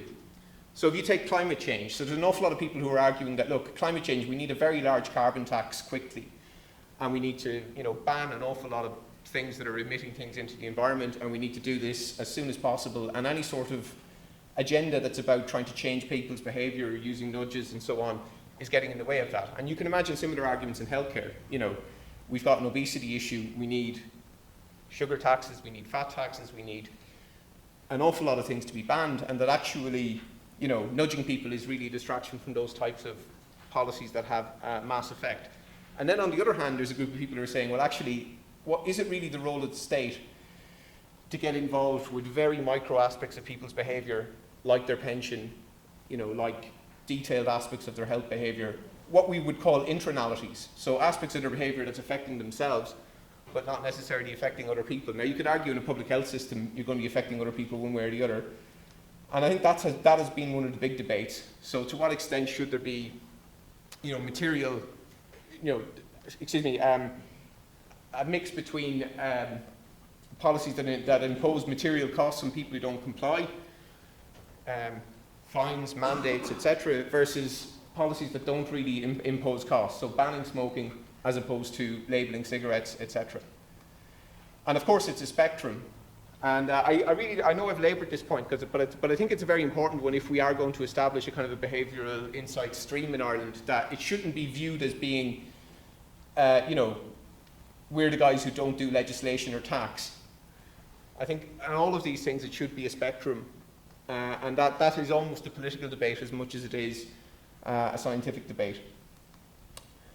Having said that, the people who argue that we should nudge more than mandates would make the case that a lot of nudges are low cost and they don't force people to do things. And in the case of pension auto-enrolment, I think it was a very good point that forcing people to take out a pension may end up with a group of people who genuinely are better off not taking out a pension at a particular point in time. So for example, if they're paying down very expensive debt, it might be better for them to stay out of a pension for a while until they've done that. And in some cases, the policymaker may not know which group that people are, which group of people would get those benefits. So allowing people choice. And then the arguments against, as I said, come from both sides. They come from the side of people who say, well, we shouldn't really be intervening with people at that level at all, versus others who are saying, well, we shouldn't be intervening with people in such a weak way. If we're going to make an intervention, go in and make it in a hard way. And it actually, in some sense, large companies have a big vested interest in if they know they're going to be regulated away from a profitable form of activity, it can be in their interest to say, well, actually, let's do education or something like that we know isn't going to be that effective, as opposed to a mandate. Okay, so just in the context of treatment adherence, I think it's a really interesting area because we have a lot of traditional models of health economics that look at how people make decisions, how they value their health, and I'm probably maybe a little caustic about some of those models. I think they're very useful, 5 minutes yet. I think they're very useful frameworks for thinking. I guess where I become caustic about them is when they're actually thought of as descriptive accounts of how people make decisions. I think there's an awful lot of value in these models, and actually I'm very much with people like Daniel McFadden who say really what behavioural economics is about is adapting these to make them more realistic rather than fundamentally throwing them out. But we know in a rational economic model, people should adhere if the costs of doing so are less than the benefits. They may discount the future, perfectly rational to discount the future if you wish. They may have different risk tolerance, but I think what we're learning is there's all sorts of other behavioural barriers that impede that. And the type of things that people have been talking about with treatment adherence, so there's now an increasing literature Jerry spoke about paying people to adhere. I guess one of the big messages from behavioural economics is not just the payment itself, it's how it's framed, the salience of the payment, whether it's a lottery or whether it's a straight payment. There's even been some work looking at whether you give people a bonus as opposed to you give them some benefit that might be taken from them if they don't adhere. There's now an increased information about what's called enhanced disclosure, which is that basically our traditional model, and we're particularly seeing this in financial regulation, where you just give people lots of information, is effectively shown to be pointless. You give people information, it's only relevant if it hits them in a way that influences their decision. People like Peter Jubel have talked about not just how complicated the patients find a lot of these decisions, but rather how complicated some of the providers find some of these decisions. So there's an increasing literature about complexity as it hits practitioners, and in particular as it hits the practitioner-patient interaction. And Jubel's book is a really interesting one in terms of what some of the behavioural literature has been thinking about in that. There's been some studies recently in the UK on reminding people about the cost of adherence, particularly in free at point of use systems where the price is not very salient. There's some evidence that has been working. As we saw earlier, quite a lot of literature now looking at the use of sensors, alarms, text messages and so on. So one of the big concepts in the recent literature is this idea of personalised nudging, which is if I give people a reminder or if I give people some sort of a nudge, it seems to have a much bigger effect if it's their name and if it's coming from somebody that they know. And there's been quite a lot of studies starting to do this. I absolutely agree with what Jerry says, and particularly in the Irish context, that a lot of this literature is still quite diffuse. We're not really at the stage where you're going to see detailed Cochrane reviews. And I actually think in the Irish case it's worth talking about some sort of registry for these types of trials in the same way you would in clinical trials. But I think at the moment it's spread across a lot of different platforms. So I said personalised nudging, the use of apps, etc. And it's way too big in the minute I've left, but I think the implications for valuing medication is something that a lot of us are interested in the room, because to the extent that these interventions improve outcomes and they improve people's use of different types of medical treatments, I think it has a very interesting implication for our traditional way of thinking about utility and intervention. So as I said, this book by Jubel I'd certainly recommend for the practitioners in the room. So Jubel's both a doctor and a social scientist, and it's become one of the closest at really bridging these literatures in a way that, you know, for people that are actually dealing with, unlike me, who deals mostly with students rather than patients, but if you're dealing with patients on a regular basis, I think he's always been a very lucid articulator of this agenda. So I'll just come to the conclusion. I think this is a very interesting area at the intersection of economic psychology and a broad range of policy. I think it does have implications for pretty much every aspect of our society, and we were already starting to see things like pension auto-enrollment systems being brought in, literally hundreds of trials being done across all areas of healthcare system, increasing use of randomized trials in social science policy type arenas. I think the broad term behavioural science is probably a better one than behavioural economics, even though behavioural economics makes sense for those of us who work in economics, but I think behavioural science is really about pulling a group of disciplines together. I think nudge is a very interesting idea, but I do think you have to be careful to separate nudge from behavioural science. One is the science of how people make decisions, the other is a recommendation for how you should intervene, so they're two separate things. I think there's a huge amount of discussion, which in the 25 minutes I had I can't get into, about the ethics of some of these things. I mean, we're talking about unprecedented levels of intervening in human decisions that has implications for people's autonomy, their freedom of choice and so on, in ways that people are debating a lot, and it's worth discussing that further. We set up a network on this area in Ireland. We currently have 130 something members. We meet quite regularly just to discuss the broad implications of the innovations in behavioural science for public policy. There's a lot of people from health backgrounds who are involved in it. We, for example, had Sunstein over recently and had a meet-up with him and have a conference in a few weeks. I think it's a very, very interesting area to get involved in, and I'll leave on this blog. I've basically got, if any study you thought was interesting or anything I said, and you're thinking next week, that guy said something now and I can't quite remember it, it'll probably be up on this blog somewhere. So we've got reading lists, any books that are in the area and so on. So I'll leave it there. Thank you very much.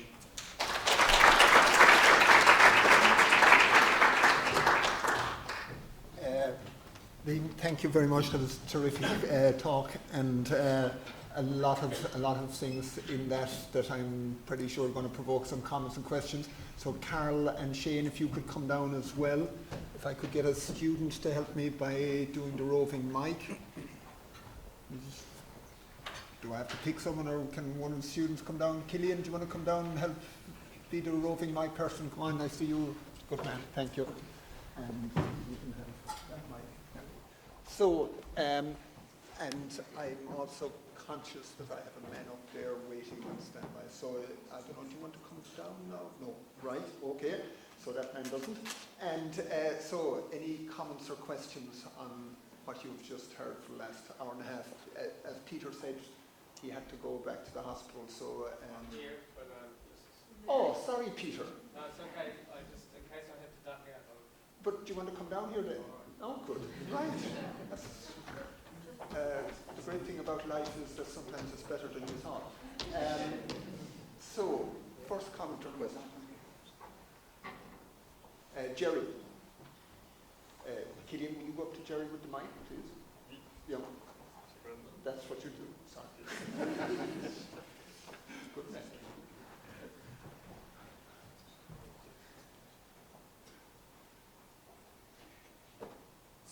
So I enjoyed all the talks, really fascinating. Thanks very much to the panel. Very thought-provoking. I suppose I have a question about what we consider to be gold standard evidence in healthcare, and it tends to be the randomized controlled trials. So to evaluate whether a pharmaceutical product works or a complex intervention, there is very much the view that there needs to be a series of randomized controlled trials to demonstrate efficacy and effectiveness. I'm just wondering about some of the technological developments, and I suppose if we could think about Tickerfit that our friend from Microsoft mentioned. The way that I suppose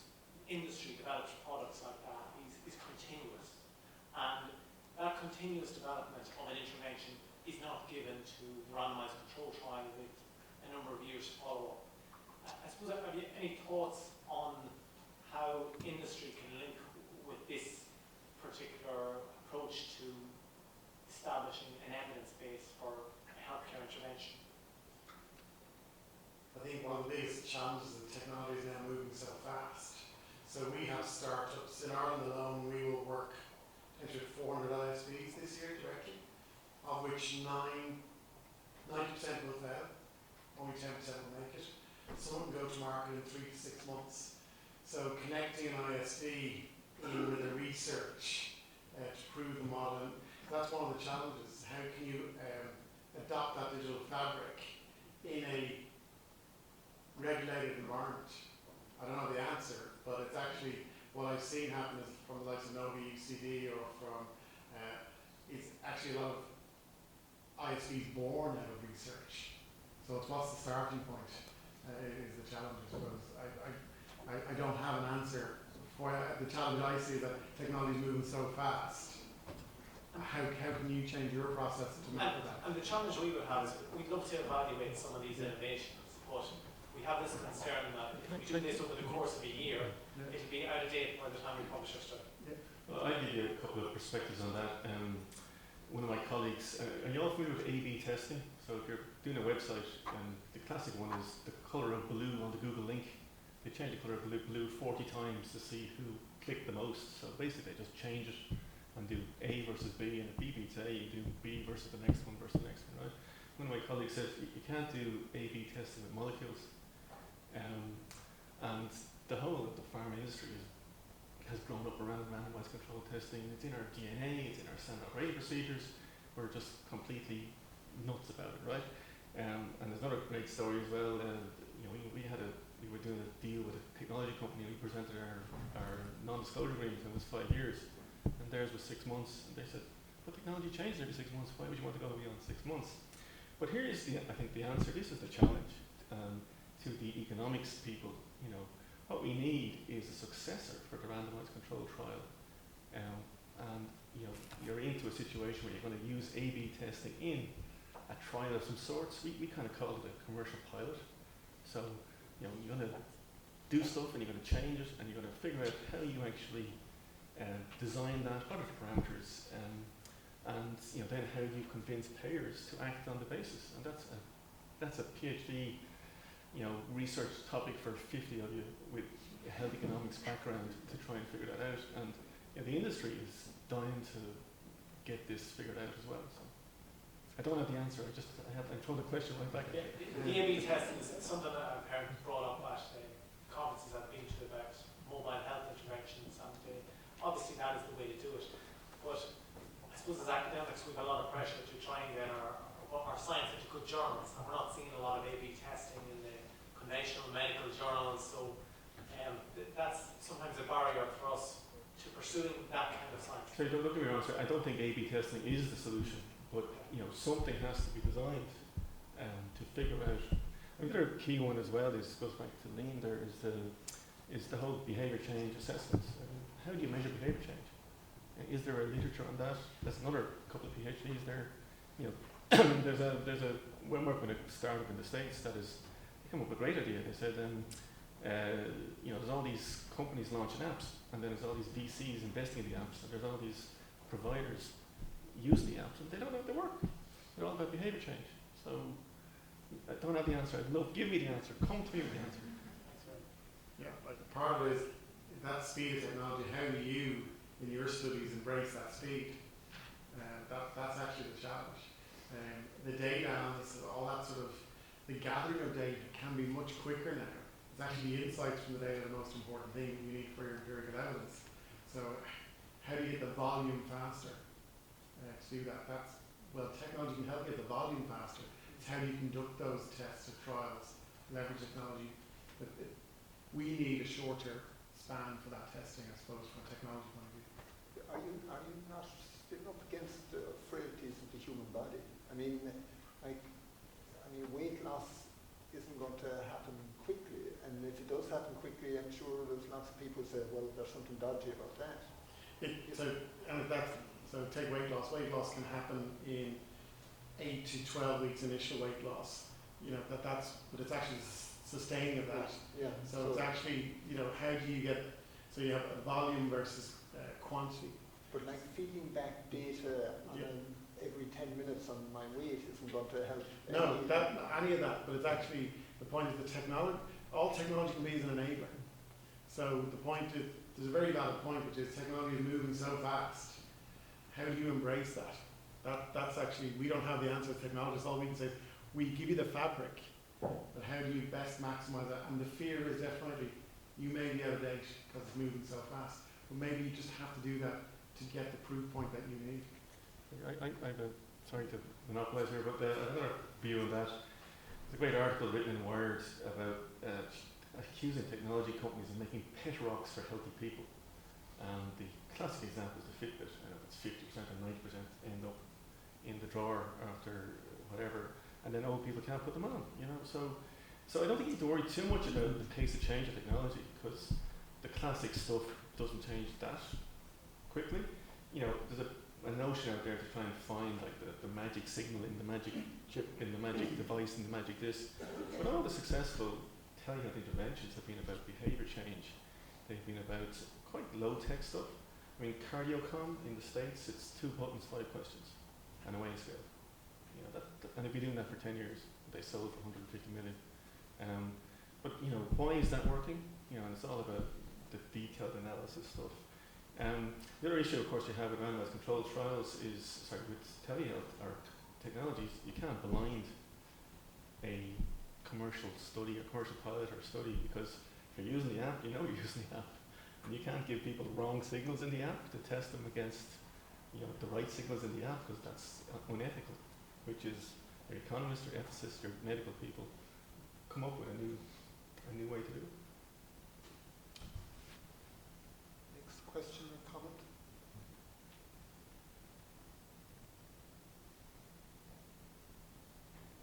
Chad?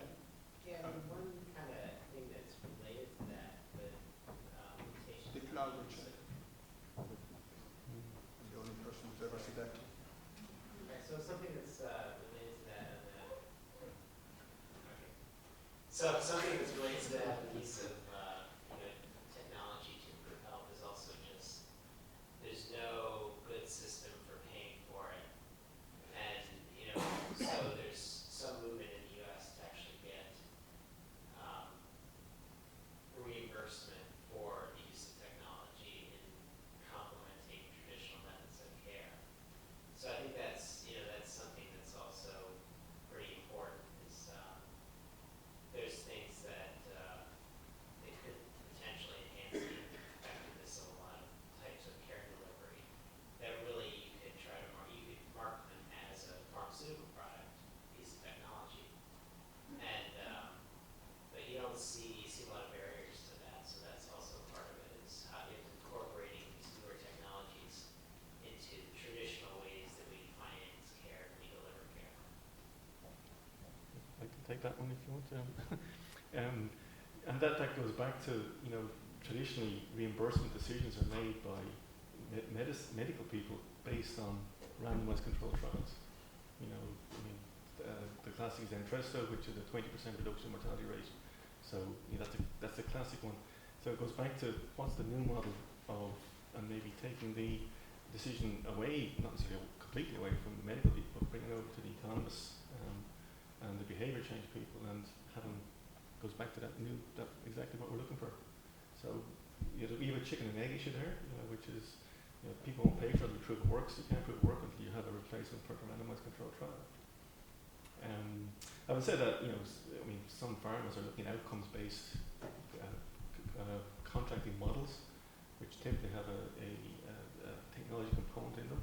I know we have a number of those underway, which the CPO guys are better able to talk about than me, but it's a problem. So what we do at Microsoft, cost of research are significant, and we do a program with our research people.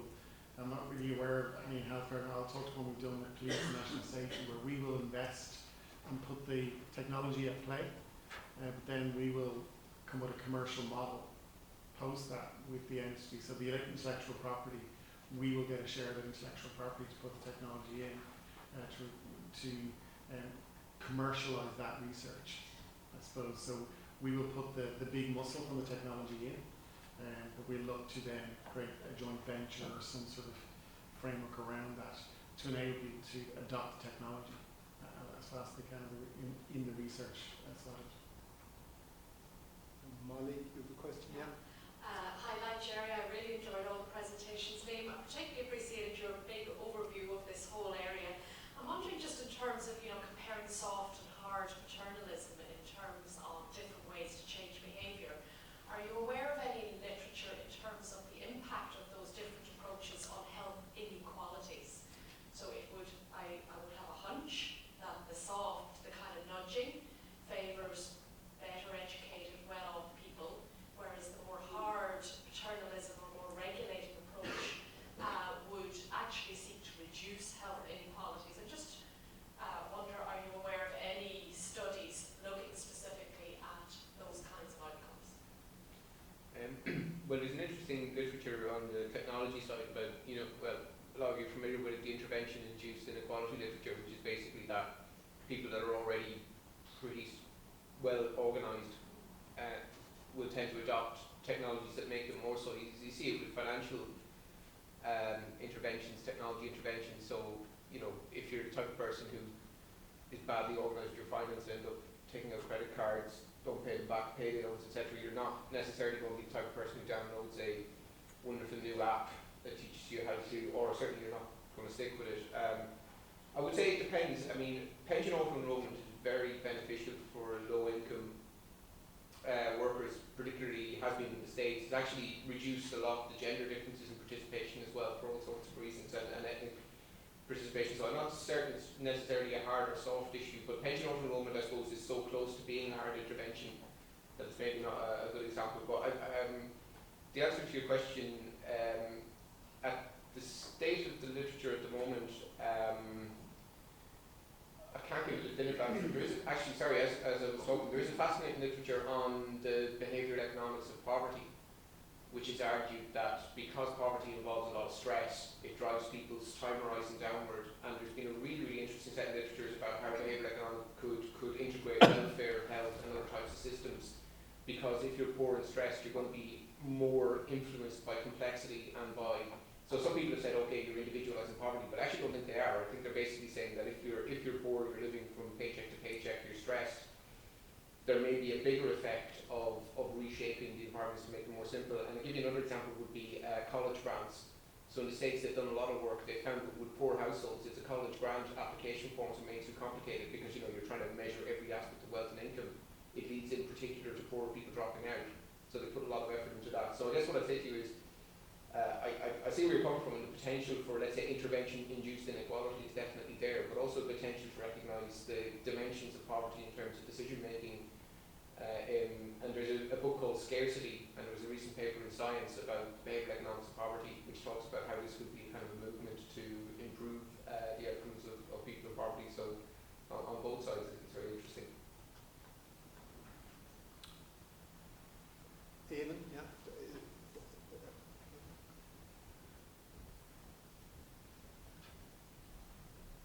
Some of you may be wondering that Eamon's name appeared on the programme, so this is his whether he was being held in reserve in terms of depending on how the day went. So those of you I'm on standby. You're on standby, but now standby. The orange light has just turned to green for you. Fire away. Well, so just wondering about sort of policymakers and the adherence in relation to sort of policy and public policy. I know there's policy implementation literature now, there's implementation science. But what happens when policymakers don't adhere to sort of objectives? Struck by, for example, for about 30 years in the aging area, there was a policy, stated policy to keep older people living at home. But policy went completely the opposite direction and put them into long-stay care. And all the incentives were to do that.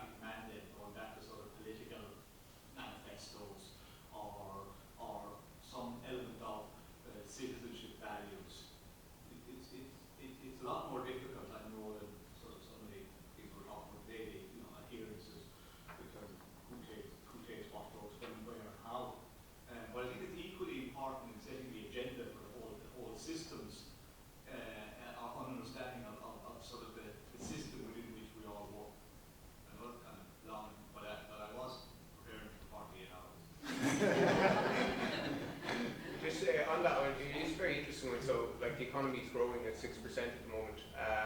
And I often think, like in the UK, the well-being agenda became quite prominent, but it became prominent when growth was flat.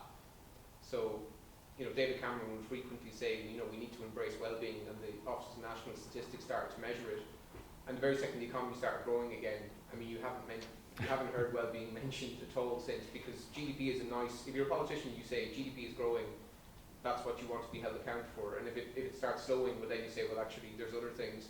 I think the question would be, like, what would a national welfare indicator look like? So we've got things like the Human Development Index, as you know, but how would you have a democratically agreed upon welfare index that took into account things like health outcomes, inequality? I think that literature is there, and actually Michael Hogan in this department, or in this university, is presenting on the work that they've been doing, looking at how that would happen. It's probably a good bit away, but if you leave out stuff like mortality outcomes, if you leave out the quality of healthcare services, all of these things out of the things that are, the headline figures in an economy, and we just use GDP as the measure, that's, effectively you leave it out of the broad discussion. So I think that's a very interesting debate. I think I'm not really sure if it's addressing 100% of the question, but are people familiar with the concept of a social impact bond? Yeah. So just to explain it, the best example is, it was actually, as I understand it, Jack Straw in the UK came up with the idea, or one of his people did, and it was originally designed to prevent reoffending by young offenders. So effectively what the government found was they couldn't make a dent in the figures, so what they said was that they would put if you reduce the reoffending rate from 30% to 20%, there's a saving to that. So they basically put it out to various third or voluntary sectors to say, you intervene, right? And the way it works is that the voluntary sector intervenes, borrows money from a social impact investor, does stuff, and then it's measured, and then if they have reduced the number, the money is paid back to the voluntary sector, then pay back the social investor. I think the best study you're probably going to be is Rikers Island. You all heard of Rikers Island if you watch New York cop shows. It's the prison in, I think, an island in New York. So they actually have reduced the reoffending rate there using this technique, and it's been evaluated and written up in various aspects of literature. But to go back to the caring for elderly people and keeping them in their home, if you're familiar with Rod Bond of Dundalk IT, he's spearheading a initiative there to apply this to keeping older people out of care homes. And the idea is we're developing an assessment questionnaire, which will give you a likelihood of going into a care home. So essentially what I want to do is run this questionnaire, intervene, and then if the interventions, which are primarily psychosocial and social interaction, if they work, then they'll claim the money back off the HSE. So I hope I haven't stolen his thunder here, but he's talking about this a lot. But I think that's a really interesting way to look at, and you talked about funding and changing the funding model. Using a kind of a social impact bond approach is something that, again, I think would be a very interesting subject for some PhD research. Sorry to giving out ideas here. Leeds and Derby in the UK did something representations based on drunkenness, and they worked between politicians or councils, healthcare, and actually understood the data from the emergency department, then did an education awareness program in the pubs where people were presenting from, so they were tracking that data to change the impact, and actually then monetize that as less money spent on health, but the trust was then put into social services and recreational facilities and stuff to keep people busier. So that's an example of spend back and investment in the social impact bond. One of the things, Eamon, I suppose that your comment makes me think about is that, when I was devising, or when I was thinking about adherence, I used to think about it at a number of different levels. One was the adherence to things that would make you better, whatever that was. Then adherence to things that would prevent you from getting worse. And then I thought, well, couldn't I go beyond health to say, what about adherence to a life ideal or a life goal? Because I'm worried sometimes that when you talk about health, talk about health, or when we talk about health, it's as if it's the only important thing. And, you know, as any kind of reasonably trained economist would say, well, no, you trade off health against other stuff, you know. There's lots of things that you might be willing to say, I give up a little of this, even if it means poor health. But then I thought another strand of thought also was the question of adherence at a policy level to policy objectives, and thinking, you know, I mean, you're not much longer in health economics than I am, but you know, this question that the elephant in the room, there's a number of elephants in the room, but one of them is health inequalities, and you know, that we kind of merrily go along. I mean, adherence is very much kind of, well, what can the individual do? Well, can we nudge him here, or push her there, or, you know, pat her on the back somewhere else for improving things? But, you know, there's also the question of, you know, that buys into this model that, you know, a kind of an individualized approach to health, which, you know, in one sense you can't argue, because, you know, health is produced individually as well as socially. But it worries me that you know, so much of our focus in health economics is about the individual, and so little of it is about these, you know, shocking differences in health outcomes. I saw something in, but I mean, I know we have the best health economists in the room today in Ireland, but there is another reasonably good health economist and another room in Ireland, a guy called Angus Deaton. He won a Nobel Prize a few weeks ago. But I just saw yesterday a report on a paper that he's just published, I think in Science with Anne Case, that says that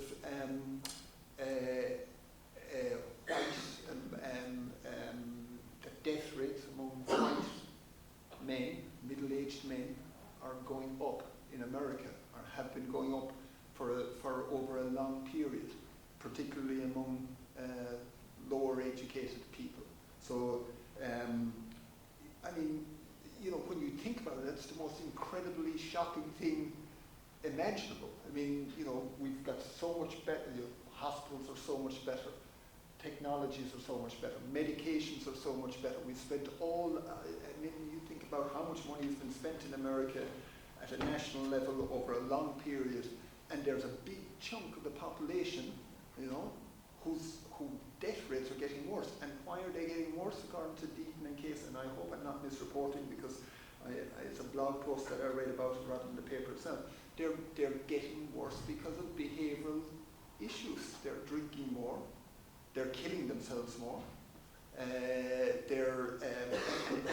that's the great conundrum, that the things that are making social inequalities worse are often things that are due to behaviour. And, you know, how do you square, I wouldn't even call it a circle, it's so bloody convoluted, but how do you square that kind of paradox that you're getting these socially these collectively worse outcomes as a result of massive differences in individual behaviour? I mean, you know, America is a fantastic place because you can see it's so apparent, the inequalities. I mean, you go around America, and I'm only picking on America just because maybe it's different, but go around America, go into a town in Alabama and find the green grocer. You won't, you know, and look at people as they walk around, you know, and see their health. And that's a bit of a rant. Sorry. Do you want to come back in any of that here? Well, just to say, just maybe to go back a little bit to the, I suppose, thing that I feel in terms of what we measure and the measurable things that we measure. And again, it's the area we're working at the moment is trying to understand the notion of, in dementia, the notion of an outcome of personhood, or an outcome of self-identity. We call it an impairment, as to how that to incorporate that in quality, and qualities have been used to measure gains in dementia. But it's almost a step further than that. It's the philosophical underpinning of a system that chooses the outcomes and impacts on both the regulators and the practitioners as to value particular outcomes, and therefore the process which lies behind that, or the dispensing mechanisms or the drugs used or the approaches used, are in a sense guided by some sort of framework or understanding. And it may be, I'm stepping back a few layers now in terms of maybe cultural interpretations of what's acceptable or not acceptable, including inequality. I mean, it's been known now for a good many years, not only here but in the UK particularly, in terms of inequalities and sort of work here over the last number of years, that there are strong, enduring differentials, mortality differentials across social classes that would be impacted upon by absolute income increases, would be impacted upon by reductions in inequality, and therefore these are choices that are more complex and more difficult to make than than adherence in other areas. That's all I'm saying really. I'm not disputing. I think there's interesting subplots going on in the whole sort of health production model, as you said there, in terms of individual behavior, sort of own behavior versus structure or society or other forces acting on that. That's all really all I'm saying, is that when you think of health and health production, I think it's not possible all the time to avoid the complexity and the influences that are on particular decision making, and particularly for vulnerable groups in terms of their decision making.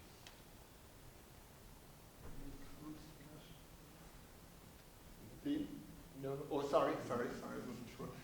Any other questions?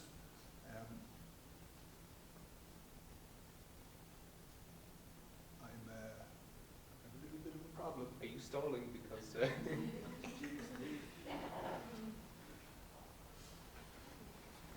That was very subtly done by Brendan. Thank you. I could just ask Liam, do you think there's much appetite for a behavioural insights unit or whatever in Ireland? I guess culturally the idea of something like that is more or less acceptable in certain countries.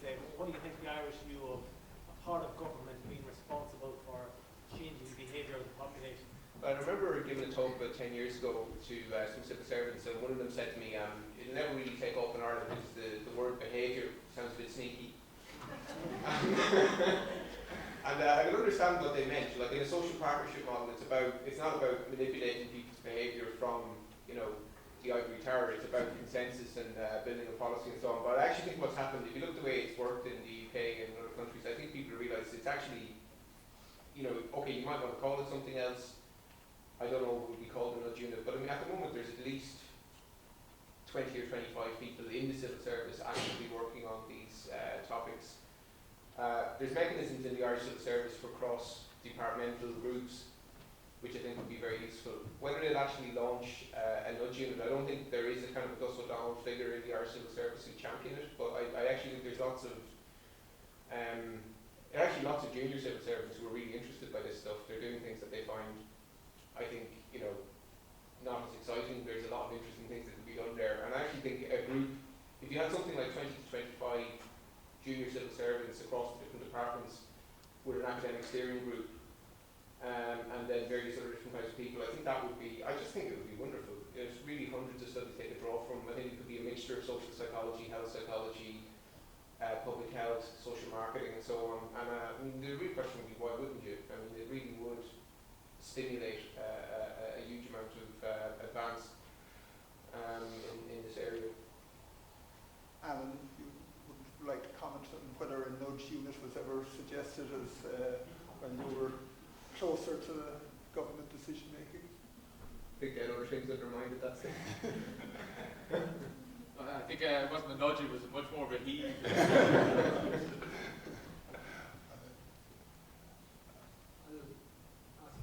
Thank you. Just 1 second. Make it slow. The last conference I was here was a fantastic event about 3 weeks ago on mindfulness. and very important lesson, which is never go fast when you can go slow. Thank you. Just in relation to the topic, is there papers out there to kind of say that patients get access to their electronic record, well, probably not in electronic form at the moment, but their health records, and if they can be information within that, can we summarise some way to improve health outcomes in the future? So, for example, a patient might discover by looking back over their history that every year I get sick in December as a result because I didn't get my flu shot that year, or little nuances within that health record that can be drawn out by new developments by making it electronic and spit out that type of information. Is there any kind of where is that space going? Is there any kind of developments in it? And is there any papers to show that evidence of that? I can give you there's two thoughts there. One is there's various startups out there looking to do a personal health record, and of course one of the big issues is privacy. And do you want to put your sexually transmitted disease into your personal health record that's on your phone, that's only sealed or whatever? That's just a general point, but I think probably what's more interesting is the whole area of DNA testing. It's not just whether you get a cold in December, it's whether you're going to get cancer or not. And all the behavioural and economic and sociological and counselling aspects of that. So I was at an event, the Rock Health event in San Francisco, and I forgot his name, the guy who's doing the $250 genetic test, and he gave his own story, which was that he reckoned he had a 97% chance of getting skin cancer, and there's loads of, if you think about it, moral questions here, but one of the points he made, which never occurred to me, was he trained himself to spot the signs, and he spotted something, and he went in and had it whipped off in a day visit or an hour's visit, whereas if he hadn't done the test and hadn't trained himself to spot the signs, he could have gone much deeper, he could have been in hospital for 3 weeks or 6 weeks, or could have died. And if you look at the economic side of that, is there a benefit, given that example of DNA testing where you can actually avoid stuff by doing DNA testing? But then the other side of that then is maybe denied coverage because you're going to get cancer. So that's we need the last word. That's right, yeah, just on that particular topic, so the Future Energy Programme would have done a Future Energy did a lot of research in terms of if you create, so people are aware of the data, but also if they're sharing that and they're actually working as a group, they will change behaviour back to the behaviour change. But if it's electronically available and they're monitoring and getting prompted, yes, it takes 12 weeks to change a habit, but the level of success rate of electronic is higher. Okay, well, to thank the panel, Liam, Carl and Shane, and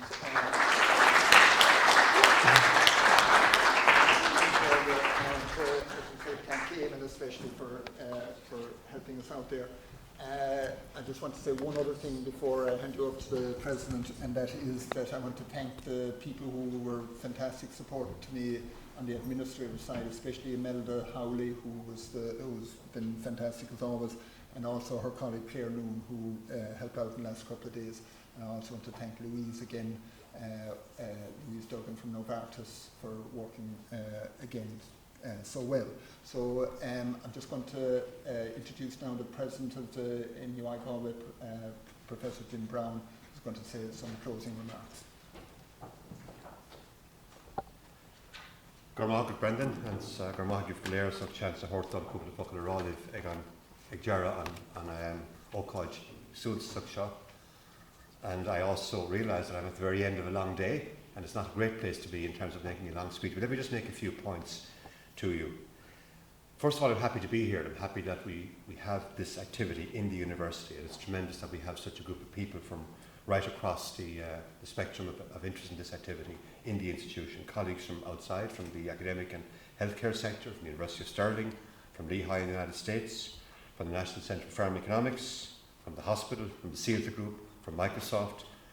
I want to also thank our sponsor, Novartis, for their tremendous support for this university over the past few years in this area. And of course, I also want to acknowledge the presence of our own staff and our own students.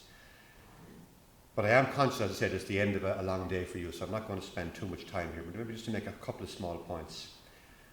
I understand this event is focused mainly on issues such as the sort of adherence to healthy behaviour from a variety of disciplines, and trying to understand how to promote that, trying to understand creating the empirical analysis to support, if you like, adherence to good behaviour, and also trying to understand how we might nudge people in that direction in terms of quality health.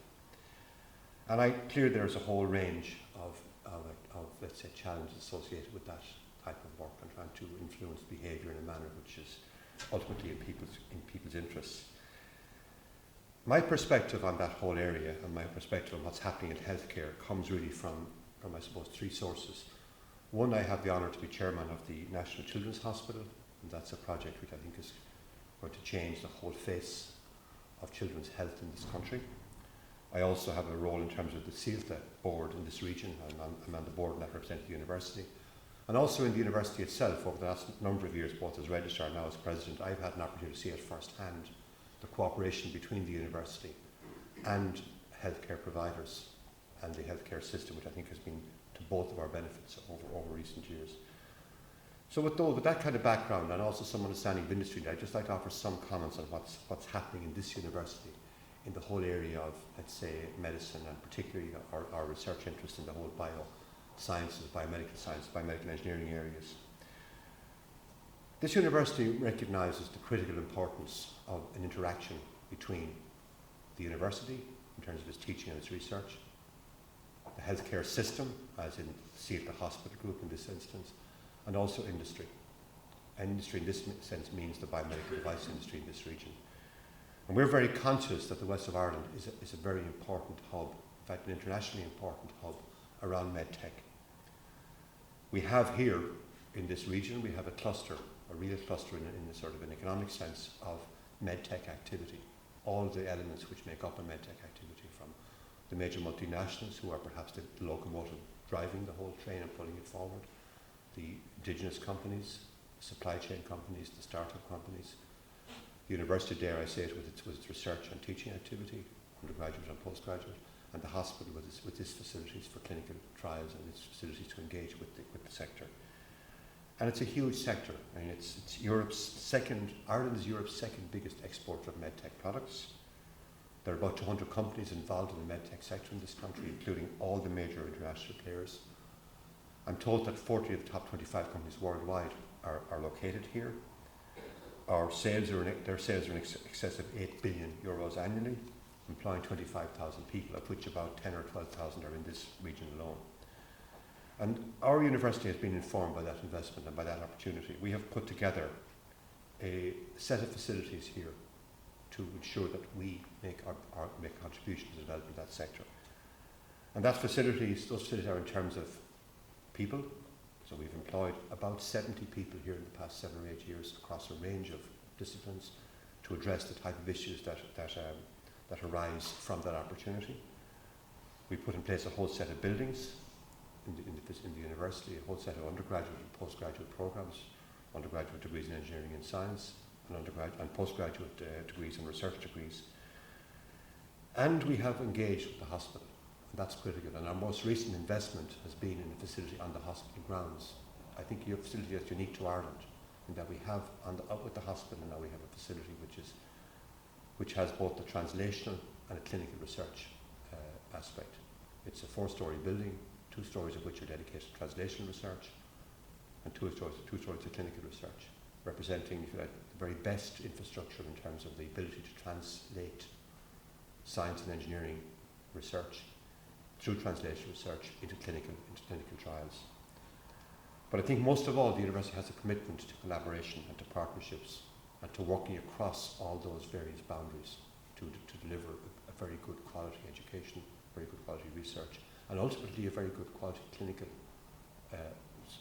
services to our patients. We also recognise that synergy of teaching, research and clinical activity ultimately is in the interest of patients, ultimately provides a better set of services and a better quality of service for our patients. Just to mention some of the buildings, right beside us here, there's a biosciences building which was built and opened 2 years ago and is now full. There's about 300 researchers, all engaged in biomedical device area, all funded by Science Foundation Ireland. That is home to Ireland's major centre for medical devices, a centre called CURAM. And those of you from Ireland will know that CURAM is the Irish word for care. That centre involves a grant of 42 million euros between industry and the state to advance medical technology. And the fact that it's full, after being open 1.5 years, I think speaks hugely for the success it has had in attracting funding from external, because all that activity depends on external funding, whether it's from SFI or whether it's from European sources. We also have here a centre for cell manufacturing, so-called cell manufacturing facility. That facility is there. It's approved by the Irish Medicines Board, as was. I've forgotten the new name for the Irish Medicines Board. Maybe you want to tell me? Yes, anyway, you know better than I do, and you know what I'm talking about. But that centre, that facility is approved for the what's so-called manufacture of stem cells. So that facility, we can take stem cells from patients in the hospital, bring them over, grow them up, and then put them back in. And that's a facility which is unique in this country, one of very few in Europe that has that capacity, and gives us the potential to get involved in major European projects. And there's been great success because we've had 6 major Horizon projects in the past 12 months using that facility to engage in research and clinical trials. I mentioned the facility on the hospital grounds. That's there, and it's a fine facility, and that's there partly to the generosity of Ronan Lamb, the founder of ICON, who's been a very generous donor to that work. We've also importantly recognised the value of having economists who can help us to translate these potential developments into clinical applications, because we realise that the huge challenge that there is these days to health budgets, and we realise the huge challenge there is to understand the sort of cost benefit of new developments. I think we were the first university in the country to create a chair in that space through Kieran O'Neill, and we have built around him and around other colleagues, Emma O'Shea and Brendan and so on, a team of people now who are actively engaged in trying to understand the issues around translating scientific and engineering developments through clinical trials into economically viable health applications. And that, I think, is a welcome development here. That really speaks to our commitment right across the institution. And as a university which is on a single site, with the hospital right beside us, with the relatively, I would say, well-organised staff internally through well-organised schools, we have the capacity to work across disciplines. We have the capacity to bring engineers and scientists and clinicians and economists together. We have the capacity to really have them work together in a way that results, I think, in a very coherent and a very synergistic approach to this whole huge issue of developing new devices and then making them, if you like, understanding what their likely impact is and what their benefits are, and making them economically viable. So I suppose what I'm saying is that the university is committed to this space. The university is very proud of the work that we're doing in this space, and we're very proud of the fact that it cuts across all these disciplines, and it's something which is hard to achieve in the university. When it is achieved, I think it offers tremendous potential. And I'm personally very, very optimistic that over the next 10, 20 years, this university, through those initiatives, through those investments in both people, infrastructure, and importantly, creating structures which allow them to work together, I think we will make a difference. And we will, I think, contribute to the economic development of the country, obviously, but also to the development of first-class clinical care in our country. And I think that comes from the fact that we have that cooperation internally in terms of the disciplines working together, then externally in terms of partnership with the health system, but also with the private sector, with the indigenous companies, and also, of course, with the multinationals. I also think that this success has been recognised externally. I mentioned the huge grants from Science Foundation Ireland to Callaghan.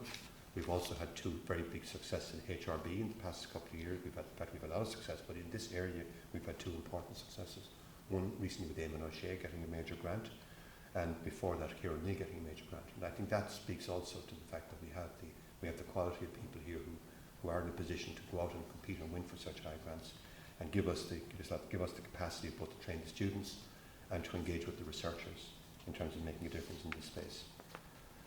So I want to, first of all, congratulate the group in the university, Brendan obviously, Eamon, Kieran and their colleagues for doing a tremendous job in terms of putting this activity together, for creating it over the past number of years. I want to wish them every success into the future.